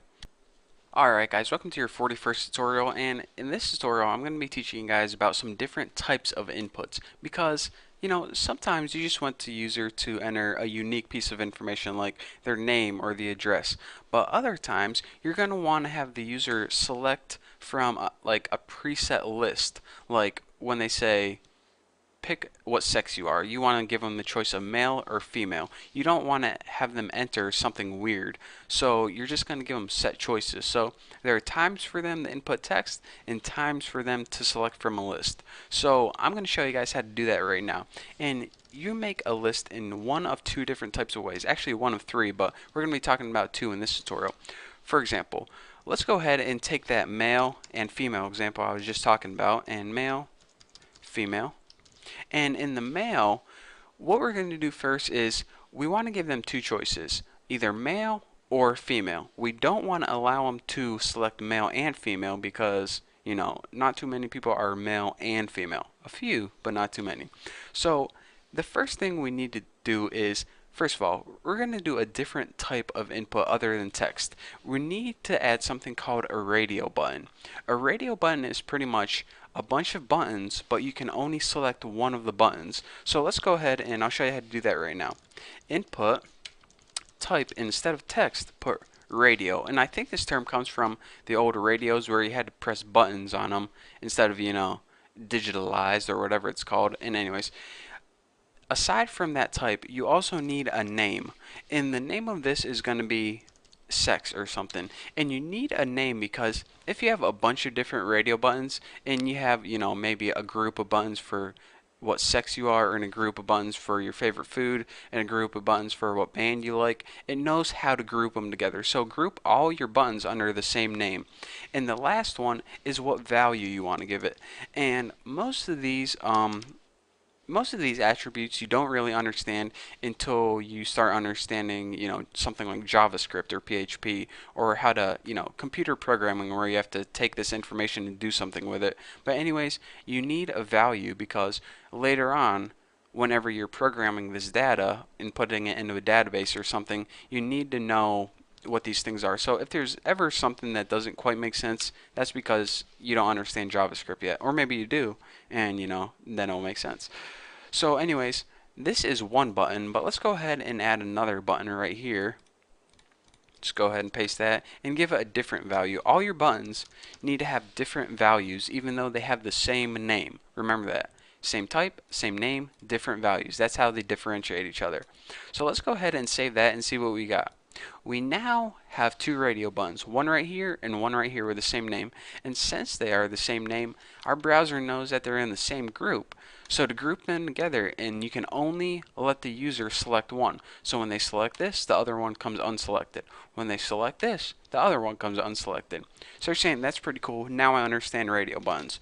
But what if there comes across a scenario where I want to let the user select more than one thing? For example, if you're making like a website selling selling meats online. Yes, meat, like bacon and stuff. Well, you're going to want to allow the user to select more than one thing. So for example, let's go ahead and add a new line, break, and let's go ahead and add a paragraph and insert, mess that up. Okay, now let's go ahead and ask them a question like, select the foods, wow, I can't type today, okay, take a break, deep breath, learn to type, select the foods that you would like to order. And exclamation point, because we really want to rub it in their eyes. Alright, so now we're going to give them a huge list of foods, but we don't want to allow them to only select one, because how are we ever going to grow our business if we can only sell one food at a time? We want to give them a huge list and give them the option of either selecting none, all of them, or somewhere in between. So in order to do that, we need a different type of input, and this is called a checkbox. A checkbox is pretty much a lot like radio buttons, but you can check as many as you can, either one, all of them, 2, 3, 4, however many. So it doesn't unselect them automatically like a radio button. So let's go ahead and first add some food. Bacon, ham, tuna, and soda pop. Even though soda pop isn't really a food, hey, for this website, I'm selling it. Who the heck cares? So let's go ahead and for the input type, it is, get out of the way, cursor. For the type, it's checkbox. And this is going to give you a little box that you can check. How neat is that? And for the name, let's name all of these food. So anyways, all of these types will be named food. So food, food, food, food. Just like before, the name's the same. The only difference is the value is different. So for example, this one is going to have the value of bacon. And let me go ahead and end that before I forget. And let's just go ahead and copy this 4 times because I'm way too lazy to type all this out. So this one is going to be the exact same, except this one's going to have the value of ham. This one's going to have the value of tuna. And this one's going to have the value of soda. And now let's go ahead and save it and see what we get. Now it says, select the foods that you would like to order. Well, instead of just having a radio button where they can only select one, now they can select 1, 2, 3, or 4. So how cool is that? So now we have the different types of lists where you can either give them one choice or you can give them many choices. And also we have our old trusty reliable text box. So anyways, now we learn a little more about forms and we're ready to move on to the next type of input. And probably I'm going to be teaching you a different and the last type of list, which is a drop down list. But I don't know yet. Hey, what do I look like, a fortune teller? So anyways, thank you guys for watching this tutorial, and I guess I'll see you next time.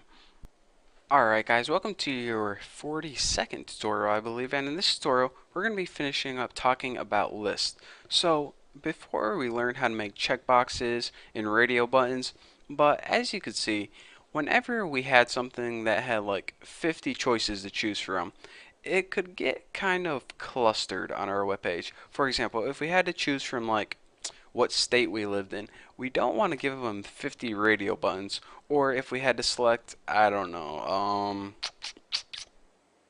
what's like a list of countries, we don't want to have a checkbox with like 800 different countries on it. So in order to kind of conserve that space, what HTML did, or the developers of it, I say like XHTML like it's a guy I know down the street. Yeah, what XHTML did last night is the dumbest thing. Anyways, what XHTML did is they made something called a drop-down list. And a drop-down list takes the space of a single element, but allows you to have all those options inside it. So, you know, that's how you say it. So, anyways, in order to make a drop-down list, you need two tags. The first tag is called the select tag. Now, this is pretty much, well, let me make it first. Select, whoa, that's not how you make it. Alright. Select and ending select.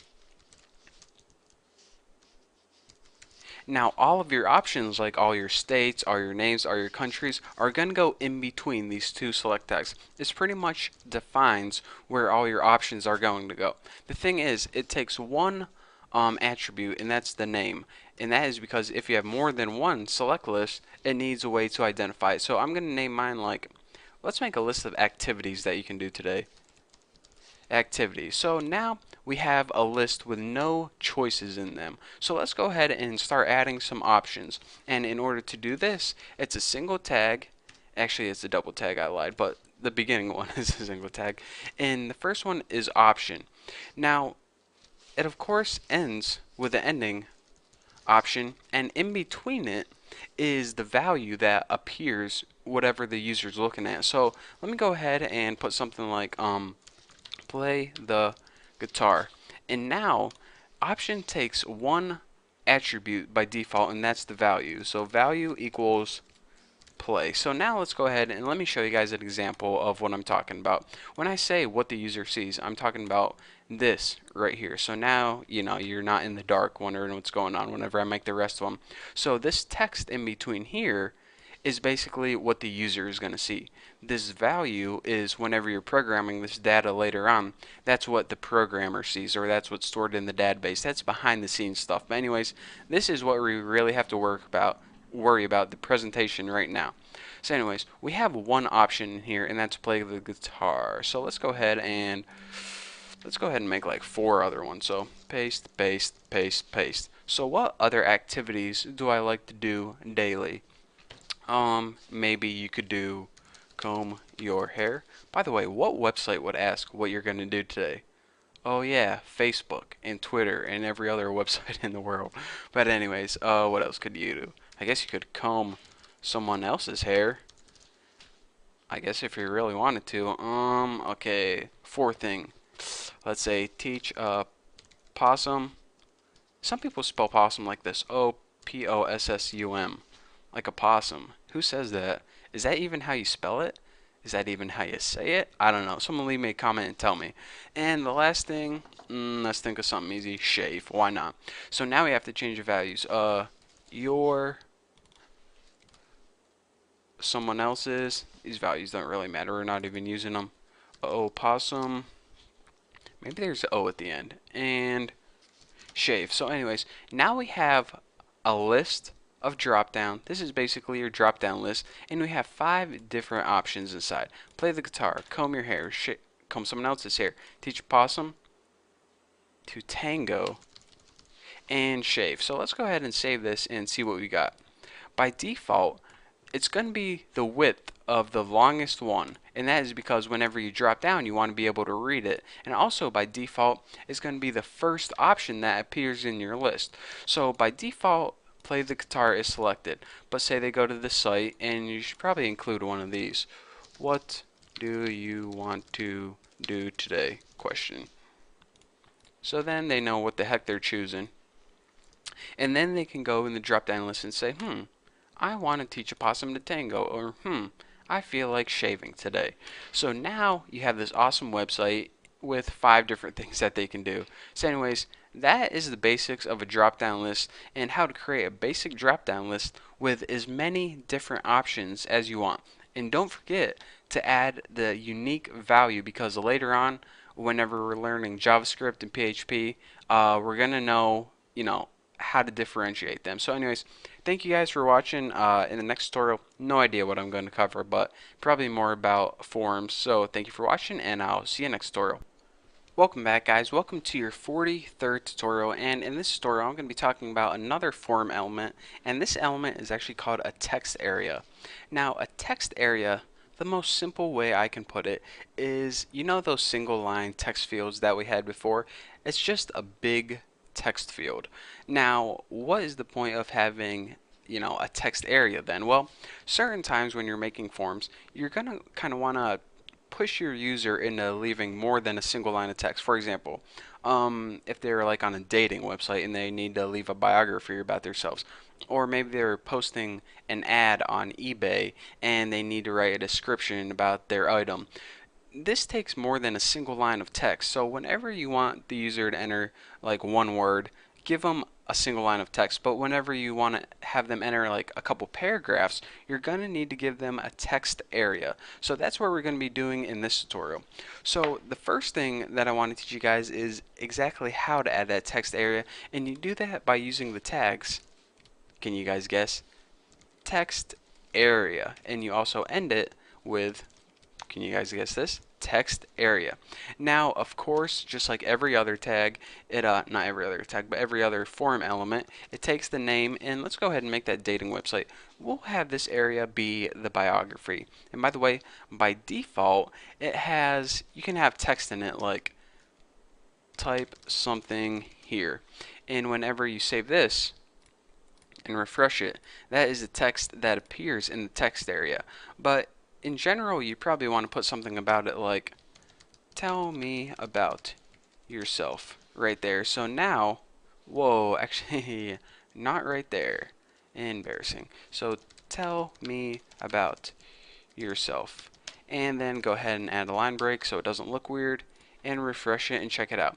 So this would be, the startup of an awesome dating website where, you signed up and now you got to fill in your biography, telling them, bragging about yourself, and, how much money you make and how good your eyes look. So, you can go ahead and delete this and start typing. But, you're the designer of this website and you say, this is not nearly enough space for me to brag about myself. I need this to be wider and taller. Well, thank God you got me, because I'm going to show you how to do that. Unlike height and width, this attribute is a little bit different. It's actually made up of rows and columns. Now the exact size of these rows and columns, I'm not even sure of myself, but I think they differ from browser to browser. But anyways, if you want it to be taller, you need to change the height of the rows. I think it must be like 2 by default. So let's go ahead and push it up to 8. And now let's save this and refresh and check it out. Our text area now gets, why is this little thing right here? Whoa, I didn't even know you could do that. That must be something new in Google Chrome. That's pretty cool. This is my first time figuring this out. Anyways, by default you see that the rows get taller. Really? Texting me in the middle of a tutorial. Let's see who it is. Embarrassing. I'm not even going to tell you guys who that was because it is too embarrassing actually. So anyways, rows changes the height of it, and change the width of it, just go ahead and put COLS. This stands for columns, but who the heck wants to type out columns? Evidently not the people who made this up. So let's go ahead and change this to 40 or something and save it and see what we got. Refresh it, and now it's 40 columns, however long a column is wide. So now you can see that this is probably enough area for me to give them a good biography about myself. So what can I say to persuade the ladies to date me? Well, my name is Bucky and I have an overactive bladder. That would probably persuade them. And then I'll, throw on the punchline. Want to get dinner sometime? So this is usually when I go out. That's the line I usually use, and it works about 100% of the time. So, if you ever get stuck, you can use my line. So, you're welcome for teaching you about text areas, and you're also welcome about giving you a good pickup line whenever you go out to clubs and stuff. So, anyways, that's all I have for you guys for this tutorial. So, thank you guys for watching. Now you know about text areas. Now you can move on. You have my blessing. So, yeah. Don't forget to check out my website, check out my other videos, and I'll see you next video. What's going on, guys? Welcome back to your 44th XHTML and CSS tutorial. Your 44th tutorial. That is a lot of tutorials. I bet if you took all these videos and strung them together, then you can make a full-length movie. But then again, who the heck would want to watch a movie about this? I wouldn't even watch a movie about this. But anyways, in this tutorial, we're going to be covering two different types of input fields. The first one is the password, and the second one is the file field. And that's how you upload files. For example, if you want to make a website like Facebook or something, and you wanted users to be able to upload files of pictures of them getting wasted, and then, doing illegal things that their bosses shouldn't see, this is what you would do. So let's first of all learn how to do the password field. So go ahead and type password right like that. And now, of course, we need the same input tag as before, and go ahead and end it right now. But instead of text or text area for type, we're going to go ahead and put password in there. And whenever we do that, and whenever this field appears on our screen, it's a little different than text, but it has all the same attributes. It's the same in the sense that you can use, size, max length, just like you could do text. But it's different in that whenever you type in it, it either gives you little bullets or little asterisks that cover up what you're really typing. That way, whenever you're logging on to YouTube at school and you should be working, the students behind you can't see what your password is. So anyways, the type is password, and the name, again, that's what is going to come in handy whenever we're programming this data with JavaScript or PHP, but just put like P word. That looks good enough. So let's go ahead and actually save this right now and see what it looks like. You see, it looks a lot like the text area at first, but whenever we start typing in it, we get all those bullet point asterisks. Pretty cool. So again, like I mentioned before, we can also have the size and max length to this. So if you ever decide that you want to change it up a bit, or you want to restrict them from entering a password that's like 80 characters long, you can use that max length. So anyways, now that we know how to do the password, just go ahead and actually add a paragraph right here. And just put something like now submit a file, because we're going to be working with a file input next, and we want to give them a little input of what to do. So go ahead and add a paragraph, just give us some spacing, and now we are ready to begin. So crack your knuckles and check it out. So the tag for this is, of course, input, who would have guessed, and the type is actually file. Now, it only has one other attribute, and it's required, and it's actually the name. This way, if you have more than one file upload sections, whenever you're working with it, programming it, your program can differentiate between which file is which. So just go ahead and name this Bucky's file. It doesn't really matter because we're not going to be working with this attribute for now. The main thing you have to concentrate is make sure that the type is file. Now, let's go ahead and save this and see what happens. Whenever we refresh our page, it gives us a little button, and whenever we click that button, it opens up our Windows Explorer, whatever heck this thing is called, and it allows us to choose a file. So we can choose a file by either double clicking it or just hit open, and then we don't have a submit button yet because I didn't teach you guys about that, but whenever we do and they hit submit, it allows us, or excuse me, it allows them rather to upload their file to the web server. So that way they can transfer their pictures onto the web, or maybe if you have to submit homework for a class and the teacher might include this in their web page, something like that. But anyways, that's basically all there is to cover with file uploads.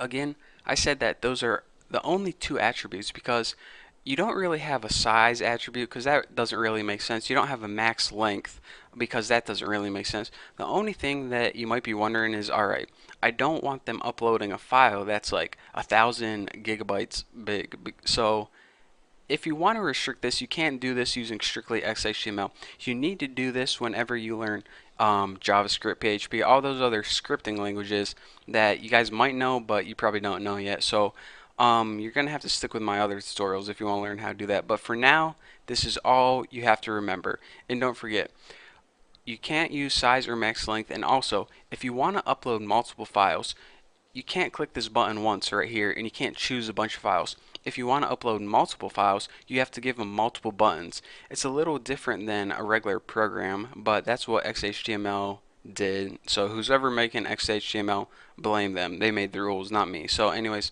that's all I have for you guys for this lesson. I'm gonna go check the score of the basketball game, and in the next video, I'll let you guys know who won. So thank you guys for watching, and I'll see you next video. Alright guys, welcome to your 45th XHTML tutorial, and before I start, I want to say that today, March 13th, 2011, Duke has just beaten UNC 75-58. So if you're a Duke fan, congratulations. If you're a UNC fan, I'm sorry.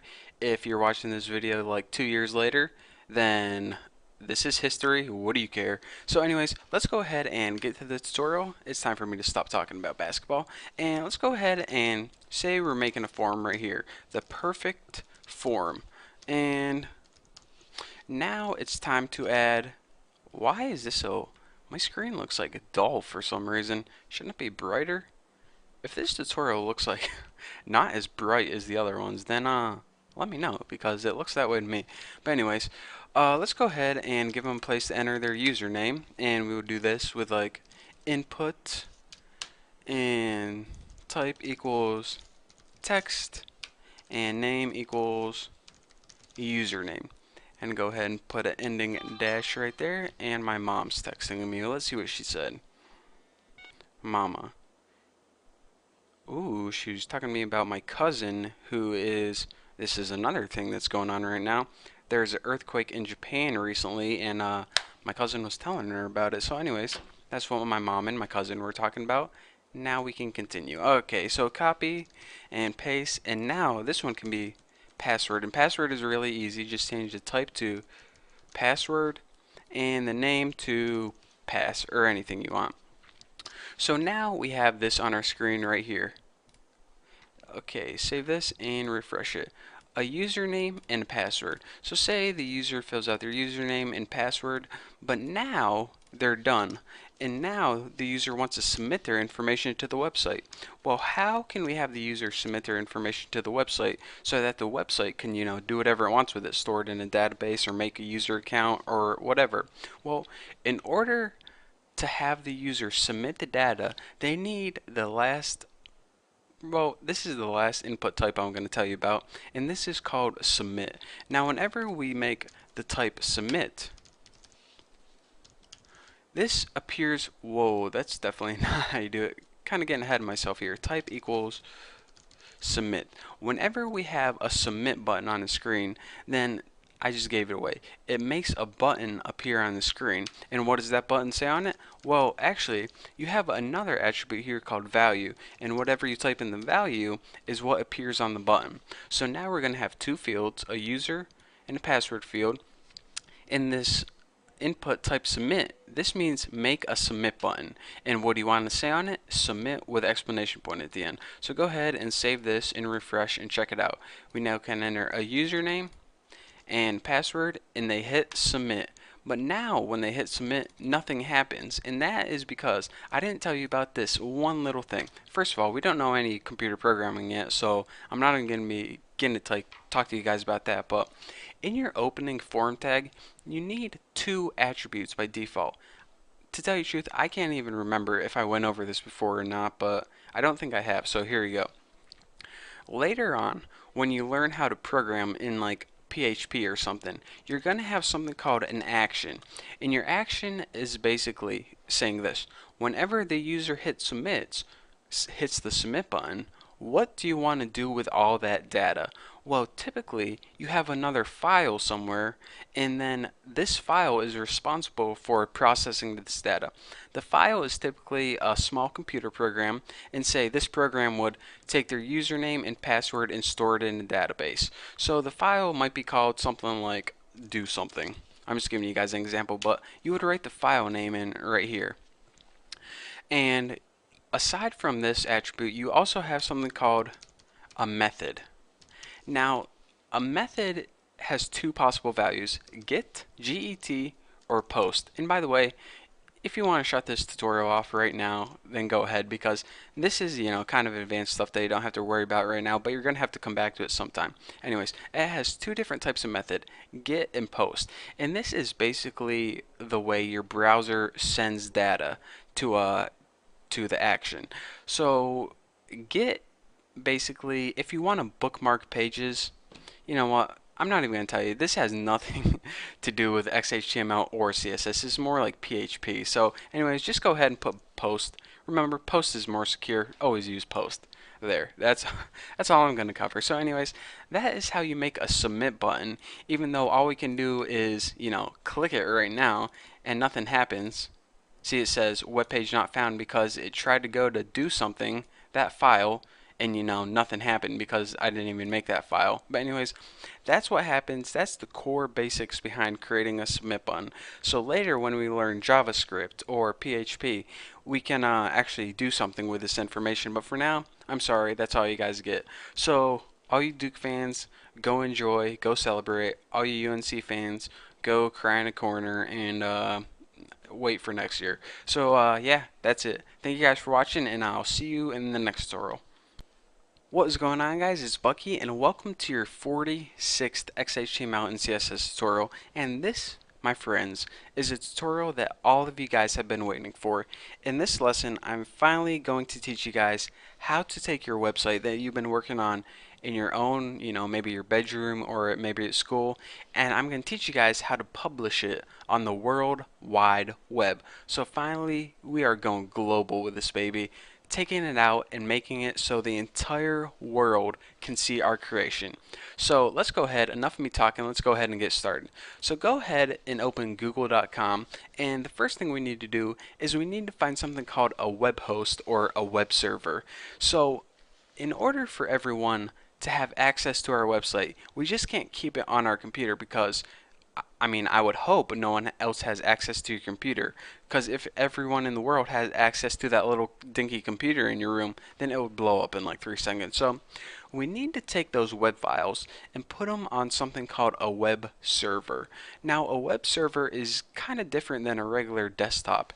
It is basically a computer, or in other words, a chunk of memory on the internet, a chunk of memory that you can put web files on, and everyone in the world has access to them. So then, if you put your web files on your computer, no one else can see them besides you. If you put your web files on a web server, everyone in the world can see them. So that is how websites are created. You put them on special computers called web servers, and the entire public has access to them. So in order to find a good cheap company, we of course go to Google. Cheap web hosting, not hosting, hosting. Go ahead and press enter and just click the first link that comes up. And these companies are changing all the time, so it's good to get a review of which ones are the best. But anyways, like HostGator, I used that before. That's a good one. InMotion, that's a good one too.